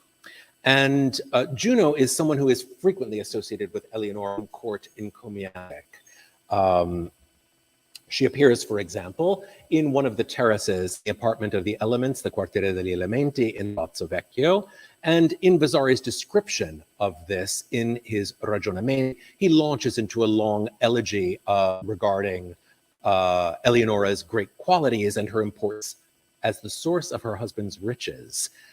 And in comparison to the idea of the goddess of marriage, we can see that Eleonora also personally identified with Juno. She chose one of the peacocks that draws Juno's chariot, a peahen sheltering her young, as the reverse of her medal. This was an invention that was offered to her by Paolo Giovio. But Juno in this painting is probably not Juno as the goddess of marriage or even the goddess of wealth. It's probably Juno in a very specific characteristic of Juno, Juno Scina, as should be called in Italian, who regulates the tides and is the goddess of childbirth. And this idea is probably what the artist and the patron were most power seeking in this association. Eleonora was not only associated in court encomiastic with Juno, she was also very frequently identified with two other themes.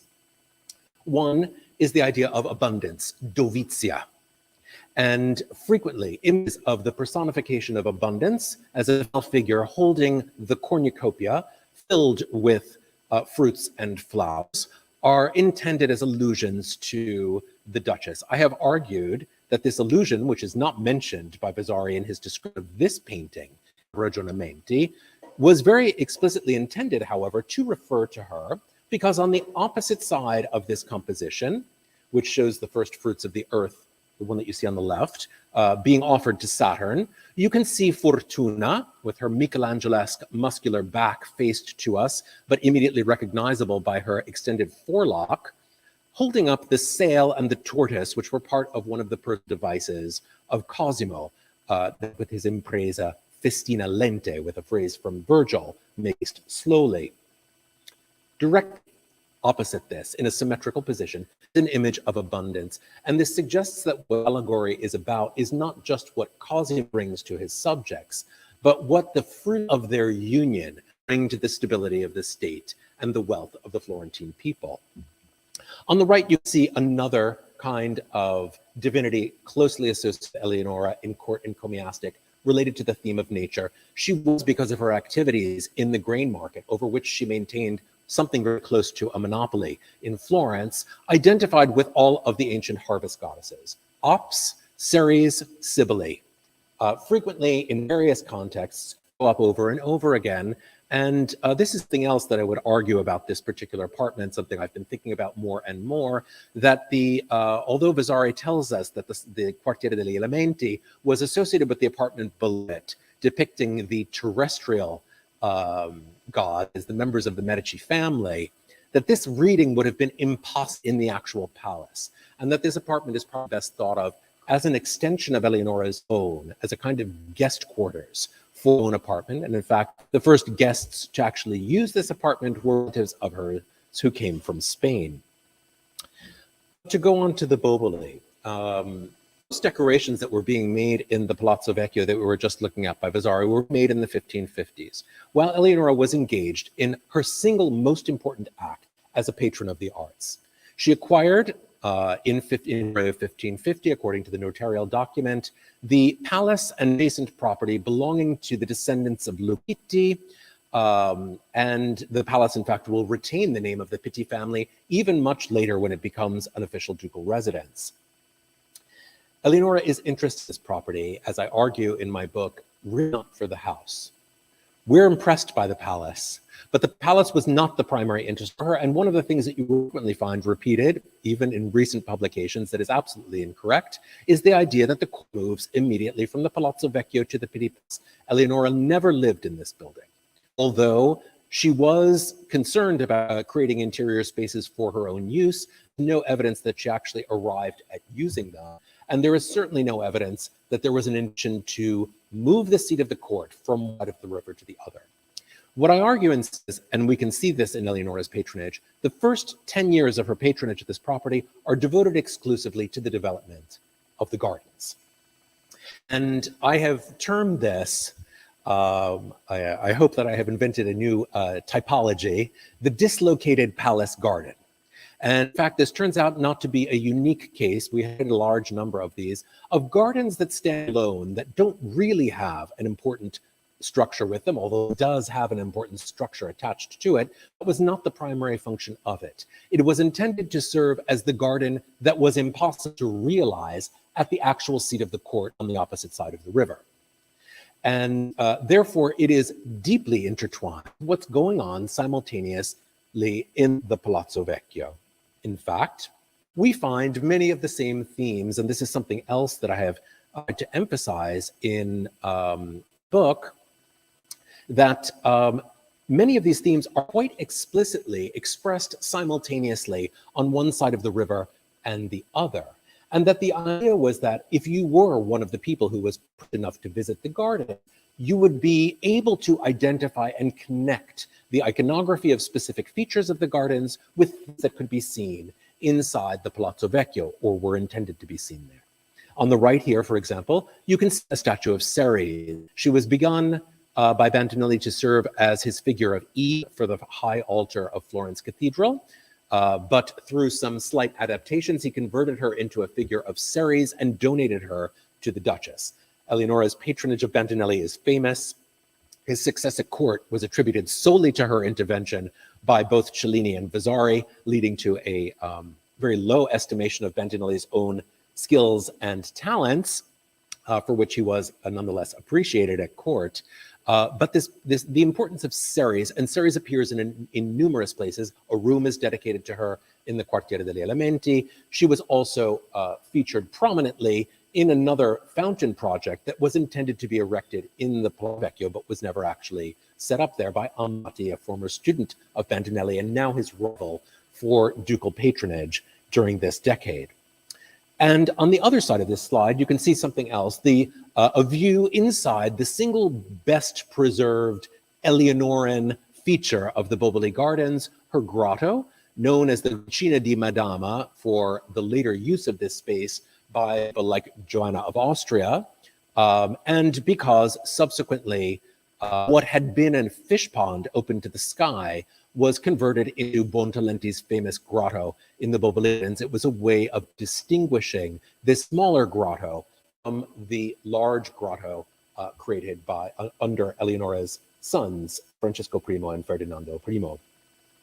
In this grotto, we can see lots of goat imagery. The goat imagery partly refers to her husband, because Cosimo's rising sign was Capricorn, and this was something that he shared, this ascendente, with the Roman Emperor Charles V, and both of whom referred this to the fact that Augustus had also had the Capricorn as his rising sign. And this makes it an important symbol to connect to Augustan imperial imagery, but also for Cosimo to emphasize his feudal relationship to the person from whom he derived his title. But this Capricorn is accompanied by other goats, and the central goat at the base of this composition is a sculpture that was carved by Bandinelli himself. Eleonora pays for this, and she insists explicitly that Bandinelli realized this particular statue by himself. Many of their inventions for the garden are being realized by his close assistant, Giovanni Faelli, known as Nanni di Stocco.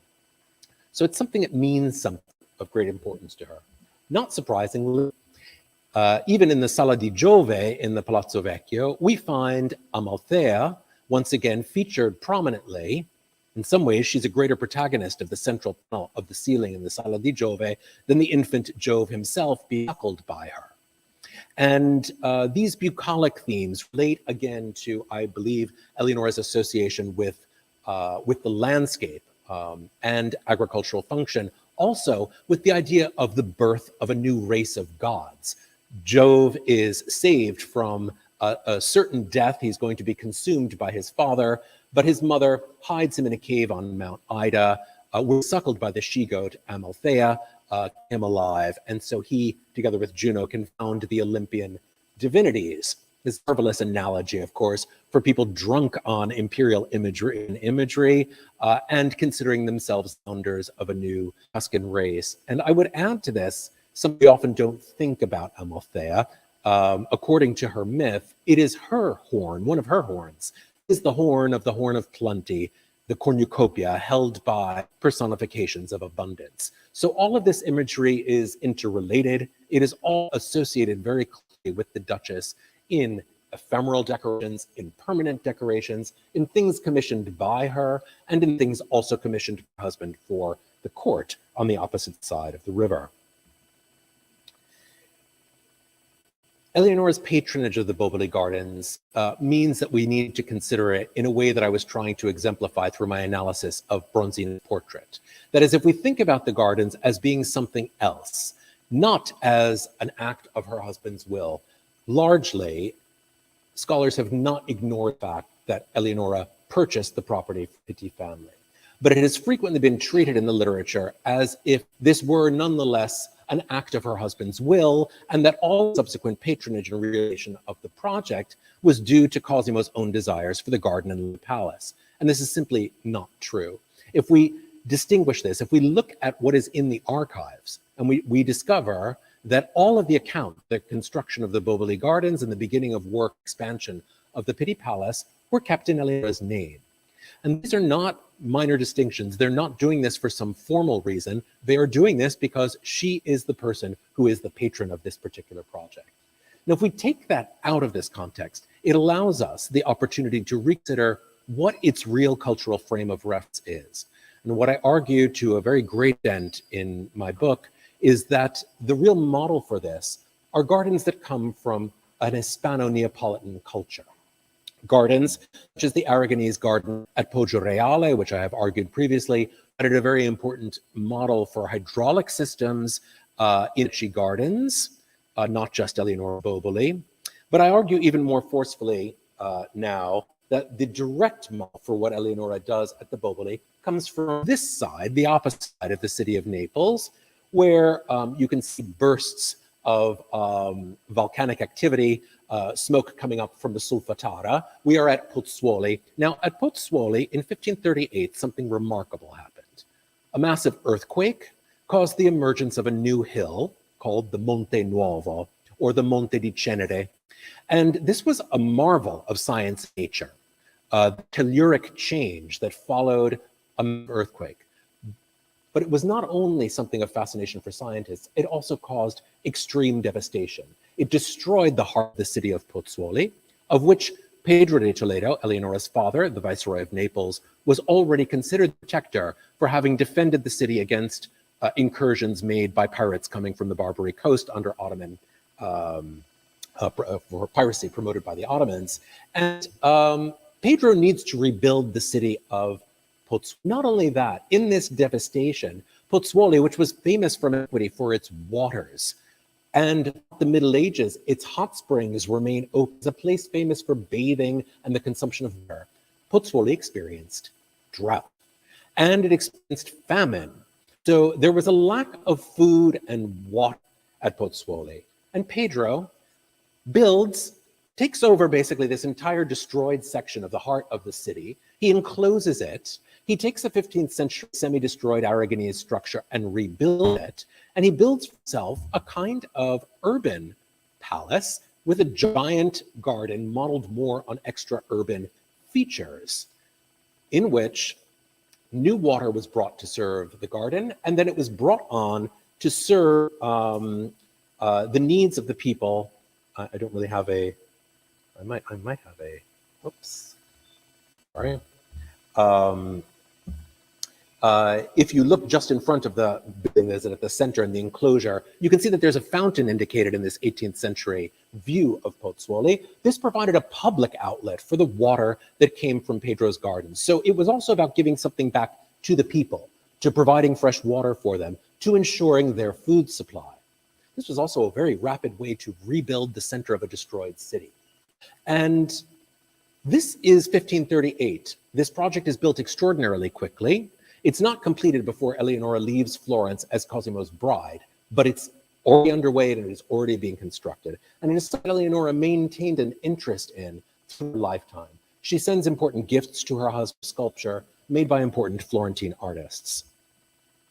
If we think about Boboli in this manner, if we think about it as something that is not a Florentine creation, we start to see it in a new way. And our greatest single piece of visual evidence for the appearance of the Boboli Gardens in the 16th century when they were created by Eleonora is the remarkable lunette attributed to Giusto Utens, although recent scholarship has determined that this series of lunettes were not painted by a single artist, and probably many of them were collaborations of a number of artists working together.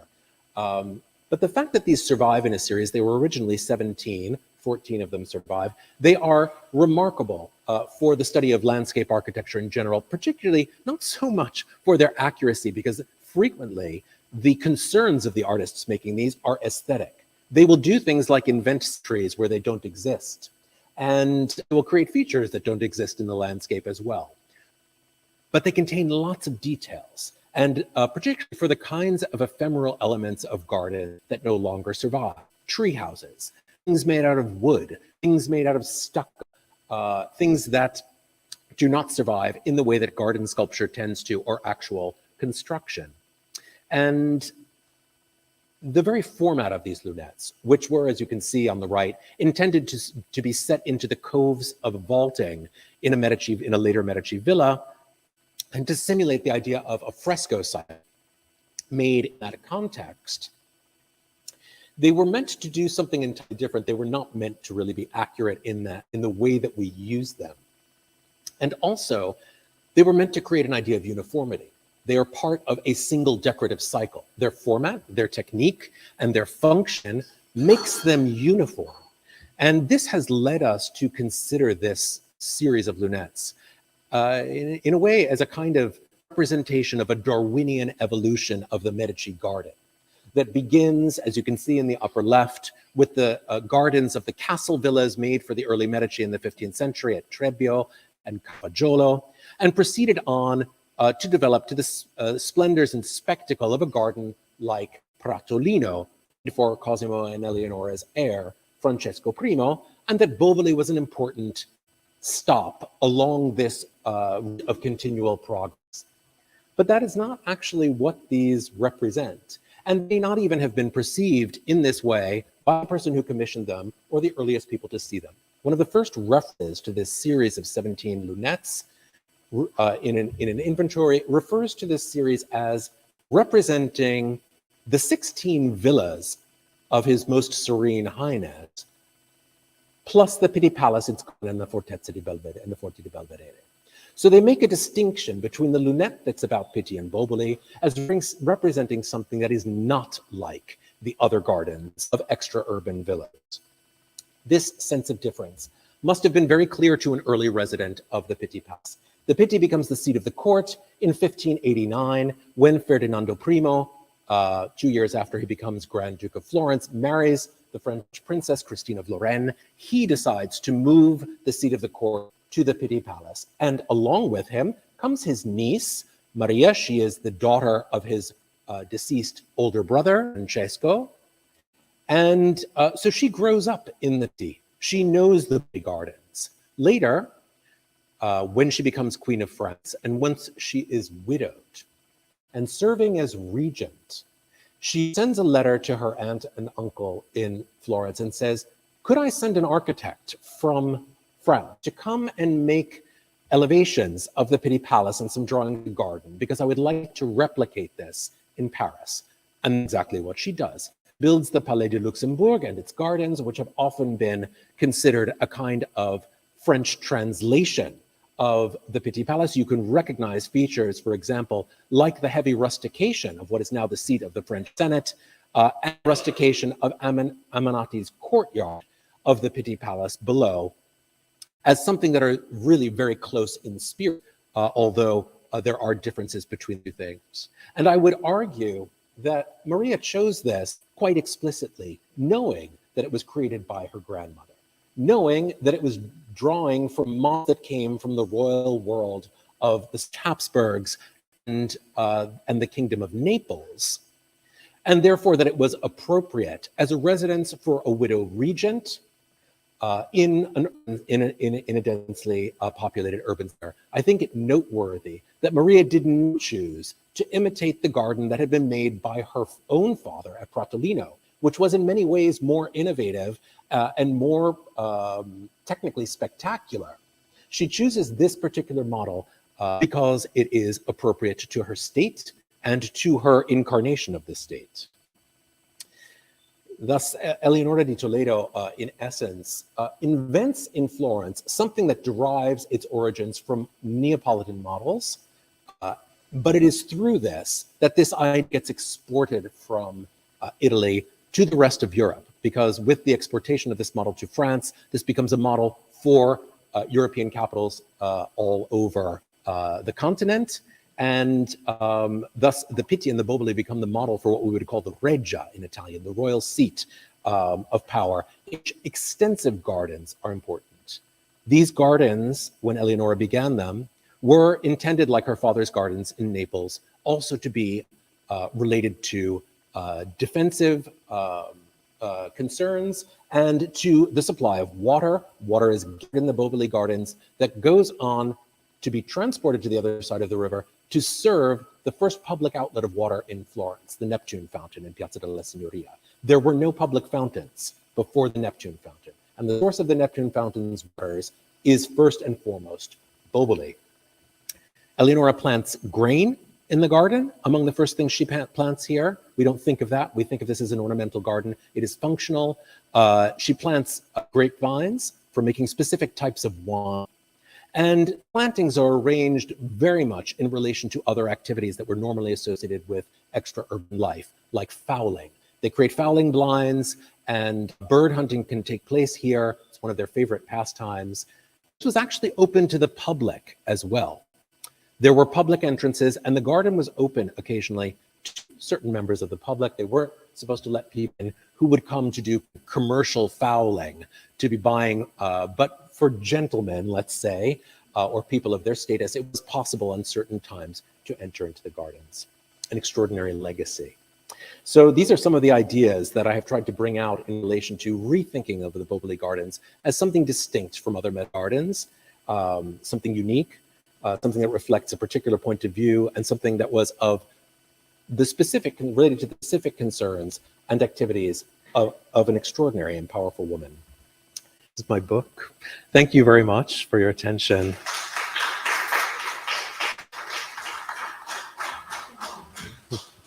I hope it was in time. Yes. Thank you for rich discussion on would help for the discussion of the agency of this particular woman in power. And do we have time for questions? Do we have any questions? I would like to ask something about her wealth. In terms of, you said that she was in charge of payments. So Eleonora is not only buying land and using this land to raise grain on it. She becomes basically, after her mother-in-law dies, which is relatively early in their relationship, she becomes the single most important person for the management of all of the Medici estates, including Cosimo's own. The things he has inherited, or the things that he is using that don't really belong to him, but that have been conferred on the previous widow of the first Duke of Florence as part of dowry restitution to her. This is, I think, in part one of the reasons why Eleonora is so keen to be buying land. She's remaking a patrimony that the Medici have lost. But at these estates, she's engaged in all kinds of activities, principally the raising of grain, which is, of course, the single most important foodstuff in this society. But in addition to this, she engages in beekeeping, the gathering of firewood. In her Pisan estates, she maintains what they call the lake, but it's really a kind of estuary. And they sell off the rights for fishing and fowling on this lake, which are extremely lucrative. Ultimately, that estate becomes the single largest revenue-producing Medici estate during Eleonora's lifetime. And remarkably, when Eleonora dies, Cosimo was distraught. There are reports that he really was. This was an arranged marriage. I have tried over and over again to disillusion people of the marvelous legend that the two of them saw each other when Cosimo arrived as a page in the train of Andre de' Medici for celebrations of Charles V in Naples in 1536, that Cosimo and Eleonora saw it, they fell in love. Later, he marries her because of this. He has no idea what she looks like. But it was a remarkably felicitous marriage. We've heard about other marriages, these arranged marriages, they can turn out in lots of different ways. This one worked. They were two young people, they lucked out in each other, and they're both very ambitious and extremely complementary approach to social climbing, construction of the Tuscan state. But when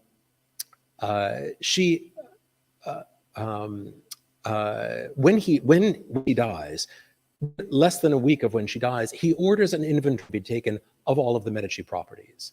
This confirms what we know from other documents. She's been managing all of these properties. He has no idea what's going on at them, even at his own properties, like Castello, where he famously commissions gardens that she's not really engaged in the patronage of. But everything outside of the formal garden, the full estate, which is a major agricultural center, she's in charge of the agriculture. And he has no idea really what's going on there. But so he needs to take it back into control after she passes away. Yeah, pleasure. Any other questions?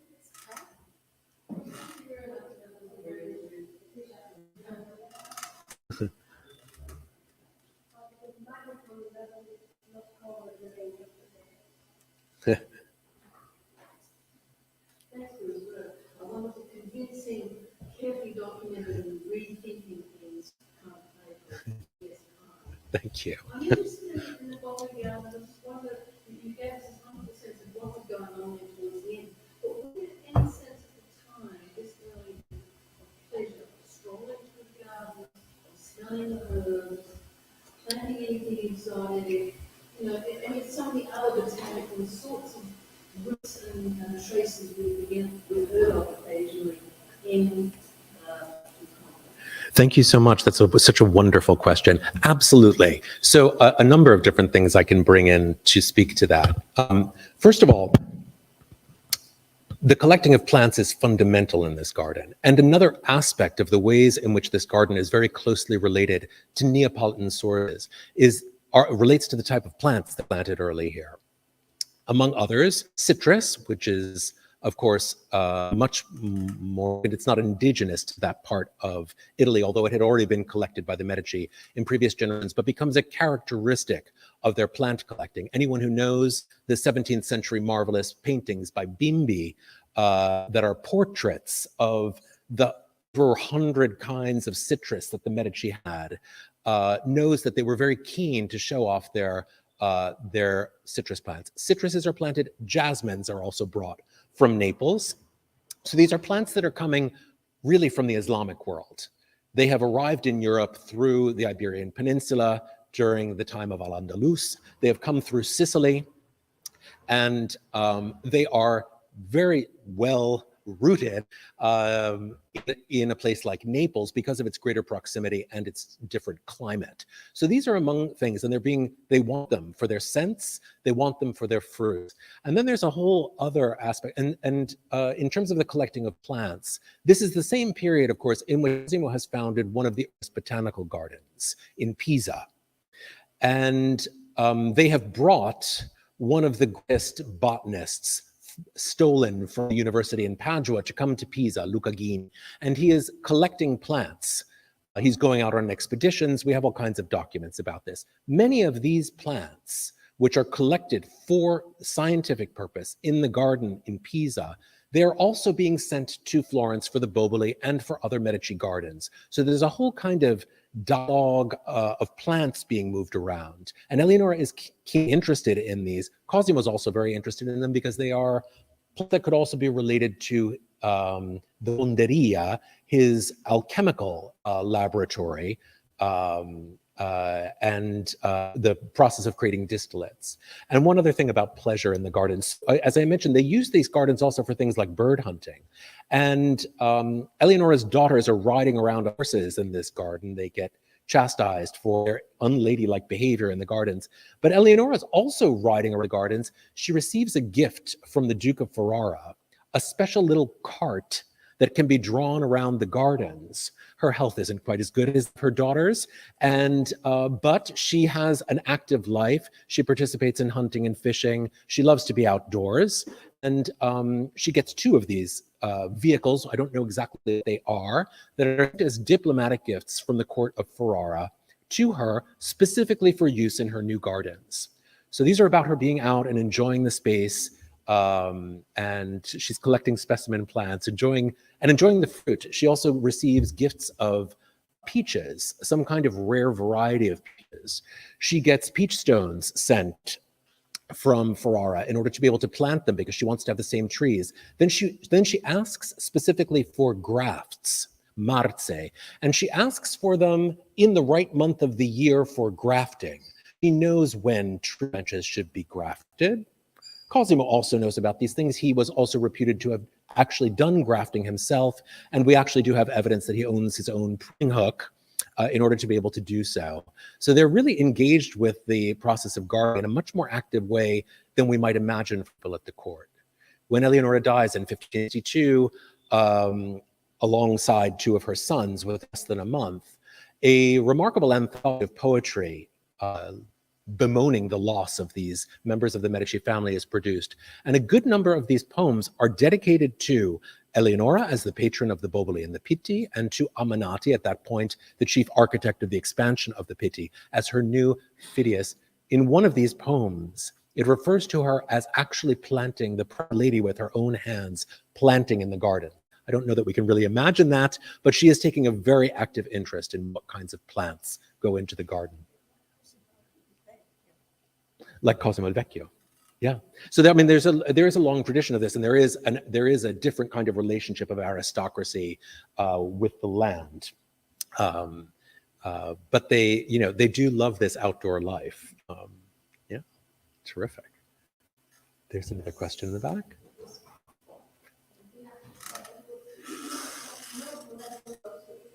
Ah, okay. Sure.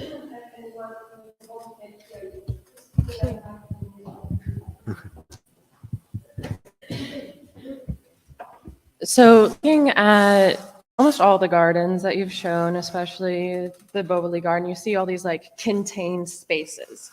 And you've even talked about Eleonora herself planting things and the delight that comes from riding on a tamed horse or importing plants for pretty things. And so that's a wonderful part of nature, and it's engaging in nature. But at the same time, you just mentioned the earthquake that made a new mountain, and in a few years, a flood that comes, and that brings to mind the emotion of sublimity, which is almost at the opposite of delight, right? But to the same emotional affect. And so I'm really curious if she's clearly aware of this, because it inspired her father to make this. Does she create or patron any space that almost engages in an Italian word that doesn't exist, of like wilderness, of bringing in wilderness and trying to evoke some kind of emotion, friendly nature? Oh, that's a wonderful question. So I think there are two pieces to this answer. One is that I think, we see the nature that is represented in Uten's painting of the garden as highly tamed. Mm-hmm. But there were portions of these plantings that were intended in some ways to be an artificial representation of wilderness, specifically in relation to things like attracting birds for the process of hunting small game birds, and to attract songbirds as well. In addition, one of the other things that I bring out in the second chapter of the book about what's going on in the 50s when this is happening, this is exactly the same moment in which Cosimo makes the first proclamation declaring the enclosure of hunting lands. This was something entirely new. And it's about gentrification of the landscape. It's about aristocratic privilege. It is now excluding the populace from the process of hunting on those properties and making game reserves that are reserved only for the use of the court. Boboli is happening simultaneously with this legislation on the part of her husband that she's not extraneous to, she's keenly interested in. And they are constantly going out to these various places. The reason that the court is constantly moving is that they mostly move in relation to the cycle of hunt. Where can we find good hunting? And so they move from villa to villa in order to change the places where they can engage in these activities that they sow. Because in fact, they were on a hunting expedition in November of 1562 when the sons and Eleonora contract malaria, from which they die. So it's all about hunting. Hunting is key to this, and hunting in wildernesses. It's very choreographed. There are people who manage the hunt, people who drive animals into your path, and all of those kinds of things. But the hunt is fundamental, and they are keenly interested in this kind of wild nature. During on various occasions, Eleonora goes out fishing. This is like the 5th century Queen of Spain, who rowed her own rowboat at Poggio Reale, and she visited Naples to fish in the enclosed fish pond. She's actually out in waterways fishing. She does this once while Cosimo goes to inspect fortifications in Livorno, and she wasn't interested. So she stays behind to go fishing on her own. So it's not only that she's an accessory to these activities on the part of her husband. There's something that she is clearly keenly interested in herself. Follow-up question: if she is creating kind of this private space for her family to hunt, and like you said, gentrifying and displacing, is there any complementary land policy for public hunting that, if she realizes the importance and the joy? Is there any complement to the private land policy that she created for her family for public to engage in this activity, not only for fun, but clearly for food? I think mostly what's going on at this point is about restriction. Okay. So this is new. Previously, the landscape open Mhm. in Tuscany, and this is about reserving greater and greater areas of the landscape for courtly privilege. The things that are not specifically reserved are open. And additionally, I mean, it was surprising to me to discover that the Boboli was not just a enclave, that it had public access. And this is part of a much larger context of something that we really associate with Rome, what were called the Lex Hortorum. These were inscriptions placed outside of public gates to private gardens in Rome, which allowed access to the gardens. In Rome, this was very much related to providing access to, not to the lowest classes, but to other members of society keenly interested to see antiquities. And Eleonora's father imitates this at Pozzuoli. There's a great plaque that declares that this is a garden with great ancient sculpture and that it does have public access. And Eleonora also provided for public access in the Boboli Gardens. So again, it's not for the lowest sector of society, it's for a relatively restricted part of society, but it's not exclusively restricted to court. Thank you. Thank you.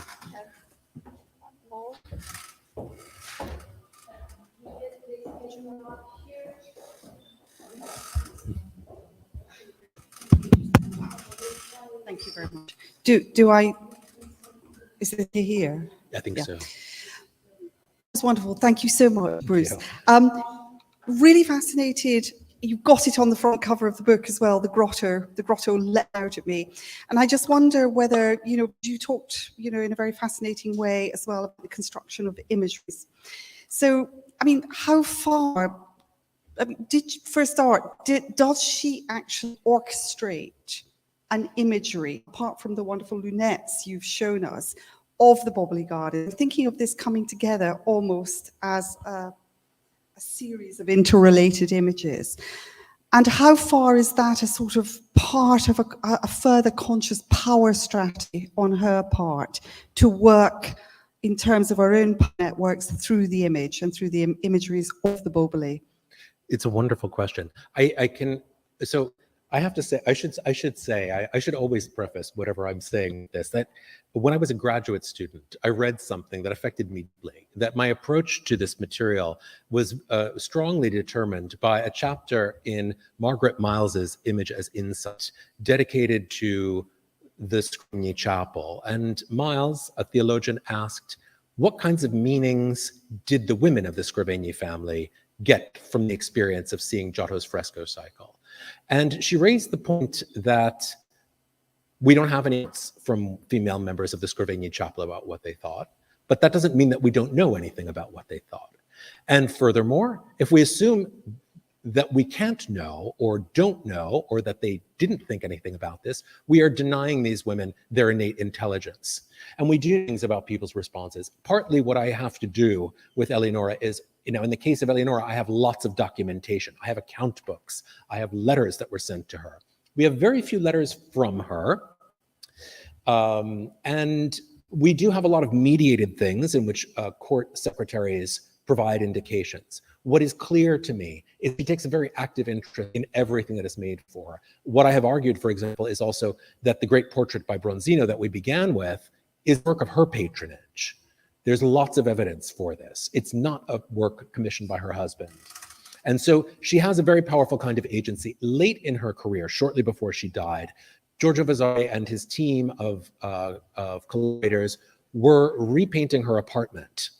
And she takes such an active role in determining the image of what goes there that Vasari writes to Borghini, who's designing the programs for these and suggesting iconography, and says first that he had discussed for the Duke with regarding his apartment for an hour, and then he had discussed with the Duchess for 2.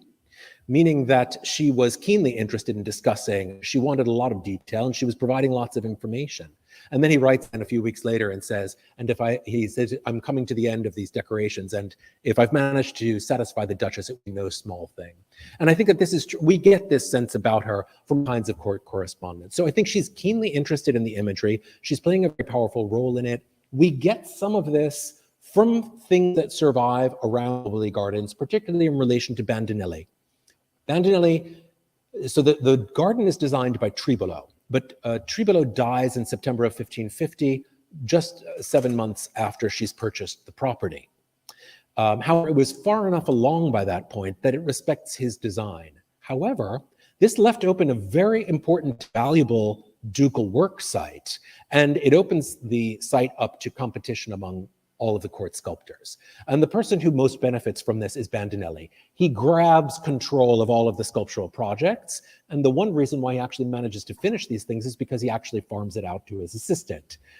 He doesn't actually finish everything he's supposed to make for the garden, but Bandinelli plays an important role. Simultaneously, he is designing a fountain for the piazza, the one will eventually be created by Almanati, and he's also making the sculpture for the high altar of Florence Cathedral. He's making a whole series of Medici male family portraits for the Palazzo Vecchio.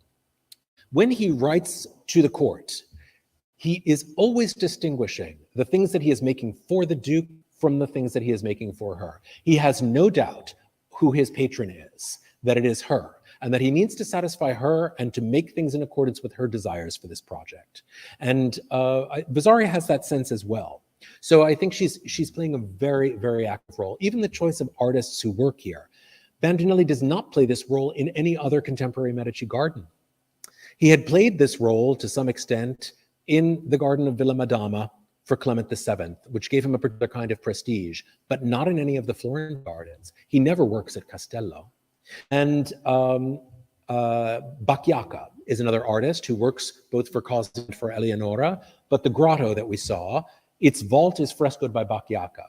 He also frescoes the terrace for the Duchess's use in the Palazzo Vecchio. So again, these things are in dialogue on opposite sides of the river.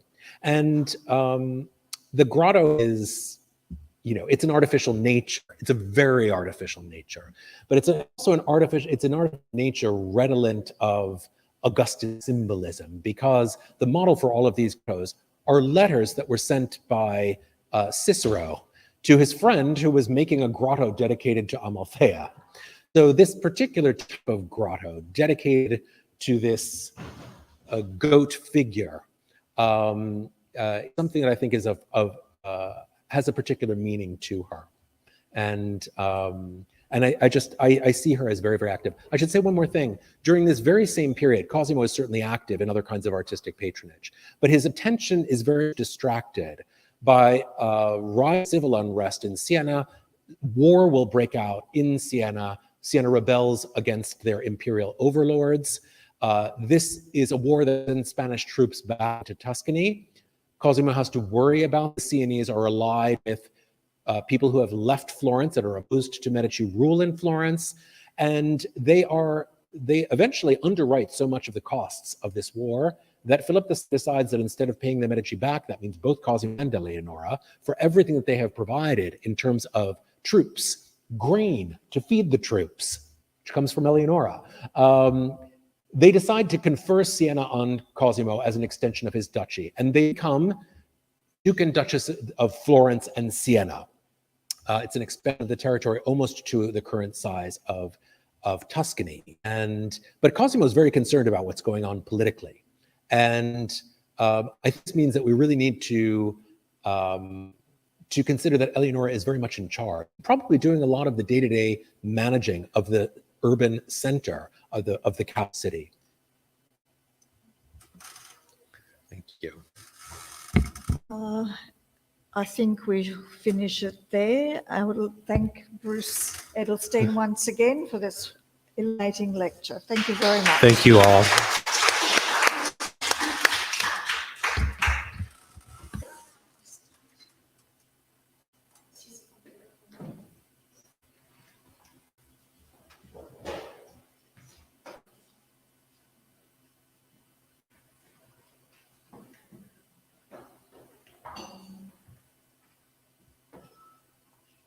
Get on with our afternoon session,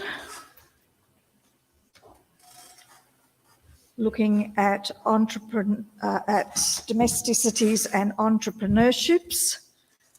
Our first speaker is Anna and Carolina. Are they ready for us? Okay. Carolina and I.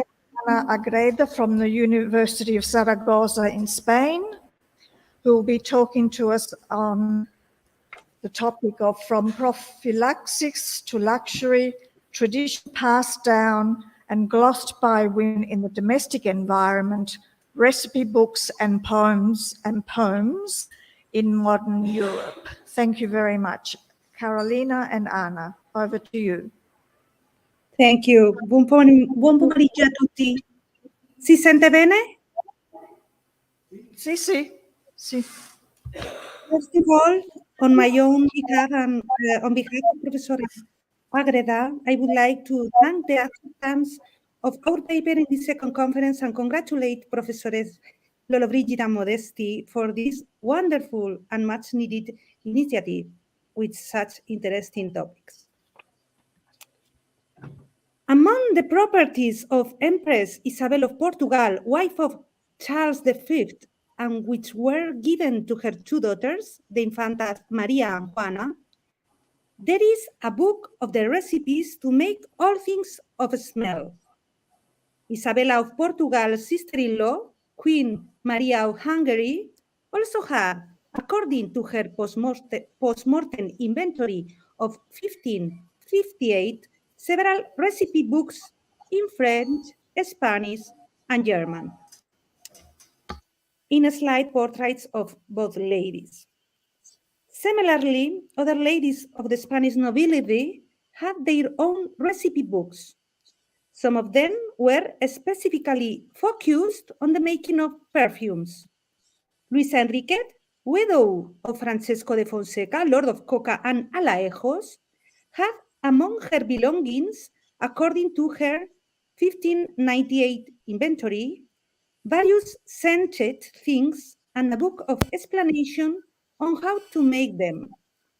Things of smell and other little things and little boxes. On the screen, we can see images of different recipe books. Recipe books can be classified into different types.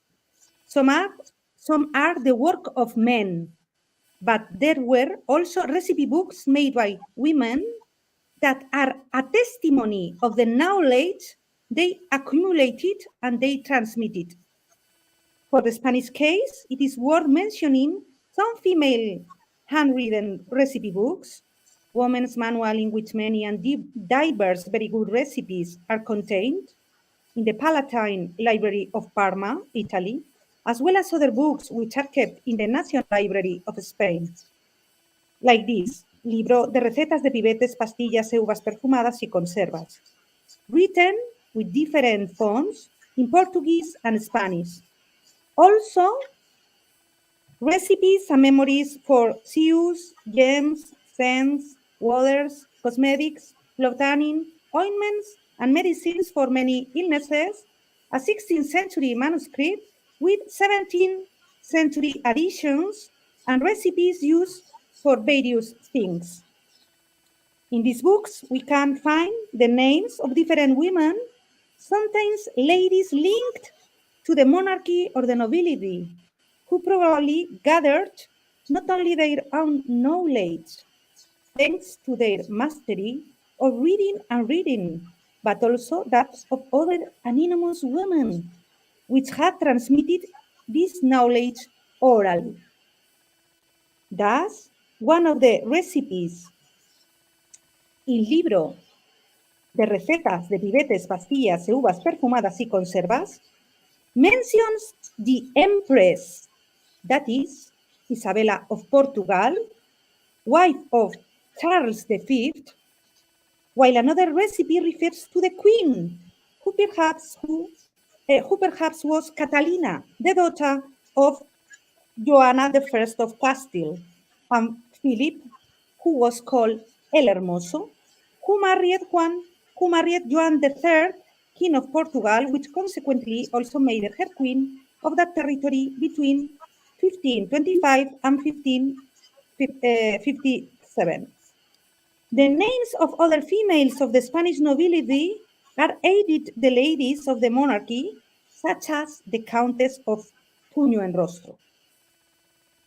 In recipes, in tested recipes for different things, there are mentions to a duchess, Queen Luisa, perhaps Maria Luisa de Orleans, the first wife of Charles II, and there are also mentions to many ladies of the Spanish nobility, some of them with Italian titles, the Princess of Salerno, the Princess of Ascoli, the Countess of Modica. Culinary, health, and beauty recipes make up the bulk of these recipe books.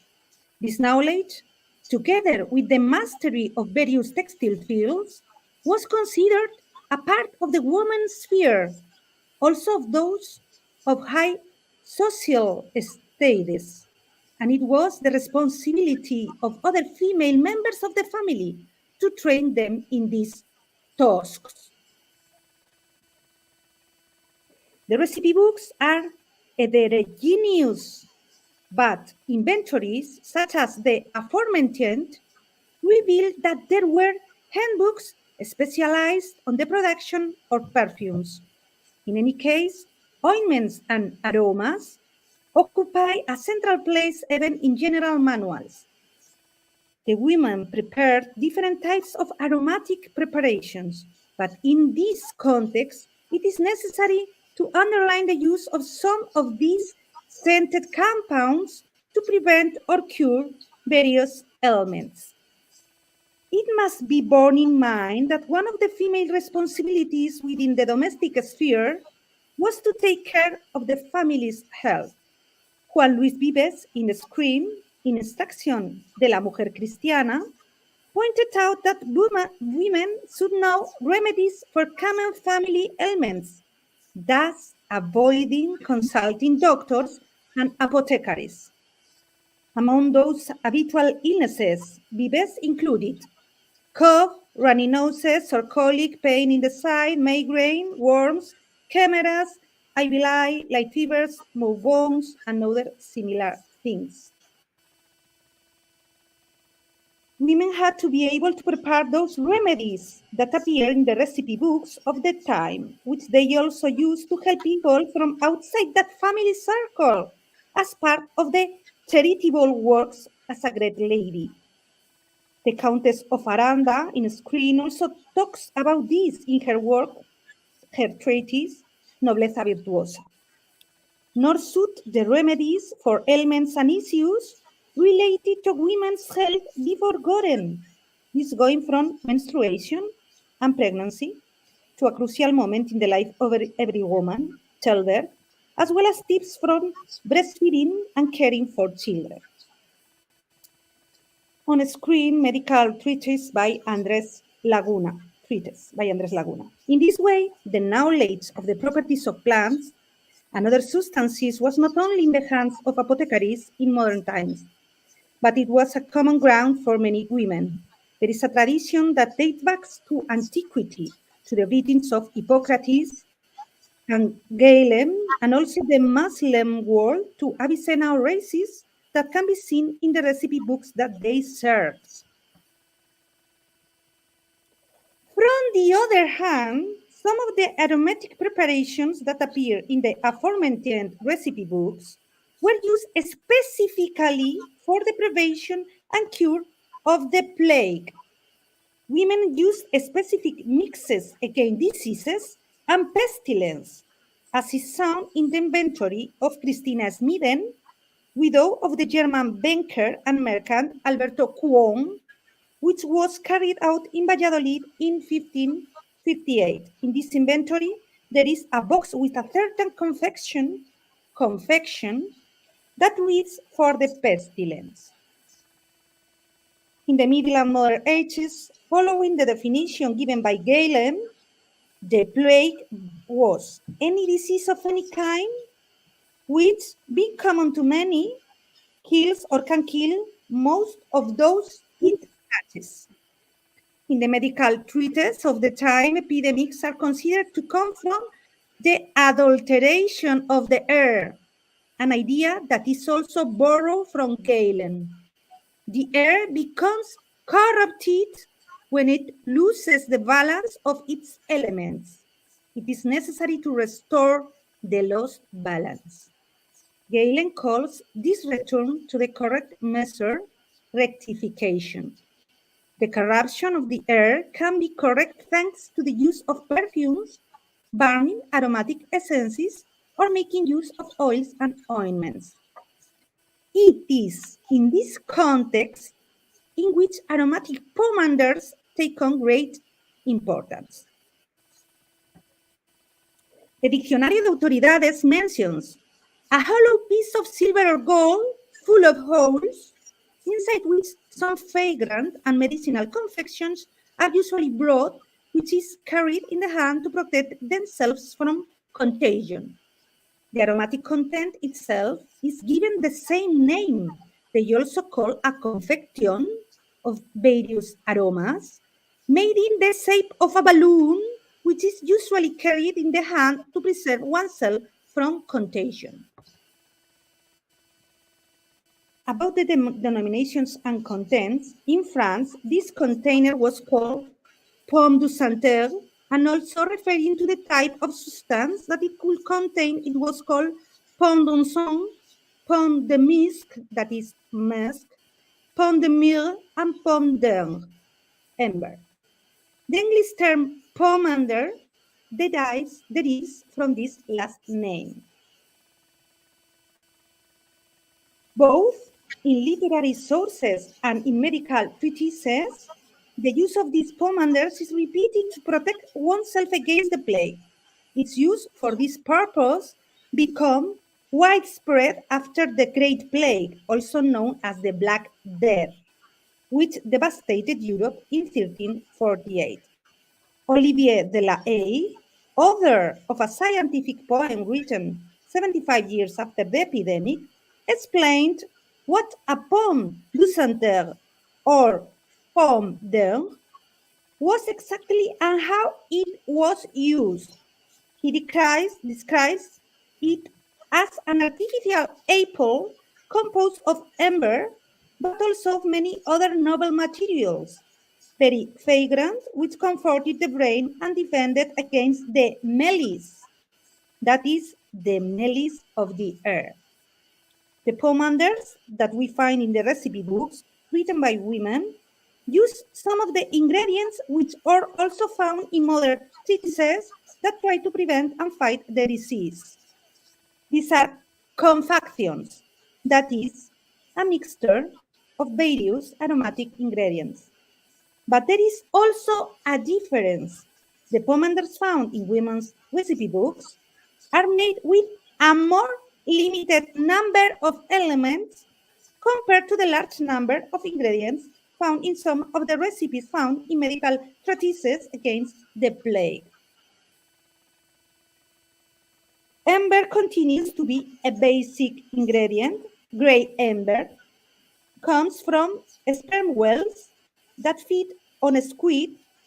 We can see that it has nothing to do with yellowish amber, which is a fossil plant resin.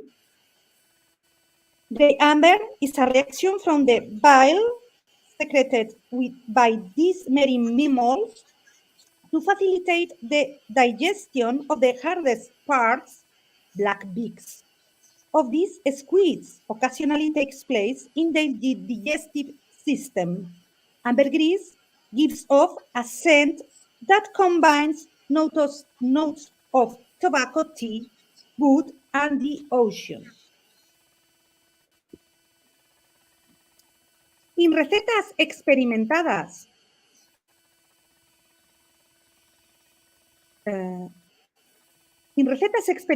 para diversas cosas, there is a recipe that uses this basic ingredient, amber, as well as musk, alguidira, the name given in Castile to goma tragacanto, also known by apothecaries as diagratantum, in English, gum tragacant. But on the other hand, and this is important, the formulas that appear in women's recipe books are repeated, sometimes word by word, which is an indication of their transmission among women themselves. In the handbook, Recetas y Memorias para Guisados, Confituras, Olores, Aguas, Aceites, there is a recipe that is very similar to the ones that appear in Recetas Experimentadas para Diversas Cosas, both in the ingredients and in the elaboration. And it is that compared to the medical treatises that only list the ingredients of the pomanders, or at the very most, give the quantities that must be used in them. The feminine recipe books explain the necessary steps needed to make them, which shows that women did carry out this type of preparations. We retain detailed recipes on this issue that we keep for possible publication.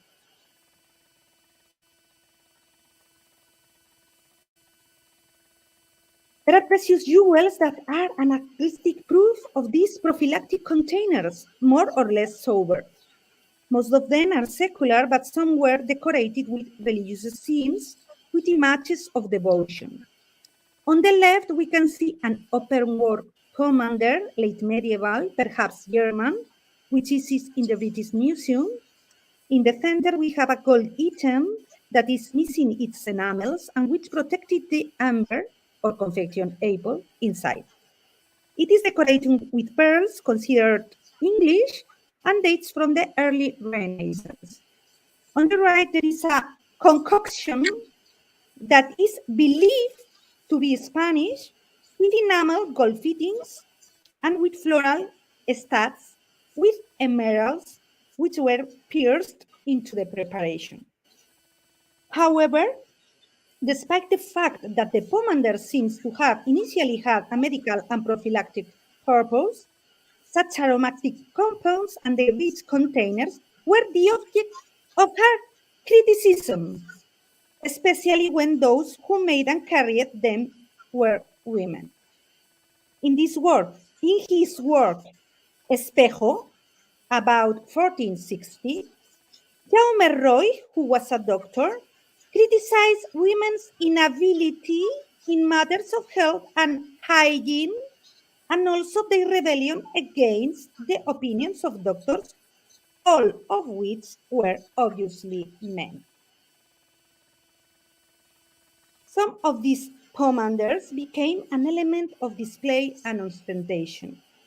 Once the plague had been overcome, the pomanders became, even more obviously, elements of protection and luxury. They were authentic jewels that contained odoriferous substance and perfumes. They were dangling accessories to pin to the cleavage, or were even turned into sophisticated hanging chain pendants. On the left, a beautiful drawing by Hans Mielich with a gray amber fragment fitting in gold and decorated with rubies and enamels that belonging to the Duchess of Bavaria. In the center, an item in banded agate fitted in enamel gold that belonged to the Medici Palatine electrician in the degli Argenti treasure. And on the right, an example that was found in 1912 alongside other pieces from the end of 16th century, which were buried in a building in Cheapside in London. It enameled gold, it presents carved white opals as the main material, in which the effects or a soft game of colors or opalescence can be appreciated. In addition, it must also be borne in mind that the aromas, especially those to which a dense and warm character, was attributed aided to the cosmetics and rich finery with which the females adorn themselves, were considered an incitement to lust and pleasures of the flesh. Cristobal de Fonseca, in his work Vida de Cristo, criticizes the attitude of the ladies who, in the feasts dedicated to Christian martyrs, such as Saint John the Baptist, instead of showing their mourning, they saw themselves richly adorned with rich holland shirts, silk skirts, precious jewels, and amber pomanders. And in this sense, the boot engraving by Jodocas Badius Ascensias, born near Brussels in 1462, is very interesting. This scholar edited the translation into Latin of the work by Sebastian Brandt, La nave de los necios, a satirical work critical of vices and customs and in general of the emptiness of the world. Furthermore, Badius compiled a kind of supplement in which, perhaps considering that women had not received enough censorship in Brandt's work, he seemed determined to make up for this omission. This supplement, titled in Latin Stultiferae Naviculae Senescafae Fatuarum Mulierum, that is, La nave de las mujeres necias, is divided into 5 chapters which correspond to each of the senses. Each sense is represented by a ship carrying a particular type of foolish women. The third chapter is entitled Escafa Olfationis Stultae, El barco de los necios olores. The engraving in a screen depicts foolish women gathering aromatic edemetic plants and flowers before boarding the ship. It also shows a street vendor in the right who is showing a pomander to a foolish woman, who in turn gives it to her partner to smell. In conclusion, this telling image helps us highlight how the arguments used by the moralists who stress the supposed feminine vanity or the dangers of sensuality and lust, false associated with the feminine condition, omitted not only that men made use of these pomanders, but also their medical and religious dimension, in a context in which women played an important role in preserving the health of family members, at least in its initial stages. All this is explained from the perspective of patriarchal society that, on the other hand, led women to an ideal of representation and beauty that was difficult to avoid and which perfumes and cosmetics played an essential role.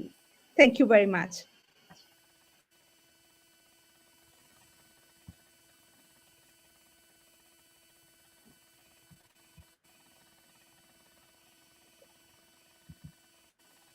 Vicente?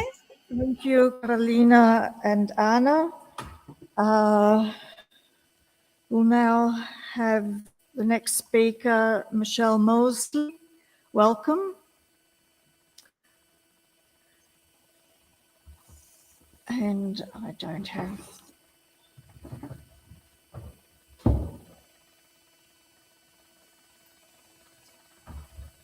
Michelle is Associate Professor Art History in the School of Visual Arts at Virginia Tech. And she will be speaking to us today, The Rise of Household Manuals and Early Modern Dutch Dollhouse, the 17th and 18th century home as a laboratory and site of knowledge production. Thank you, Michelle. Thank you. If I could just take a moment to thank the organizers, Professor Modesty, Professor Loveberg, and everyone. Oh, thank you. Thank you. Is that better? Thank you. And also many thanks to the audience. I appreciate your attention. The Netherlands witnessed a distinct rise and publication of a variety of household manuals and guides in the long 18th century, presaged by early cookbooks and conduct manuals as harbingers of this genre. As Anna and Carolina's paper made clear, these are often compressed into one volume. Household manuals drew new attention to the home as a space that merited an increased level of attention in order to correctly organize it, a virtue that had long been compressed with moral values in the Netherlands. The rise of household manuals at this time speaks to the emergent view of the home as a realm in need of a distinct set of rules and behavioral frameworks aimed at Dutch homemakers known as huishouders or householders, housekeepers, who were described managers of these critical spheres. Importantly, moralizing literature makes very clear that women are proxies for their husbands as managers of the home. This study hopes to offer a deeper analysis of the collection, materiality, and display of late 17th and 18th century Dutch dollhouses through the prism of household man texts, an unstudied attendant to the ways in which concepts of home and gender were comprehended and shaped in early modern Netherlands. Dutch houses were collections assembled by women in the form of lavish miniature households made of luxury materials. The dollhouses were kept in large cabinets that imitated the architecture of the Dutch home. In choosing which rooms to display in the dollhouse, we find not all rooms in a home, but rather a selective focus on spaces that showcase domestic ability by emphasizing the presence of kitchens, rooms for preserving foods, preparing medicaments, and Kunstkammers that comment on the owner's active interest in exploring the wonders of the natural world. I propose that analyzing the early modern Dutch dollhouse by way of prescriptive household texts can illuminate the critical and unacknowledged role the domestic world played in larger epistemic networks. These collections constituted and reflected a form of sophisticated knowledge making by women channeled through the practice of household management, cookery, and domestic chemistry, all structured for home in ways that engage with manuals and guides devoted to home management. In this regard, the dollhouse itself becomes a version of an ideal that visualizes the Dutch home as a practical and moral exemplar under the guidance of the skilled householder. These objects provide a means to excavate the contributions of women in the early modern Netherlands as they leveraged resources of the domestic sphere as a laboratory for the exploration of natural knowledge. Women who use the home as a locus for knowledge making have been largely excluded from the study of early modern Netherlandish knowledge works. Contrary to this, dollhouses suggest that it is not women who were disengaged from intersecting information systems of the day. Rather, and this, I hope, my point for my talk today, by widening an understanding of scholarly approaches to knowledge production and the mechanisms of these networks, the participation of women in this area comes into clearer focus. In situating the material culture of early modern Dutch dollhouses alongside prescriptive texts, these artifacts allow for a critical review of the primary environment inhabited by women in the early modern Netherlands as a site of generative power, a laboratory for the natural world, and as an inverted microcosm and container for the global. In new interpretive contexts, these collections offer a wealth of information about a powerful network of middle-class female collectors of the period. In the late 17th and 18th century, a number of Dutch women, principally connected networks in Leiden and Amsterdam, assembled so-called prankpappenhuizen, meaning lavish houses for show. 6 of these examples survive mostly intact today, although my archival work has revealed that there were many, many more of these collections extant in the early modern Netherlands. The dollhouses take the form of large architectonic cabinets containing thousands of miniature objects that replicate a fully furnished burgher's home to the most incidental detail. Miniature wall paintings, textiles, ceramics, and furniture. The items in these cabinets were typically created using expensive materials and made by specialist craftsmen. The commissioned nature of the collection extended to even famous artists who, for instance, painted the works that hung on the walls. The spaces were occupied by dolls that represented family, visitors, servants, even pets. No detail is overlooked. A variation of the Kunstkammer or Wunderkammer, especially resonant in particular types of open cabinet displays that were adapted to enclose these architectural spaces, similar to numerous examples of cabinet collections of the period. And you can see the open doors. This cabinet, they all have doors which imitate to some degree typical Kunstkammer constructions. And we all know what a Kunstkammer looks like, but just a brief reminder. The Kunstkammer, usually containing a collection of naturalia or artificialia, is, in the case of the dollhouse, shifted to elevate and enshrine the mundane objects of everyday life alongside exotica from far-flung worlds. If examined as exemplars of world building, dollhouses reflect a vision of women as collectors, not merely of the dollhouses themselves, but objects that enshrine and emphasize the domestic environment as a container for the global. Through this avenue of inquiry, we can probe one way in which the domestic was intertwined with the practice and process of knowledge gathering and knowledge making. The choice of dolls as format for collections can be seen as recognizing the importance of the domestic world as a site for this kind of knowledge production. With the doll houses, however, we find an abundance of evidence that it is the domestic itself that is the showcase, in parallel to the typical function of the curiosity cabinet as a display for exotica. In miniaturizing and fetishizing these objects, the mundane takes on an aura of the exotic, underscoring the precious or costly materials out of which many of these objects were fashioned. Further, for most of the doll houses, evidence the self-reflexive notion of a Kunstkammer within a Kunstkammer, a dually functional site of knowledge production that collapses the microcosm of the home and the macrocosm of the global into one sphere. In Petronella Ortmann's house, for example, we find coveted blue and white wares from China and a Rita ware from Japan, commissioned in miniature from the workshops that produced these objects in East Asia.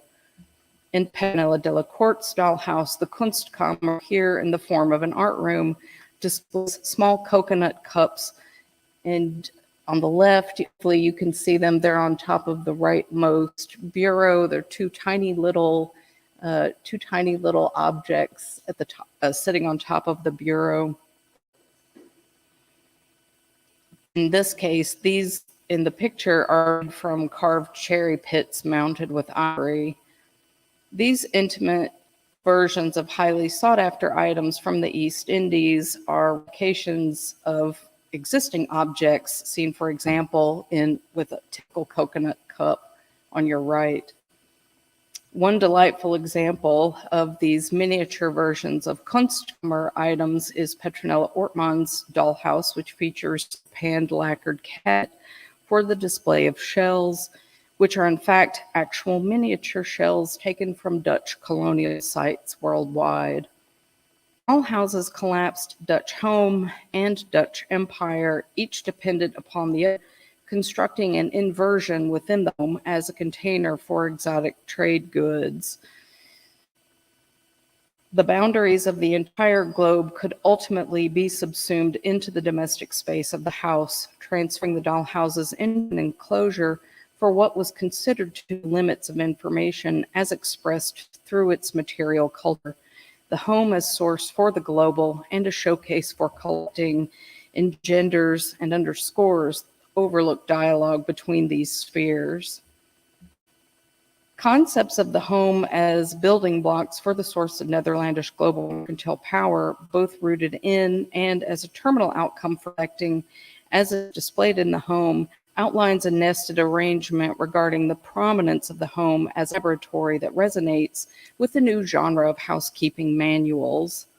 Collections in the form of dollhouses put forward the home as a legitimate source of intellectual content, objects that emerged at the same time as practical early household manuals in the form of housekeeping guides, a maturing genre of published recipe books and home medicinal tracts, many of which, besides some early books, were newly visible beginning in the 1660s. So there were many handwritten and hand-copied types of these records, recipe books before, but in the 1660s, suddenly there's a flourishing of publishing in this area. These tracts constitute a flourishing genre in the Netherlands that gave focus to the home in contexts of information reception and production.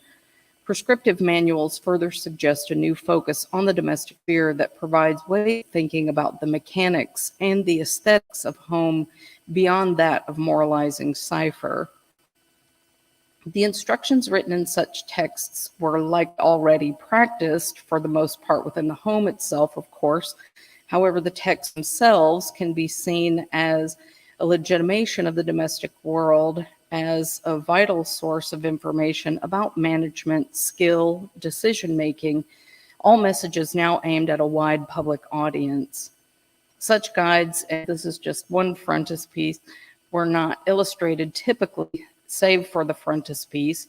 However, we can probe the language as one of gendered discourse. It provides a scaffold for the intended applications of these texts.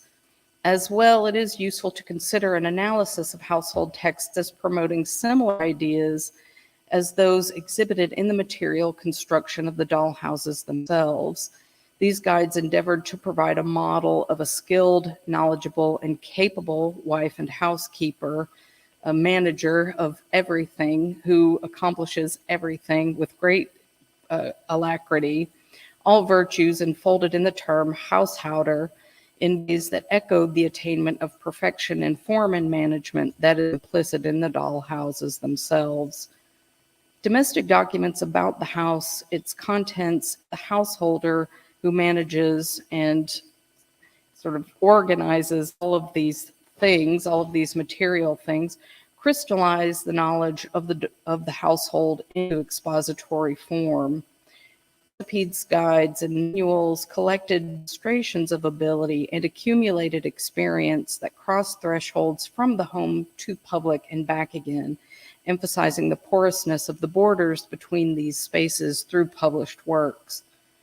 We find this reflective of a new approach to the home in literary criticism, for instance, which described the home as a locus of, quote, natural knowledge, in the sense that the use of these spaces demonstrated some overlap with more formal institutional settings for knowledge production. The concept of natural knowledge embraces, in the context of these manuals in any case, a gleaning process by which information and its domestic products, from food to curatives, can be extracted by those with a facility in areas of information that touch on chemistry, natural philosophy, and knowledge extracted from other areas of the natural world that are extensive, even global in scope. A domestic understanding of the production of knowledge in the domestic sphere follows work by Elaine Luong and others, and they work primarily in English contexts, who have argued that the home was a proving ground for scientific, pharmaceutical, and other modes of production that were necessary for functioning of the household. In the framework of prescriptive household texts, information is not only produced within the home, but at this same time, in the framework of these documents, this information circumscribes the home itself in an act that shaped its external perception. It has been argued by Luong and others that handwritten and closely guarded texts on domestic chores, which long pre-existed their widely published counterparts in a genre known as books of secrets, were critical to an emerging empirically based era of scientific study, rather than the presupposition, which is that academic realms of scientific study gave rise to scaled down, simplified methodologies in the form of guides for cooking, chemistry for cleaning, treatment of the body, and other practices rooted in the natural sciences. Housekeeping, provisionally defined here for the sake of brevity as the management and functioning of the home, although it's clearly much more complex than that, is consistently contextualized in resource manuals as a set of duties that required the householder not merely to execute rote chores, but to comprehend inherent complexities in what it meant to keep a home in good order. Capable housekeeping was consistently characterized in these manuals as a high level of pragmatism, adaptability, and skillfulness, merely a few virtues from a range of prized abilities that necessitated flexibility. For example, maintaining thrift, setting a good table, keeping order amongst servants, maintaining household goods, and sustaining an impressive level of personal, familial, and domestic cleanliness. Of course, these also include financial management. In terms of specific examples, recipe and household manuals were built upon a foundation of chemistry and economy. Such texts repeatedly leverage a constellation of related terms, such as art, meaning in these frameworks a refinement of process, and other terms such as experiment, and they are repeated frequently within these texts as a way to describe the execution of these duties by the householder. Texts like The Knowledgeable Householder from 1663, which continued to be printed into the 19th century, mainly state that good housekeeping was not merely an art, but also a science, and they use that exact term. It required knowledge, a term used to indicate skill, and a complex sort of mastery of information. The Knowledgeable Cook from 1754 refers to its own contents as kitchen science, in this sense in reference to quantifiable information that is specialized but can be passed on, and also derived from an understanding of the alchemical components of the natural world. I assert that over time, certain texts became standard as a way to effectively market these, certain terms, became standard as a way to effectively market these books as a key for the reader to attain the status of an ideal housekeeper. This ideal woman was described using language such as wise, judicious, knowledgeable, verständige, experienced, erfarene, meticulous, mindful, sorgfältige, to cite only a few reliable descriptions from the text. Household Dictionary of 1743 is useful in this regard as it explicitly maps out audience as well as aims. Quote, "This dictionary is a treasury of sciences for all houses and households, representing what is useful and necessary from nature. Therefore, take lessons from it and use it for the best advantage of those who are frugal and serious, not for mere amusement, whether they are in the city or in the countries or in the remote corners of the world." End quote. Here, household is a multifaceted matter.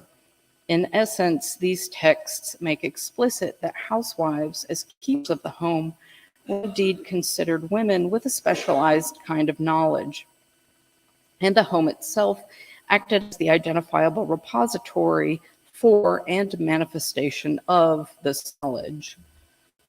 The importance of the rooms in the house in which these various scientific preparations were made are spaces, for example, that are always included in dollhouses, which otherwise is selective and does not include all rooms typically found in a Dutch home. Sometimes there are multiple kitchens, a functional and a best kitchen, as in Petrol Ortmann's collection. We also have storerooms in which we see herbs, medicaments, fermentations, and pharmaceutical ingredients alongside items drying and being served. And this is just one example of a preservation room. So they will leave out other rooms such as fancy salon, but will include a sort of a very pragmatic space such as a preservation room. It is also noteworthy that most all the dollhouses include Kunstkammers.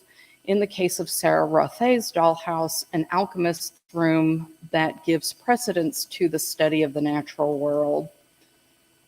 Along the lines of House's laboratory of natural knowledge, bears comparisons to similar cabinets in which medicaments and curatives, as well as herbs, were stored. These Simplicia cabinets were structured along the same lines as dollhouses, both in concept and manner of display. The pharmaceutical chests are open to reveal an interior array of miniature pots, jars, and casks that held a variety of herbs and other treatments for cooking as well as for pharmaceutical purposes. Few survive, but an excellent example from Delft about 1730 preserves most of its components and its decorations. The cabinet provides a fully formed selection of many tools used in home crafts, forming a, quote, universal collection in miniature. Like the dollhouses, these Simplicia appear to have been specialized assemblies that were structured to take advantage of the cabinet format to put forward their own displays in related contexts of learning and knowledge. Just a little close-up of the Simplicia.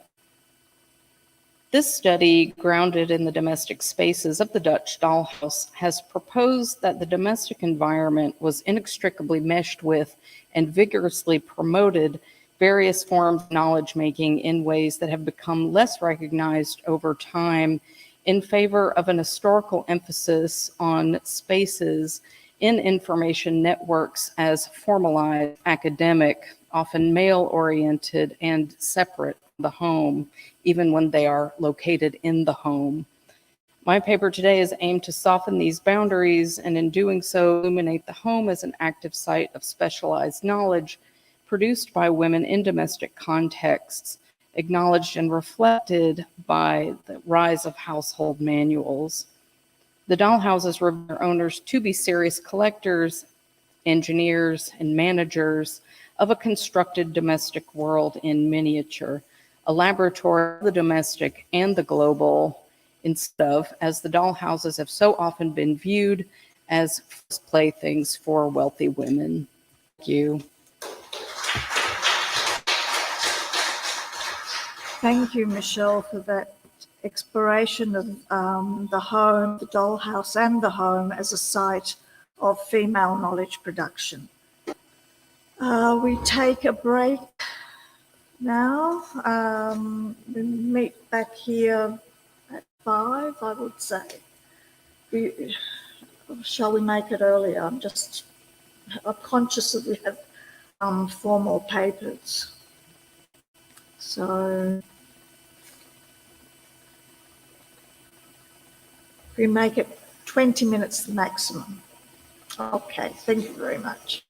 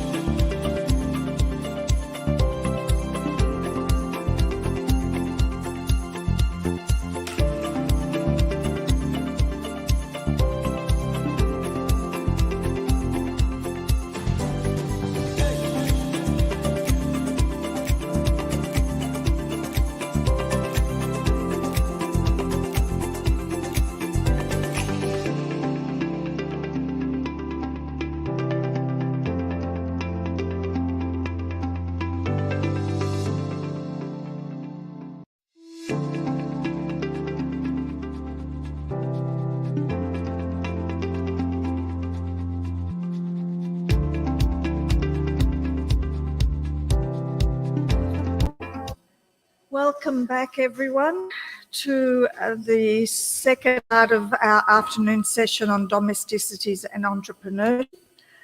And our next speaker is Alba Caballera, who is an art historian and independent scholar.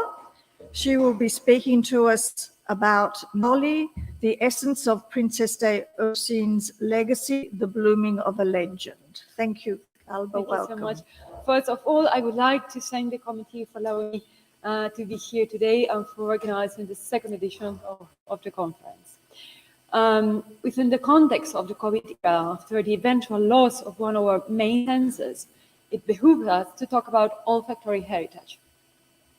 As we know, a legacy is something material or immaterial that is passed on from generation to generation and that also needs to receive attention so that it does not fall into oblivion.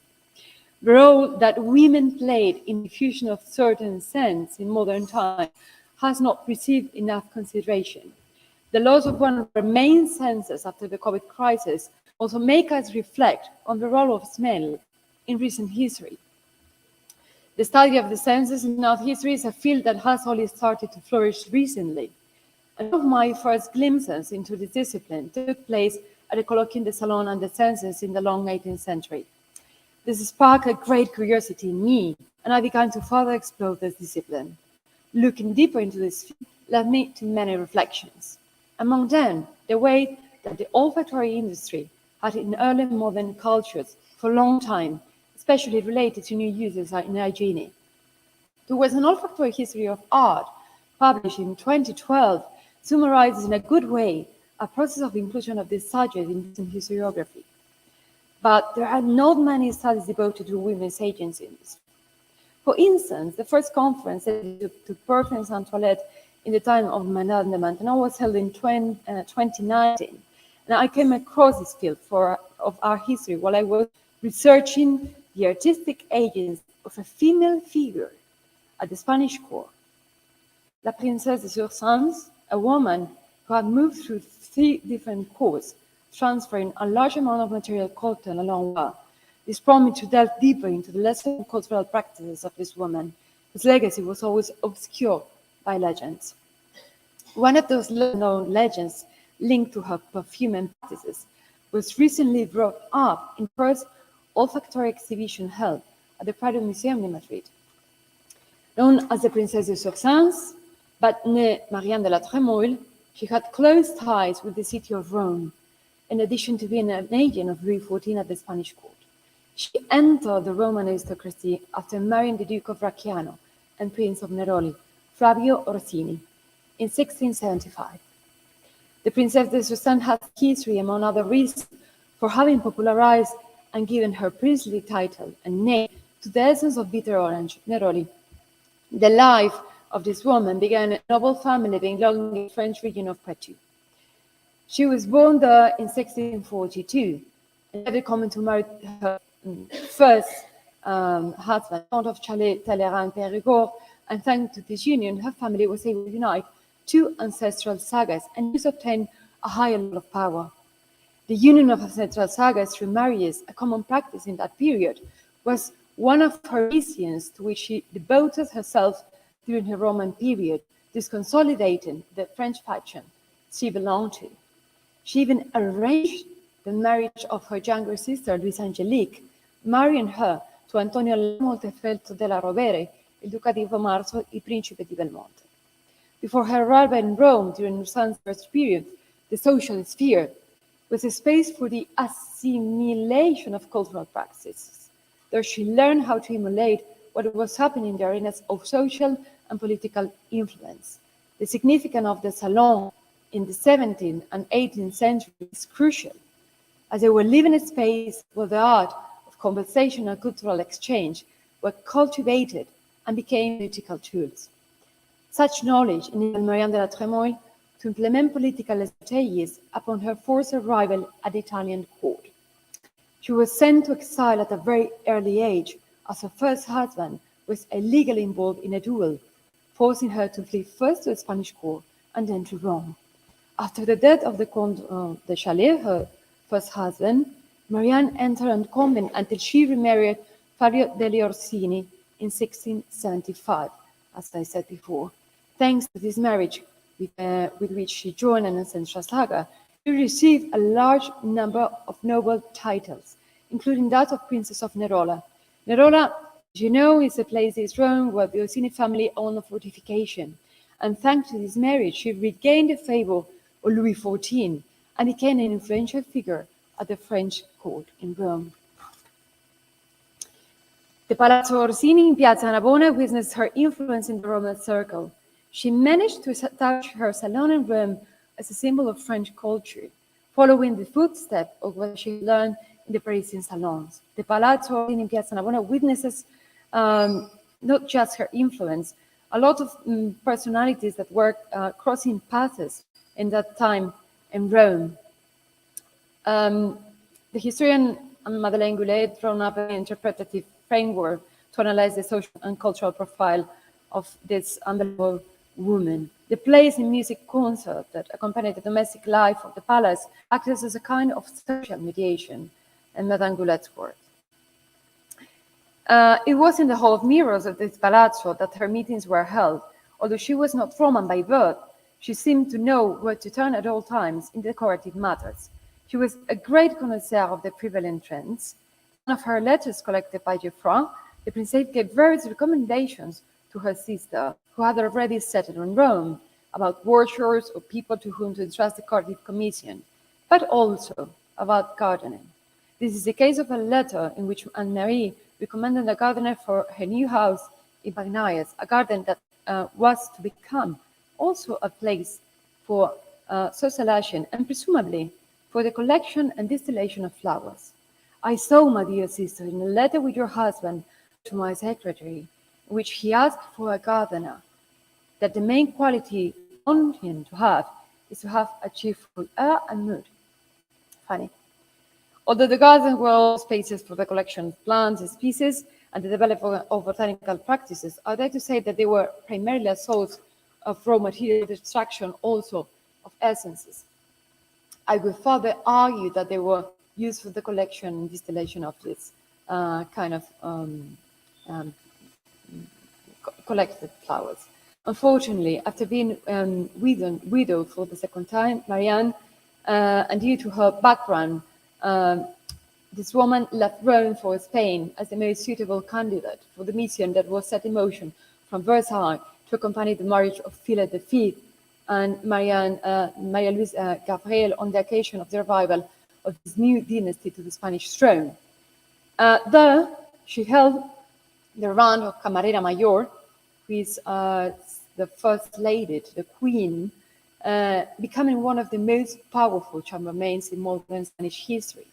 Her role as a catalyst between Versailles and Madrid was prominent, dealing with practically all matters relating to government, the family, the modern royal sites, rearrangement of these, the selection of furniture, as well as the choice of clothing and textiles. As an arbiter of taste, it's very important in different courts, and also as a taste maker, her artistic agency was extremely relevant.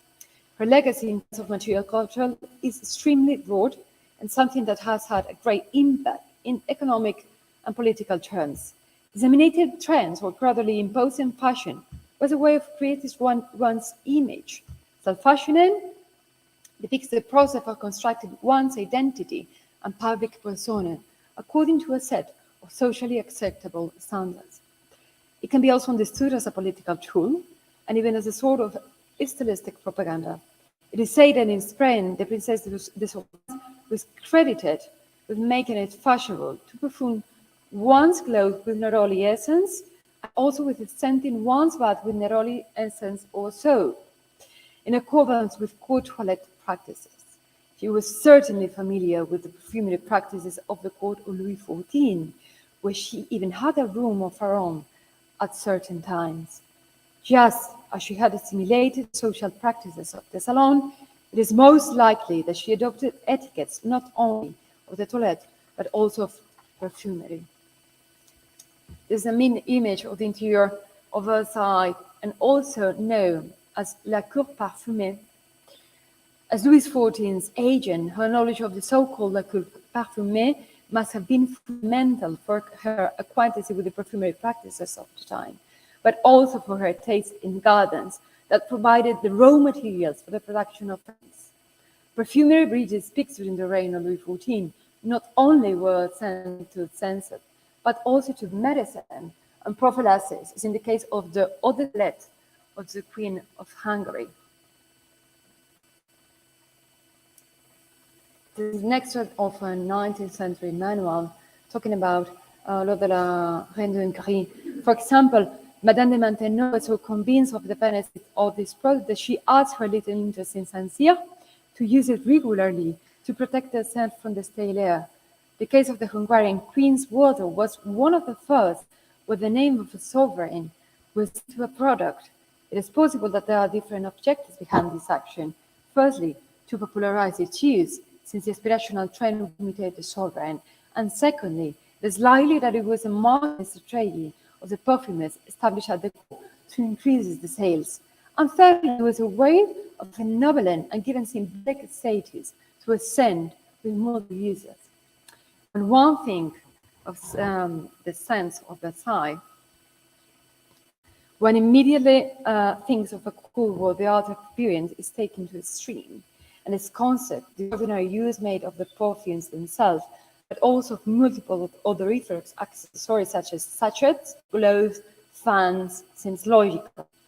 Also, because when diffused, the perfume forms a halo on the person that it spreads and magnifies. It enlarges the being and social sphere of the courtier, and the concern for luxury that reflects the rank of each individual and the need to fight against the vitiated environment are certainly logical explanation for the intensive use of posies, but they are not enough, in my opinion, to explain the unprecedented proliferation of odorous compositions. The aromas associated with prophylaxis should not make us forget that what counts above all, both in cosmetics and in medicine, is the perfume, the aroma, which transcends everything. When Louis XIV had the porcelain train built, the gardens were full of low-hardly perfumed flowers, The access to the past and Robert's passion for flowers and their unique perfumes made beside the birthplace of the happiness. The cold marvel at the unique fragrances of the garden and smelling good became a real obsession. Craftsmen provided them with increasingly sophisticated products. But the most remarkable for sense was undoubtedly the orange. Originated from, this is a view of the L'Orangerie at Versailles. Originated from Asia, the orange tree was introduced into Europe in the 15th century, and Francis I already built an orangery at Fontainebleau, but Louis XIV wanted to create an even more majestic setting for the orange, for which he had already reserved a place in the Hall of Mirror. So shortly after the Queen moved to Versailles, he asked Mansart, the king's society, to build an orangery in the image of his glory at the Château de Versailles. To populate the orangery, Louis XIV collected all orange trees from the royal houses and acquired new trees from Italy, Spain, and Portugal, and he soon had the largest collection in Europe. This also had an effect on imports and trade. Louis XIV's passion for orange trees gave this from China its letter of nobility. However, the progressive conquest of orange blossom water is part of a process that can be aptly described as the civilization of perfumes. It is less a matter of masking the body's natural odors with powerful phrases than of leaving a pleasant trace. This altering logic seems to have been set in motion at the court of Louis XIV at the very time when orange blossom was the object of universal infatuation. At that time, perfume was hardly ever applied to the skin, not even to clothing. So-called handkerchief, perfume gloves, perfume leathers or fans were supposed to disperse the chosen fragrances.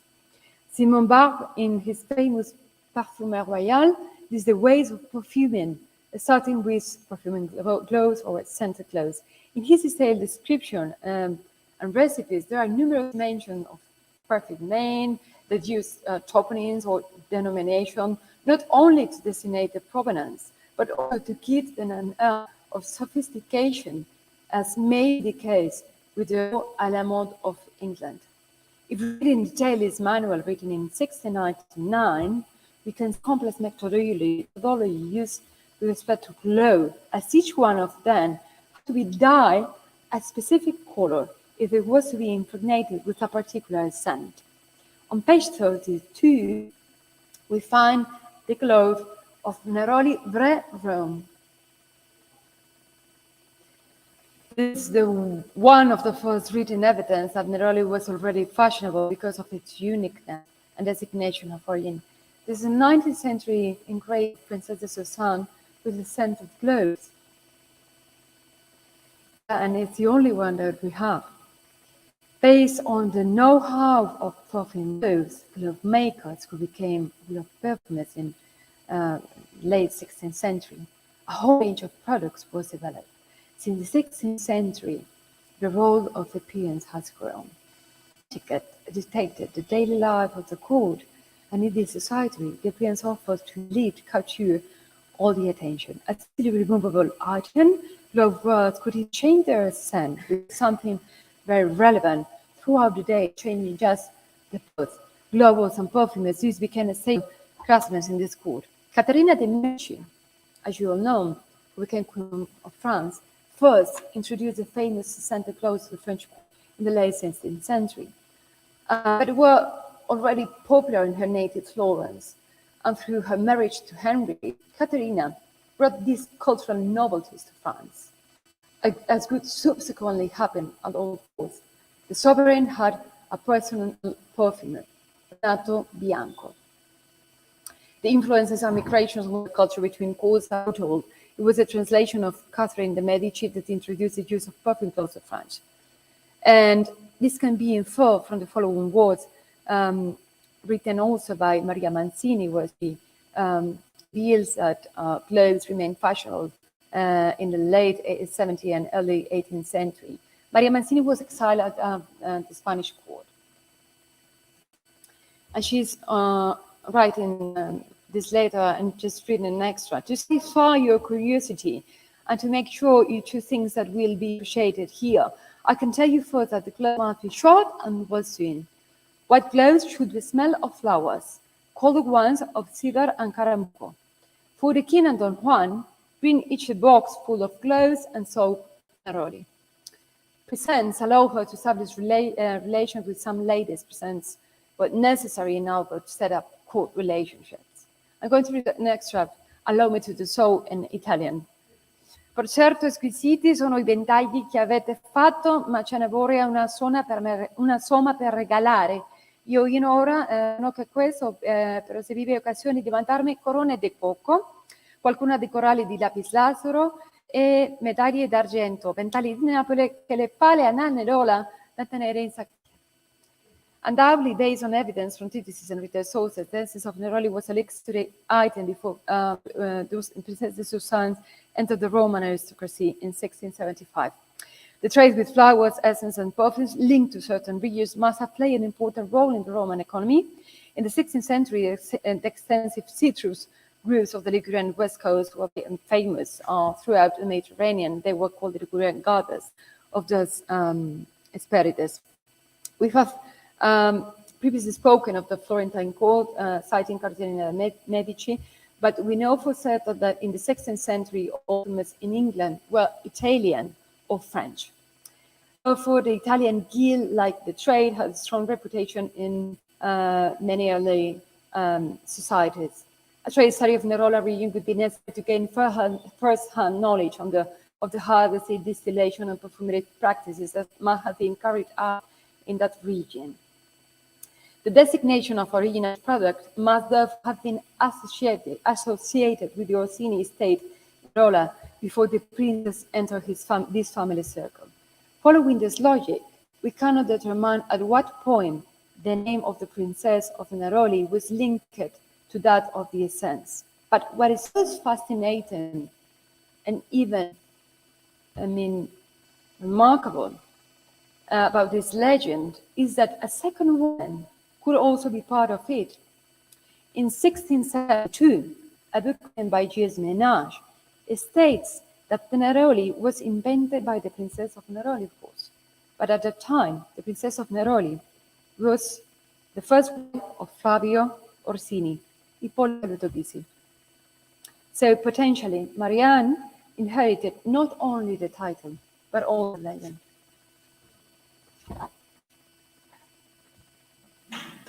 Oh, just 3 minutes. It's just 3 minutes, I promise as well. No. This delicate canvas painted in 1670 includes the most representative botanical... Oh, okay. This delicate canvas painted in 1670 includes the most representative botanical representation of that period in Europe. And there we find the iconic perfume globes, as you can see in detail. As part of this olfactory still life, it was the masterpiece of the olfactory exhibition I was mentioning in the Prado Museum. And something that impressed me very much was the Neroli flower that you can see in my left-hand side. This experience was magnificent, as by means of a sophisticated system of evaporation of essences, I was able to experience the aromas I saw on the canvas at the same time as receiving precious information about the use and origin of each one of them. When I smelled one of Neroli, I was very surprised as the museum's explanation attributed fashion for using Neroli to the Princess of the Swans, Marianne de la Trémoille. Even she was born decades after Bruegel painted this masterpiece. This certainly marked a before and after in my understanding of the power of olfactory legacy, as well as evocative power of fragrance. It also made me realize sparingly the role these women had been studied in the history of perfumery, compared to having much more documented practices. It remains to be written about the importance of intercourt migration in cultural matters, and authority in the luxury trade, not only in regard to elites who transcultural practice, but also to groups who use their knowledge for image construction, prescription, and social ascendance. Interpretation of such practices need to be approached from new perspectives, far removed from triviality. Behind the story of this legend lie numerous interpretations and reflections, such as the lack of research, as I have said, also in regions of Italy, the study of the practices of collecting and distilling flowers that many of these women carried out in first person. There is artistic agency who has to be researched from multiple perspectives, since the visibility of these women benefited not only the trade, but also the guilds. The association of women's name with roots or products understood as status symbols is little studied, but is still commonplace. And this practice was not only used to annul the article, but also to associate the image of the aspirational figure, commonly as if it were a novel title associated with the perfume. But in the case of Neroli, semantic assimilation was absolute, identifying the essence with the individual. The validity of Neroli is still practically invincible, as it continues to be one of the most widely used in perfumery practices. She not only popularized the bitter orange blossom, but she also enhanced the French court's regulation for the essence of the orange tree. All the while, the scent gained prominence and fame in the luxury trade. Most probably, all these factors have helped the essence of Neroli to perpetuate itself as one of the most used, widely known. This is the allegory smell of the center of the canvas. And all this makes us reflect with the evocative power of the sensory legacy. As depicted in this allegory smell, the Princess de Soissons has thus become an eternal historical figure through the power of the senses, and more specifically, this transcendental perfume that has effectively perpetuated her physicality. Thank you so much.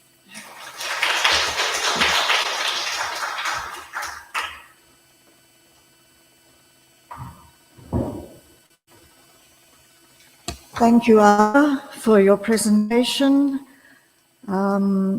An interesting figure, the Princess des Ursines.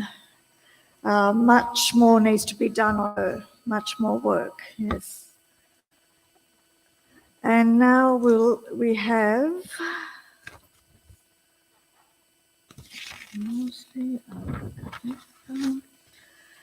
Greta Barnes, yes, who is a senior pursuing her Bachelor of Arts at the University of Pittsburgh, who will be talking to us about the Madonna of the Svezzamento, a painting attributed to Artemisia Gentileschi. Thank you, Greta.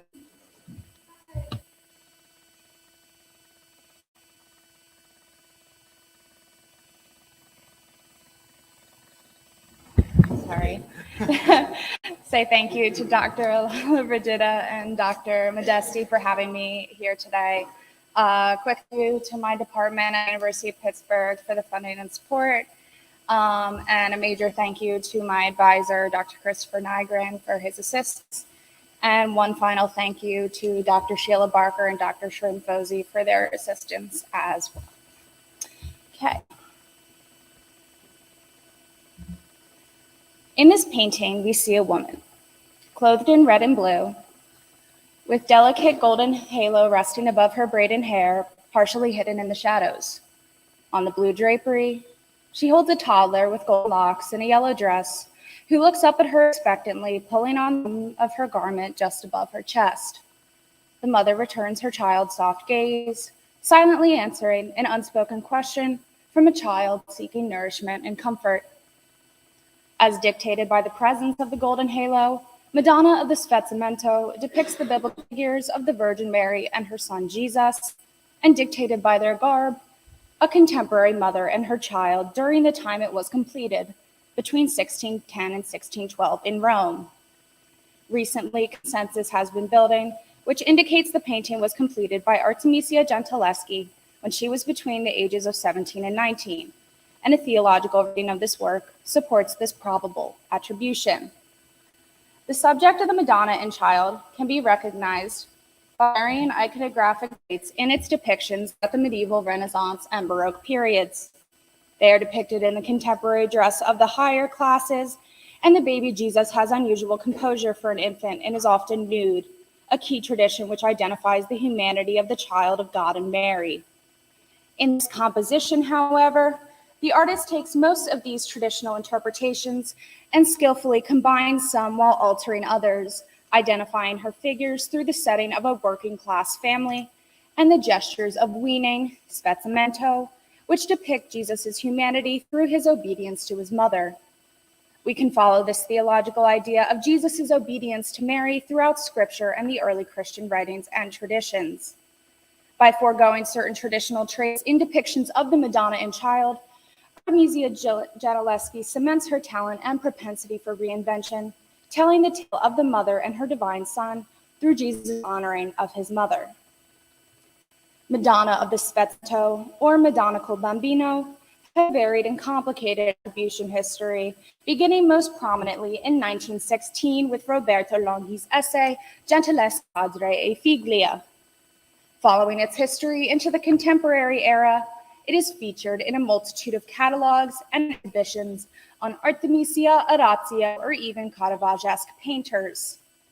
In 2018, in an essay published in Artemisia Gentileschi in a Changing Light, edited by Dr. Sheila Barker, Dr. Gianni Papi presented a convincing argument for the authorship of Artemisia. This was continued in Dr. Barker's monograph, Artemisia, where the image of the Madonna of the Spezzamento centers on the first page.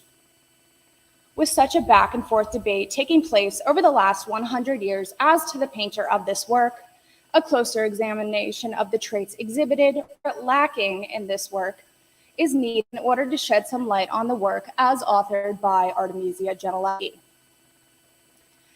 As discussed prior, one of the common iconographic traits in the subject would be the nudity of Christ, most prominently identified by Leo Steinberg in his book, The Sexuality of Christ in Renaissance and Modern Oblivion, where he states that many artists in the Renaissance would present the infant Christ with revealed and detailed genitalia, with the compositional details directing the viewer's eyes to its prominence. Such a presentation of his manhood would serve to emphasize the humanity of Jesus and demonstrate that the, quote, simple rendering of the Christ child as human is a testament to one of God's greatest works and deeds, the incarnation, unquote.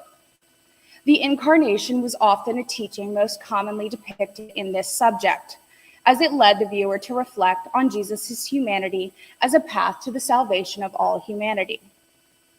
A prime example for a visual contrast to this concept is the Nativity by Barocci, created in 1597. In this work, the Virgin's arms are spread, and she's standing, worshiping her glowing newborn and divine child, putting an emphasis on his divinity. And Joseph in the background, the shepherds at the door, the donkey in the foreground, and all the other figures in the painting are posed, situated for a performance. This trait notably shifts in the next several years through the Baroque period, from the theatrics of a posed canvas to the intimacy of figures who are absorbed in the moment which they are sharing with one another. We can see this in the work of the Madonna and Child by Orazio Gentileschi, Artemisia's father, which was created in the same time period as the Madonna of the Spezzamento in 1609. In this picture, the Virgin sits on a wooden chair, clad in a ruby dress with blue fabric over her right shoulder, her infant suckling at her breast. The infant is nude, with a swaddle scrunching around his chest. The Madonna holds a soft gaze on her child as the baby's eyes focus intensely on his mother's breast as he seeks his nourishment. In the center of foreground are the detailed genitals of the Christ child, and the compositional elements allow the audience to focus on the physical rather than emotional happenings on the scene. This moment of breastfeeding departs from the Barocci composition by creating a truly lifelike scene, where the likelihood of such a moment occurring is as exact as its depiction of how it would occur. In comparison to the Madonna of the Spezzamento, we see a fully clothed Christ child, and the pair sit on a stone bench, rather than in a backed wooden chair, a representative throne. The physicality of the pair's interaction are no longer the center of the composition, rather, the wordless exchange coordinated by their gazes. While Orazio completed many other works featuring the Madonna and Child, choose to concentrate on this work as the one which showcases most prominently the fairly consistent traits which Orazio uses throughout all of his other works of the subject, often using the nudity of the child or focusing on the physicality between the pair, as seen here. The contrast of these works with that of the Madonna of the Spezzamento may support an attribution to Artemisia due to the lack of traits which Orazio consistently utilized in his own works of the subject. This work is suggesting a different approach to a traditional subject, a unique, lesser-seen moment of motherhood. It's demonstrating the same psychological subtleties which we see in Artemisia's other earliest work, Susanna and the Elders, through Susanna's forceful rejection of the predatory elders and their positions. If we continue, we can see that following the Counter-Reformation was a significant movement towards the simplification of religious figures, specifically the Mother of God and Christ, in order to create accessible devotions, which, according to Steinberg, allowed, quote, the majesty of an unapproachable Godhead to be known, loved, and imitable, unquote. Congregations such as the Oratorians, a congregation held in the Chiesa Nuova, encouraged this practice and were great patrons of the arts, believing music and art to be the closest way to communicate, quote, daily, the word of God in a familiar and fruitful manner, unquote. Among their commissions were two separate altarpieces completed by Orazio Gentileschi and Caravaggio, St. Francis supported by an angel, and the entombment of Christ, respectively. As patrons had a great deal of say in their commissions, these depictions would have served to represent their mission fully.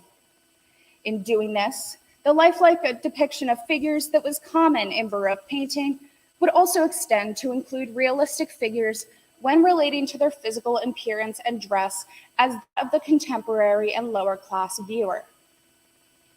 A prime example of comparison which represents these traits within the subject of the Madonna and Child during the period is the Madonna di Loreto by Caravaggio. This altarpiece, created in 1604, hangs in the Basilica San Agostino in Rome, right down the street. You can go see it after this if you want to. This painting is often put forward as one which prefigures certain elements of the Madonna of the Spezzamento and is cited as a direct inspiration for the painting. The altarpiece depicts the Virgin standing cross-legged in a doorway, the Christ child slung over her hip, squirming in her arms as he pushes away from his mother's hold. Below, two pilgrims, a man and a woman, kneel before the mother and child, their hands folded in prayer, their clothes dirty. This altarpiece stirred a considerably negative public reaction in its time, largely due to the vulgarity of the pilgrims and the way in which the mother and child were depicted, which was perceived as a lack of respect for Mary and her son. As described by Marcia Hall, without the context of the title and the intent of the work, one sees a simple domestic scene. A young mother who answers a door to callers, asking for directions, her child balancing over her hip, scarcely clothed. Perhaps she was in the middle of changing him or giving him a bath.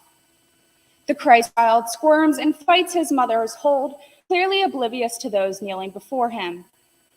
A slight incline of his mother's head towards the visitors presents a direction to the child to stop, to look, to observe at those visitors who are clearly there for him. The dirty pilgrim and the simplicity of the mother draw parallel examples between this work and that of the Madonna of the Spezzamento. If we compare both pictures, they are scenes of middle-class domesticity, a wanting or distracted child, and a disciplining mother. Even the gesture of Mary as she responds to her child in both paintings through the inclination of her head is stylistically similar in each of the compositions as well. The angle of the inclination, the outline of the jaw, even the hairline, and the amount of the ear reveal demonstrates the startling closeness of this detail in the two works. The similarity of the Madonna of the Spezzamento and the Madonna di Loreto in foregoing tropes such as breastfeeding, a divinely presented babe, and excessive finery is what unites these works and sets them apart from others. Artemisia saw this work, both to her father's direct work and contact with its artists, and her chaperoned outings to churches and basilicas around Rome to observe its art. As she identifies herself later in life as a loyal Caravagist, Caravaggio being, quote, the artist who pleased her the most, unquote, she herself seems to be telling us the direct influence on this work. When focusing on the humanity of the Christ child, it would often be through visuals of the Virgin's role as mother, specifically the category of the Madonna Lactans, one of the most common categories of this subject. Of his mother Mary and the Son of God, we see Christ's duality, his humanity through Mary, his divinity through God the Father. Madonna of the Sfezzamento also showcases this humanity, yet not solely through physical touch, but through the relationship of the authority of Mary over her son, a relationship that can be traced from biblical origins through theological writings. In post-Reformation Rome, following the Council of Trent, the Virgin Mary was not a specific focus for the serious changes made in dogma. Rather, one of the only mentions of the Virgin Mother would be during the third session of the Council in relationship to the discussion of the mystery of the Incarnation, that, quote, Christ came down from the heavens and was incarnate by the Holy Ghost, Virgin Mary, unquote. This represents the continuity of the role of Mary in the mystery of the Incarnation, as the humanity of Jesus, the half of the human and the divine, and the giver of human life. Yet if we were to reference the scriptures and early writings of Christianity, we will also find brief and late reminders of Mary's role, not only through her title of Theotokos and her physical role, but her role of a mother, someone who teaches a child, someone who disciplines their child. In the Bible, the most prominent example of this is the wedding at Cana in John chapter 2, verses 3-6. Known as Jesus' first public miracle and the start of his mission, the Virgin plays a prominent and authoritative role in this miracle. Quote, and the wine failing, the mother of Jesus said to him, they have no wine. And Jesus said to her, woman, what is that to me and to thee?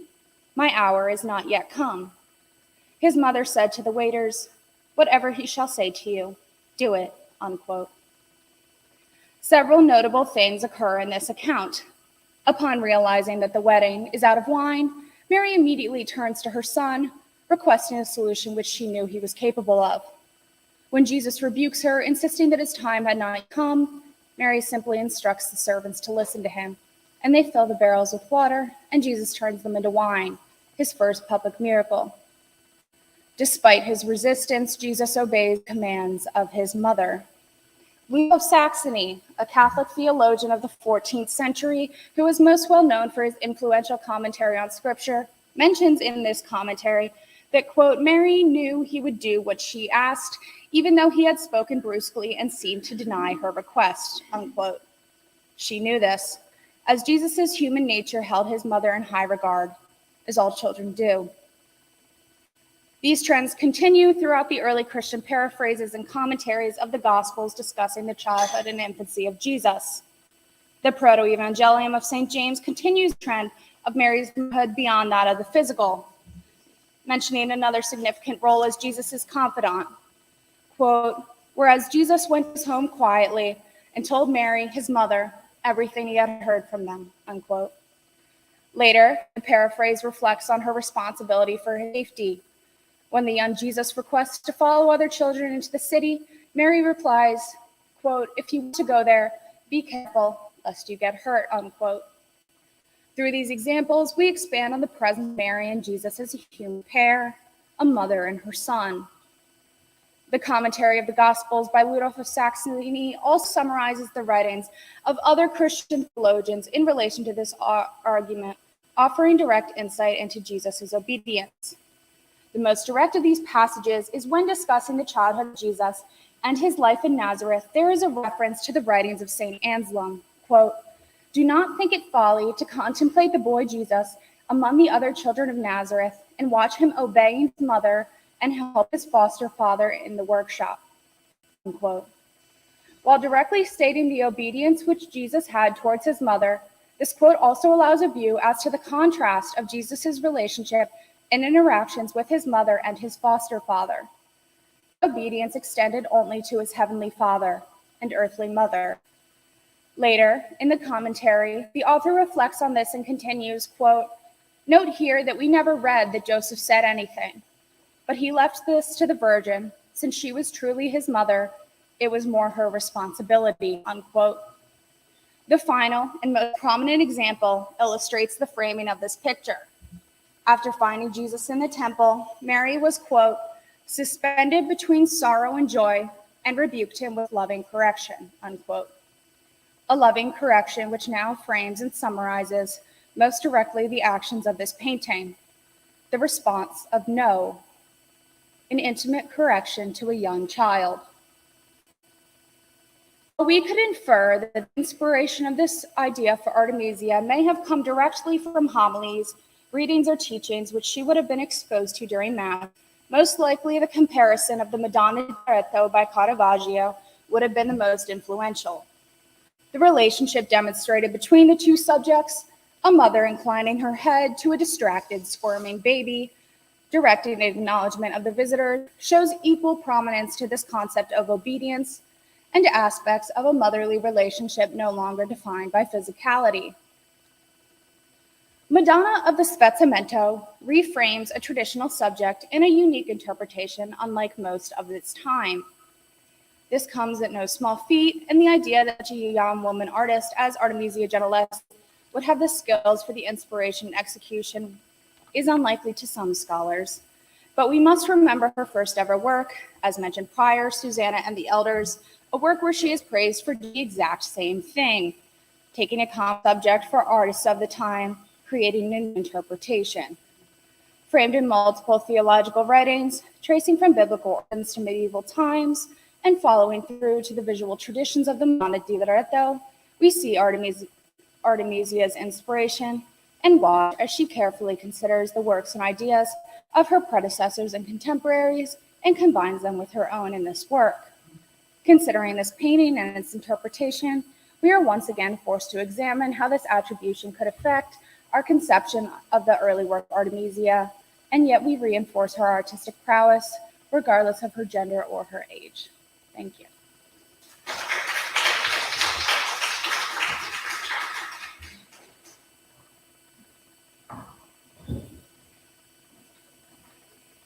Thank you, Greta, for that reading of Gentileschi's Madonna of the Sforzamento. Anna Copucci. Copucci, sorry. Hello, Anna. Madam. Hi. Welcome. I wasn't sure whether you were with us or online. Yeah. So our next speaker is Anna Copucci, Assistant Professor of the Department of Art History of the Pasmani Peter Catholic University. She will be speaking on modern Madonnas, the image of motherhood as depicted by Hungarian female painters in interwar art. Thank you very much, Anna. Welcome. Thank you for your nice introduction, and thank you for the invitation. I'm very pleased to participate in this conference. I'm sorry I can't be there in person, but I still hope you enjoy my presentation, which is about an exciting and forgotten chapter of Hungarian art history.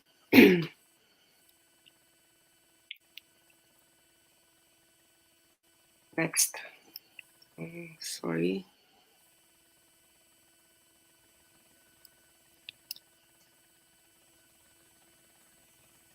I don't know why it stopped. Ambrus, gyere egy picit. I need nickel. Nem akar menni tovább.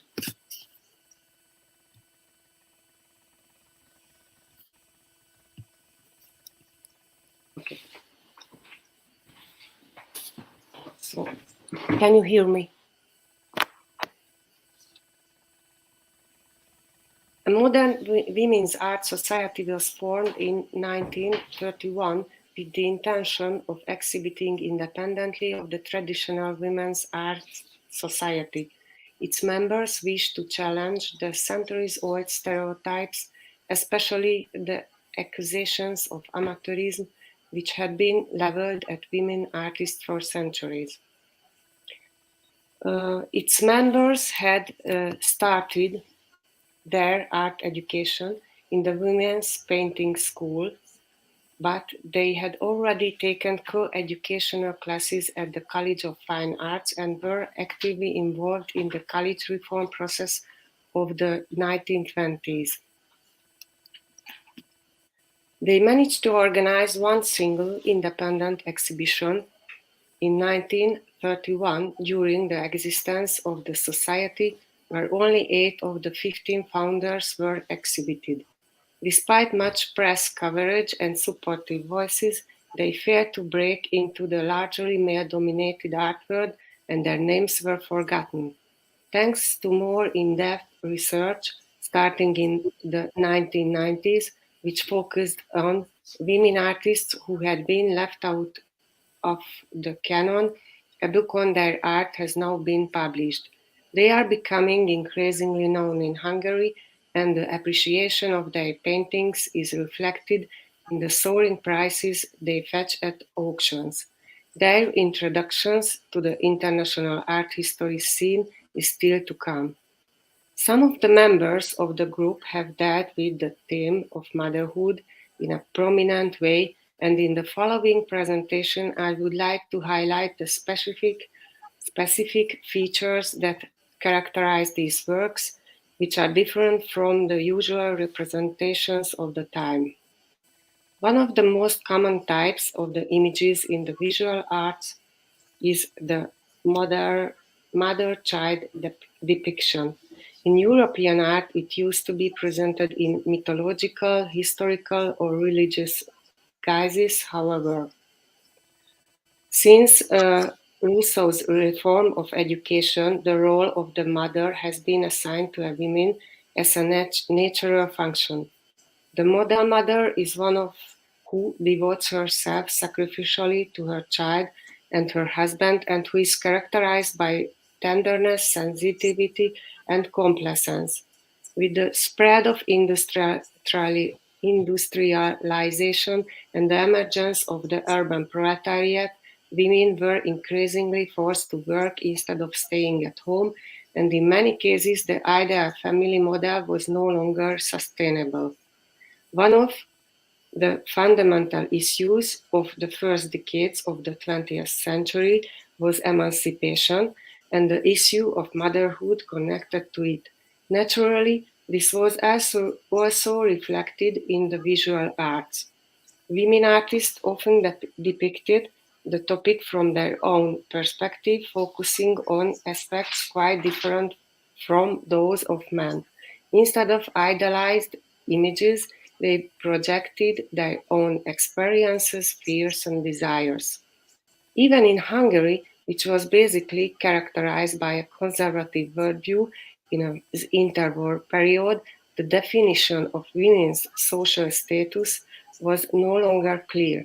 One extreme was the complete denial of the emancipation of women, according to which women must make sacrifice for the nation, for the rebirth of the nation. Instead of paid work, further education, and political activism, they should be active in the home, front, and the family.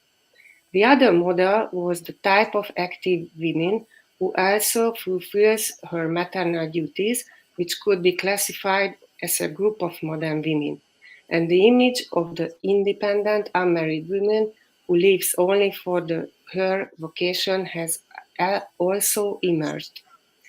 Of the 15 artists, Margit Kampisch had 2, while Piroska Márton Futásfalvi had 1 child. The others had no children at all, although most of them were married, but later separated or officially divorced. Some of them married several times, but none of them, as far as I know, led a promiscuous life. For women artists who were already starting from a disadvantaged position, having 1 or 2 children meant giving up part or all of their career. This was the case for Margit Kampisch, whose relatively successful career as an artist was interrupted in the 1930s by the birth of her children. It was only in the 1960s, when her sons were grown up, that she was able to rekindle her career. Her painting, Nursing Mother, is a complete contrast to the loving, expected image of the mother mentioned above. The grim expression on her face does not exactly depict a happy state of mind. Since the 18th century, breastfeeding has been part of the representation of nature-loving motherhood. In 20th century art, the earlier sentimental depictions have been replaced by a more realistic approach, especially in the works of women artists. Tamara Lempicka recreated the iconograph type of Maria Lactans to represent the experience of the modern metropolitan woman. The mother's gaze, however, is cold, slack, and empty. The painting by Margit Kampisch reflects a kind of defiance, anger, and expresses an interdependence with the child sleeping on her breast. The picture was painted in the mid-1930s, at the time when the artist had her first son. What makes the painting really exciting is its reverse, which shows a male figure in the prime of his life. The figure bears a strong resemblance to Margit's husband, the art historian Antal Kampisch, who, after a year of working as an unpaid teaching assistant, a doctorate, and a one-year fellowship in Berlin, began to carve out a career for himself. If my assumption is correct, this is in fact a family portrait of a mother left on her own with her first child and forced to give up her art, and the husband who is evolving in his professional life. The portrait of the man is remarkably interesting from an iconographic point of view, as it is related to the type where the artist or collector holds a small nude statue. The image type, which was widespread from the Renaissance onwards, carried a variety of meanings, but the female nude in the hand of the artist or connoisseur was understood from the 19th, 20th century primarily as a symbol of art and the source of artistic inspiration. A well-known art historical example is portrait of Ambroise Vollard by Renoir, where the art connoisseur looks appreciatively at a nude sculpture by Mayol he is holding. The fusion of aesthetic beauty with the ideal female form is seen in Renoir's painting, where it is the right of the authentic male connoisseur to judge this beauty. Marcia Meskimon cites a sculpture by Bourdelle as an example of the sculpture as creator holding a nude figure, the raw material from which he will create a work of art.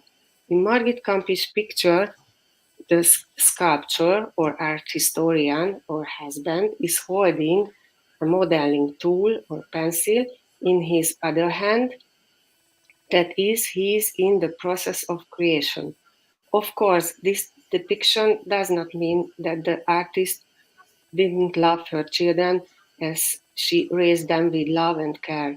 Yet she was the one of the couple who gave up her vocation, as this was what financial circumstances and social expectations allowed. The above example is somewhat contradicted by the fact that art history offers many examples of the compatibility of childbearing and artistic existence, where childbirth and artistic productivity are not mutually exclusive, but rather mutually enhancing. One of the first examples of the coexistence of childbirth motherhood and creativity is Vigie Lebrun self-portraits with her child, who, according to her memoirs, painted even in the midst of labor pains. There are also examples of positive maternal images among 20th century modern female artists. To give just one example, Kata Kovic wrote in her diary that there was a close connection between the birth of her second son and her own creativity.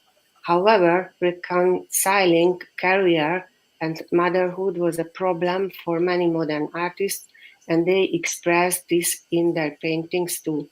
This was particularly the case for artist couples where the wife was usually relegated to a subordinate role to the detriment of her creative activity. The case of Piroska Márton Futásfalvi and her husband, the graphic artist Nándor Nagy, is very interesting. Nándor Nagy depicted their family in a humorous scene showing the couple, their baby, and the nanny. The painter, Piroska, wearing high heels and a red dress in a caricature, is steering her husband's hair while everything is a mess. A rope with a way and a wrench is around Nándor Nagy's neck, and he is screaming with tears of blood running from his eyes. The whole scene, though a caricature, points to the confusion that can occur when familiar social roles don't work. Nándor Nagy has surviving drawings of his wife before and after the birth of their child.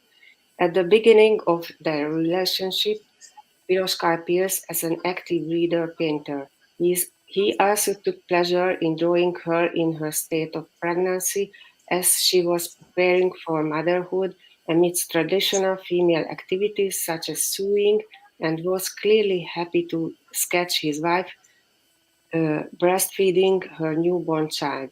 However, their child was soon moved down to Debrecen, it's a Hungarian town, to relatives who looked after her for a while.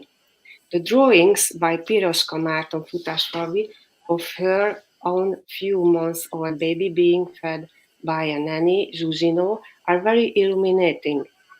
The nanny cares for the baby, holding her in her lap as if she were her own. Piroska Márton Futásfalvi is practicing her own profession while entrusting her motherly duties to someone else. A common topic among modern Hungarian painters of the 20th century was the Gypsy Madonna, which relied on traditional depictions of the Madonna.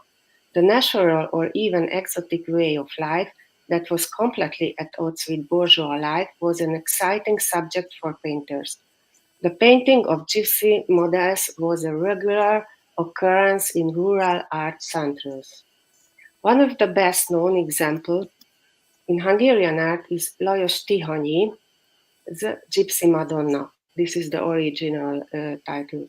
The painter depicts the gypsy woman with a white child in her hand, a way of civilizing the subject that goes beyond the typical perception of gypsies as exotic savages.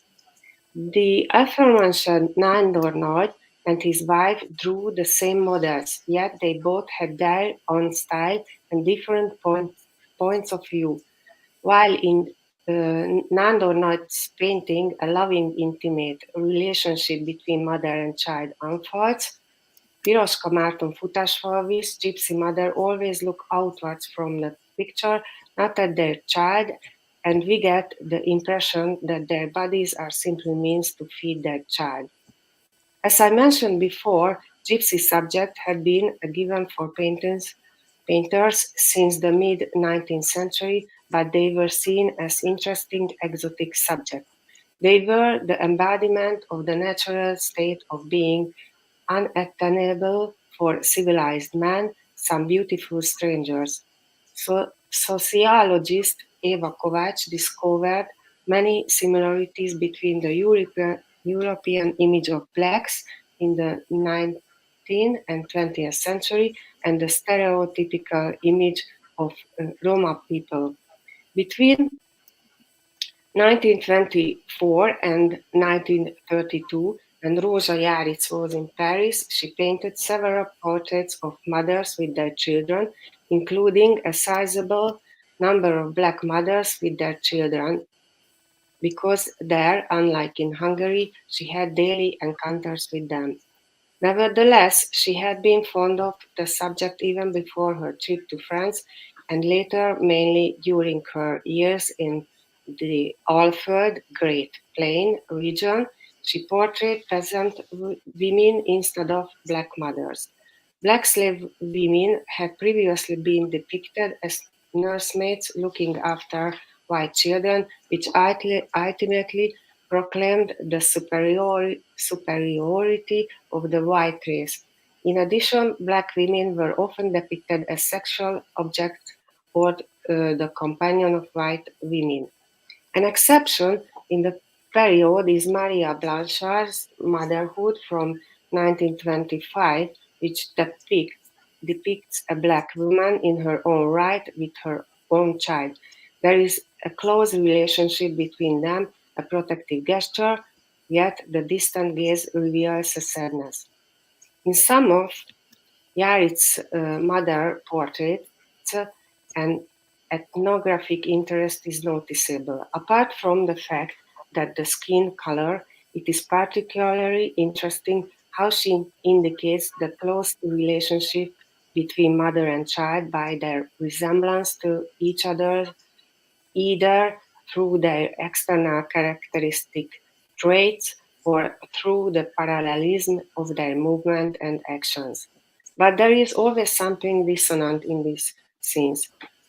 Babies are usually emphatically present, often turning completely out of their mother's arm towards the viewer or lifelessly languishing in their mother's lap. It is particularly interesting in the aforementioned it is particularly interesting of the a picture of the black woman with child that the character's eyes and mouth glow like red spots, as if they were not of this world. Some of Yaritz's works completely depart from the traditional affectionate connection. At times, the familiar stereotype of a fat black woman, a symbol of fertility, is feeding her infant. These robust, almost amorphous depictions, condensing the figures into cubic geometric forms, make up a whole series. The figure of the black woman is replaced by a white one, and both sexual character and emotional expression disappear from the images. Yaritz consciously took the decision not to marry, as her diary reveals. In her oeuvre, the woman, as the representative of the universe, is a powerful being, a creative soul who rules over all. This idea helps us understand her depictions of the mother with child, which are not intended to be affectionate, but to represent something primordial. The almost amorphous bodies, the exaggerated forms, which at the same time refer back to the unity of mother and child, are a way of expressing this. Yaritz also had her theory concerning female menstruations, which was also an important topic of debate in the 19th century. In medical discourses, it appeared as a kind of disease, as a determinant of female instability and weakness. A woman's body and mind are fragile and weak, and she must devote all her energies to her primary function, which is the ability to give birth. Yaritz's thoughts on menstruation are precisely a refutation of these theories. For her, menstruation is not a disease, but something that controls the universe. She describes the world in terms of cyclical changes, which also depend on various weather factors, such as the 4 seasons. She compares menstruation to rain or snowfall and interprets it as a cosmic force. According to her, all physical phenomena, especially menstruation, which is a symbolic tiny birth, and which is the most fundamental, most centric physical phenomenon, is completely, astonishingly correlated with changes in the weather, which can be equated with changes in the celestial bodies. In other words, for her, menstruation is precisely a sign of strength, of fertility, and symbolizes the power of the woman. In my presentation, I intended to show through a few examples that the attitude towards motherhood was far from unambiguous at the time. The images presented were all dominated by individual approaches, sometimes the experience of motherhood, at others some strong worldview or conviction was behind the depiction. One thing is certain, these representations were far removed from the socially expected imagery. Perhaps this was one of the reasons why the works of these artists spent prolonged periods of time in the depths of studios and in the museum storage rooms. Thank you for your attention.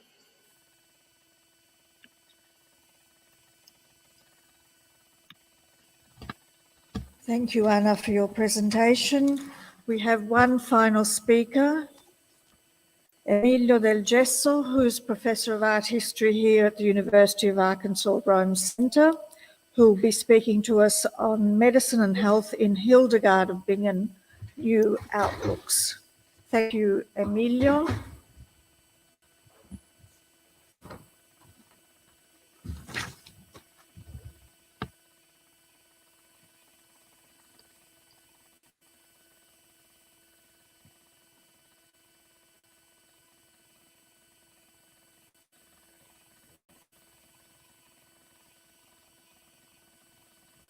Perfetto, adesso.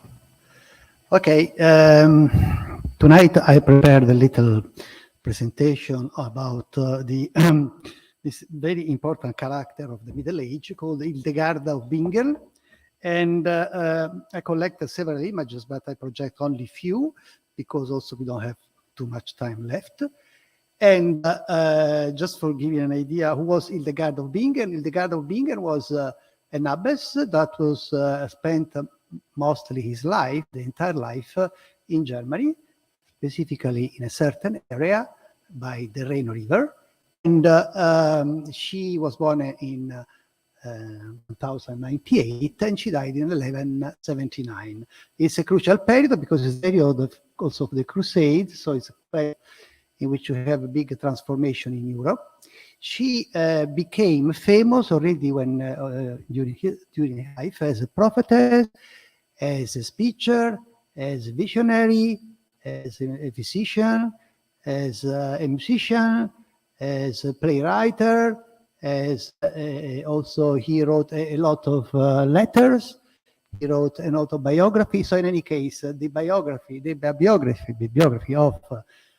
Hildegard of Bingen, it's very, very rich. And basically, Hildegard of Bingen, she became a saint.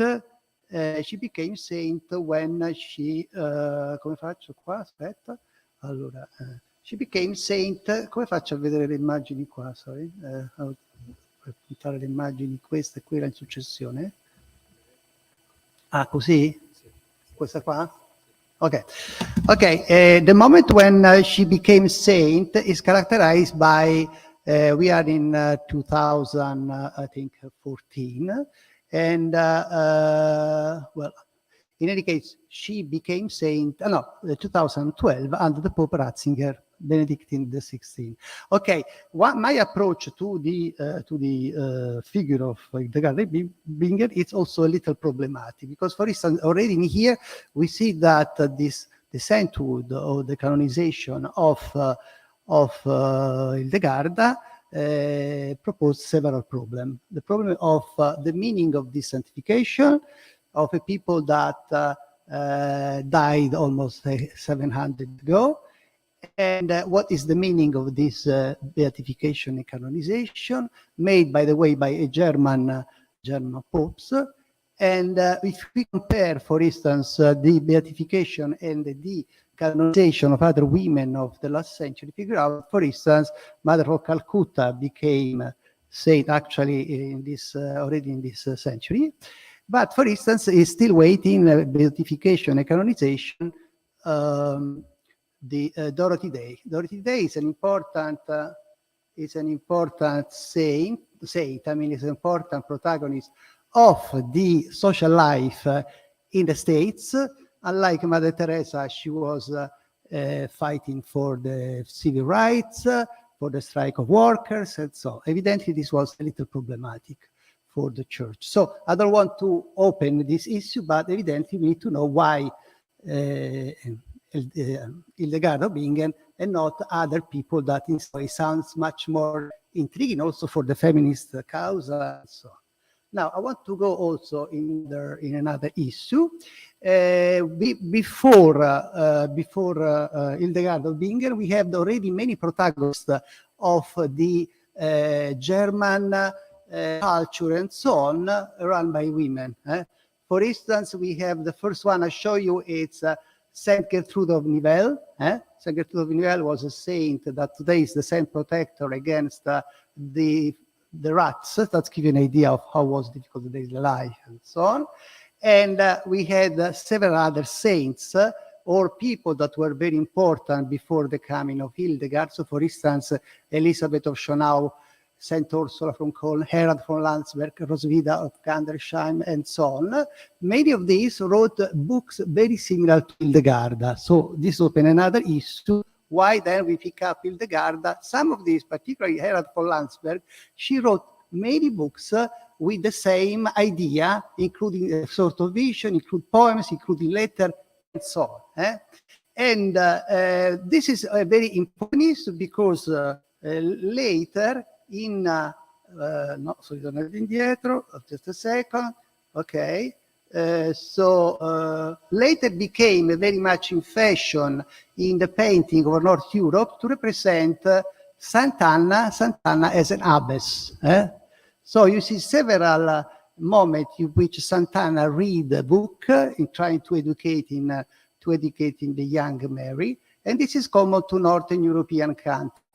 We have a famous painting in Italy called Sant'Anna Mezzerta, made by Masaccio, in which you see the abbess Anna in some way. So this idea is possible that derive from the north. So for instance, it's a strange coincidence that when discussed about the famous legend of Papess Joanna, you discuss about a woman that she became pope because she did look like a man, but at a certain moment during the procession, she gave birth to a child, and all the sources of the Papess Joanna, they talk about a woman that was very gifted in knowledge, in therapy and so on, and she was coming from Mainz, Magonza, from Germany. So I'm not saying that Hildegard could be the protagonist of this legend, of course, not at all, because the legend was born before, but just saying that the culture of the abbey run by women in Germany was a presence very, very influential for the culture in terms of therapy, in terms of theology, and so on. So the Papess, we did several movies and so on.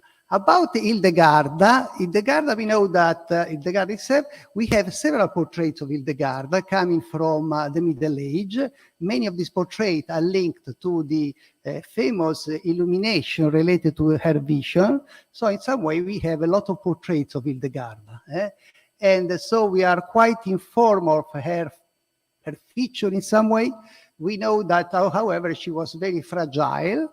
She was frequently sick, and many authors suggest that this derives from her sickness, the idea of having visions, to have to fall in ecstasies and so on. So particularly the origin of Hildegard are related to the idea that she was given to a convent when she was very, very young. Another interesting thing about the origin, the childhood of Hildegard is that she was staying in a room totally isolated from the world when she was 8 years old. And she was instructed by a woman called Jutta. What is strange about this is that she couldn't get out of this room until she reached the, not old age, but let's see, 14 or something like that. Why she was put in this kind of golden prison? Because we are very close to the moment of parousia. Parousia is the moment that Jesus is supposed to come back on the world among the clouds, and so her body has to remain intact, avoiding any kind of danger. And this is why this is not the destiny of Hildegard, but of many women that were given to convents when they were very, very, very young. These women were called oblate. You may read in the number 7 on the top, oblate, that means exactly given. We have several paintings that represent this. For instance, in this painting, you see the two girls, little girls. You see the two little, I don't know, point this, but in any case, the two little girls that are given to an abbess. In this case, could be Santa Monica, another founder of another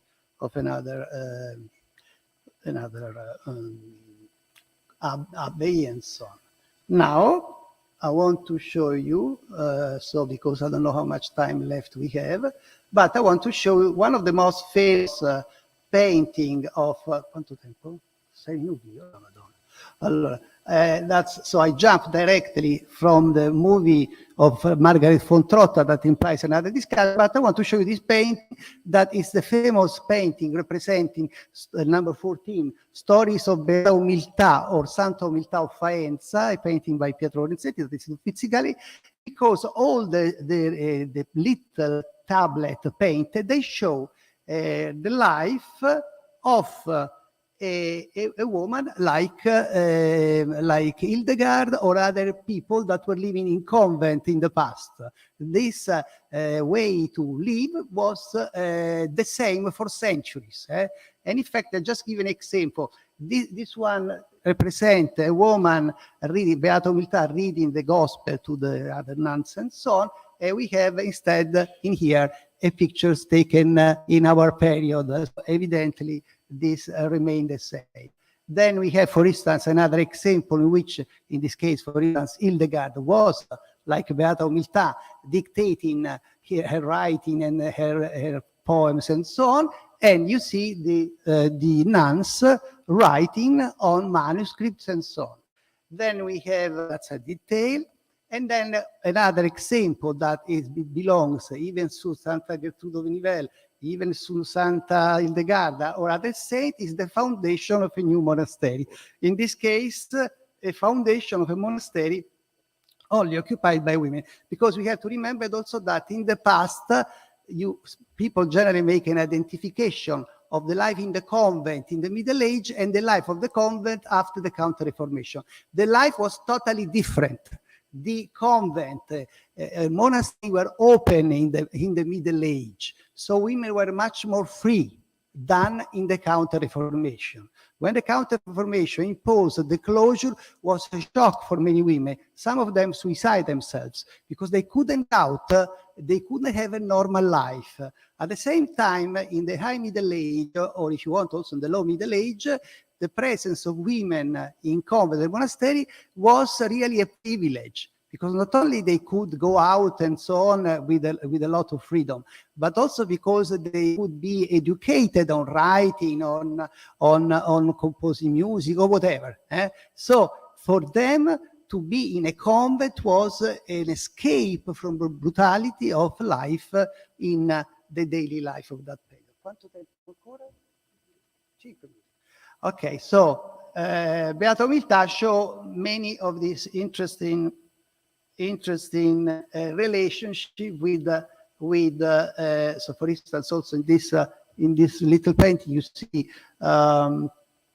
the way they were treating sick women and so on. We have several records of therapy done in this case by Beata Umiltà, but it's the same story of Hildegarda. So if we compare the paintings of Beata Umiltà to the life of Hildegarda or for other people, we find the same way. This is also true, for instance, for Santa Teresa d'Avila, for many women that constructed a new convent that were extraordinary women for their period.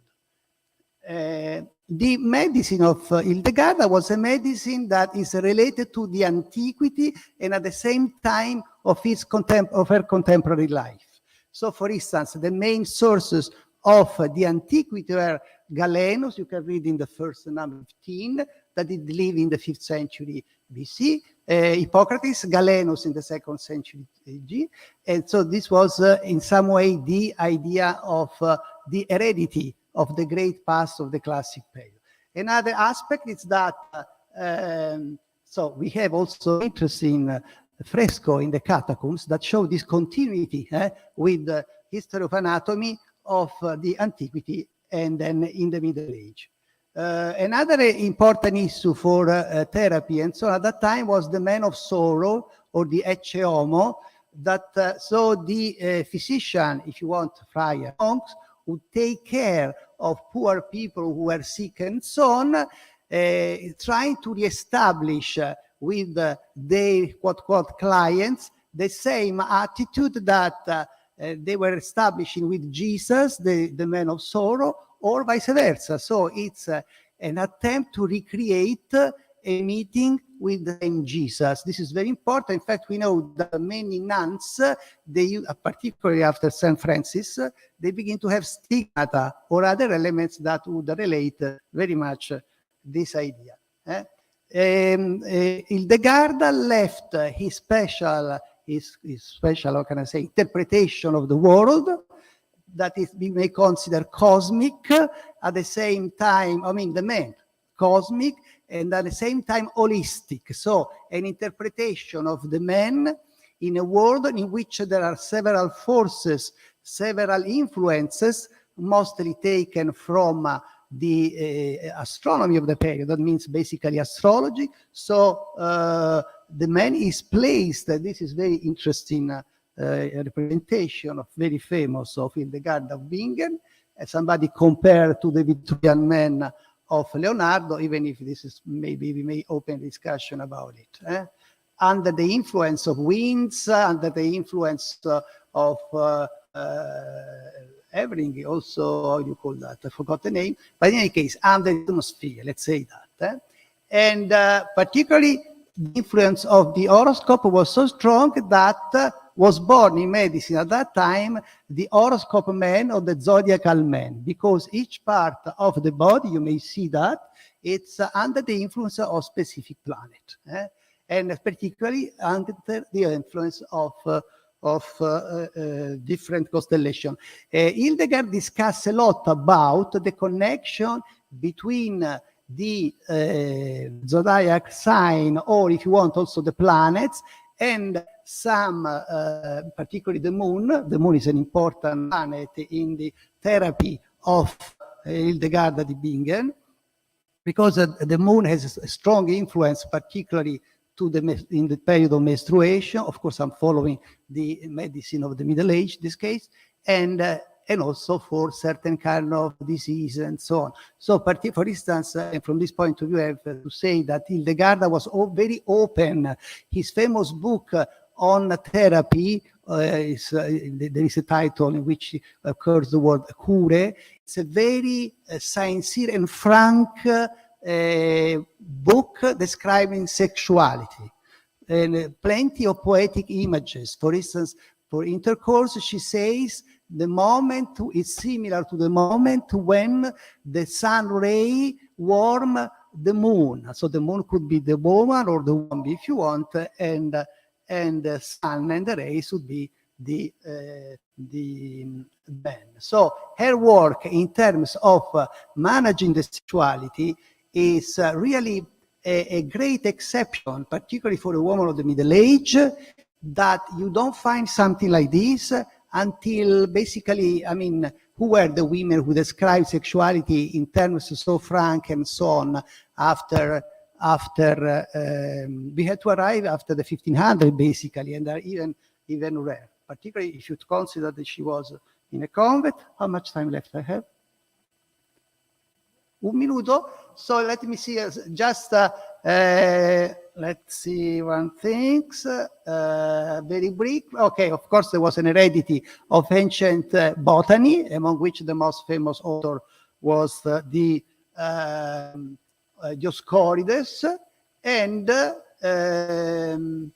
it's an interesting example of a monk curing a man with a sponge, plenty of liquid, a kind of narcotic liquid, for which you may suffer less. Because at that time, the most important issue was how to try to let the people not suffer during operation, during disease, and so on. This was also another important issue that was presented by Hildegard of Bingen in her book. And another curious thing, and I conclude with this because it's quite fascinating from a certain point of view, is that at that time, they believe, including Hildegard, of course, that a woman can be pregnant, so you may have a son, only if when you make love, there is a mutual pleasure and mutual attraction. And this is also something very new, comparing to what we know about the experience of sexuality of the Middle Age. Recognize that an intercourse is mostly an action of love or consequences of love. And also at the same time, we have to say that women of that period, that's another important issue. In the book written by Hildegard, there are a lot of description of how to manage the menstruation in a convent. This was not written in the Regula of St. Benedict, who was the founder of the Benedict order, and was not even written after the Counter-Reformation by Santa Teresa d'Avila, that ignored totally the sexual problem of the nuns. So this is also another thing that make Hildegard very advanced from many points of view. And I conclude with this curiosity because I think this is quite unusual. The pregnancy for many women was a big trouble because the high mortality, but also the violence. The men behavior was totally brutal. The women mostly perceived the intercourse as a rape. So we have this curious legend in the Middle Age, for which a woman asked to the Lord to be birthed in order to avoid the relationship with the men. This is called the Santa Binefort, and she became the hero. Okay, va bene. I'm sorry that we'd love to hear more about Hildegard of Bingen and medicine, but unfortunately we've run out of time. I know. But, and I'd just like to open the floor to questions if anyone has any, if anyone wants to make a comment, or we shall say good night for today and reconvene tomorrow morning at 9 o'clock, where we're going to have some very interesting papers on folly and hysteria. Allora. Yes. Thank you so much for the day, and see you tomorrow. We try to have a section of question and answer tomorrow when we will be less probably tired than we are today. And thank you again, and have a pleasant stay in Rome tonight. Thank you.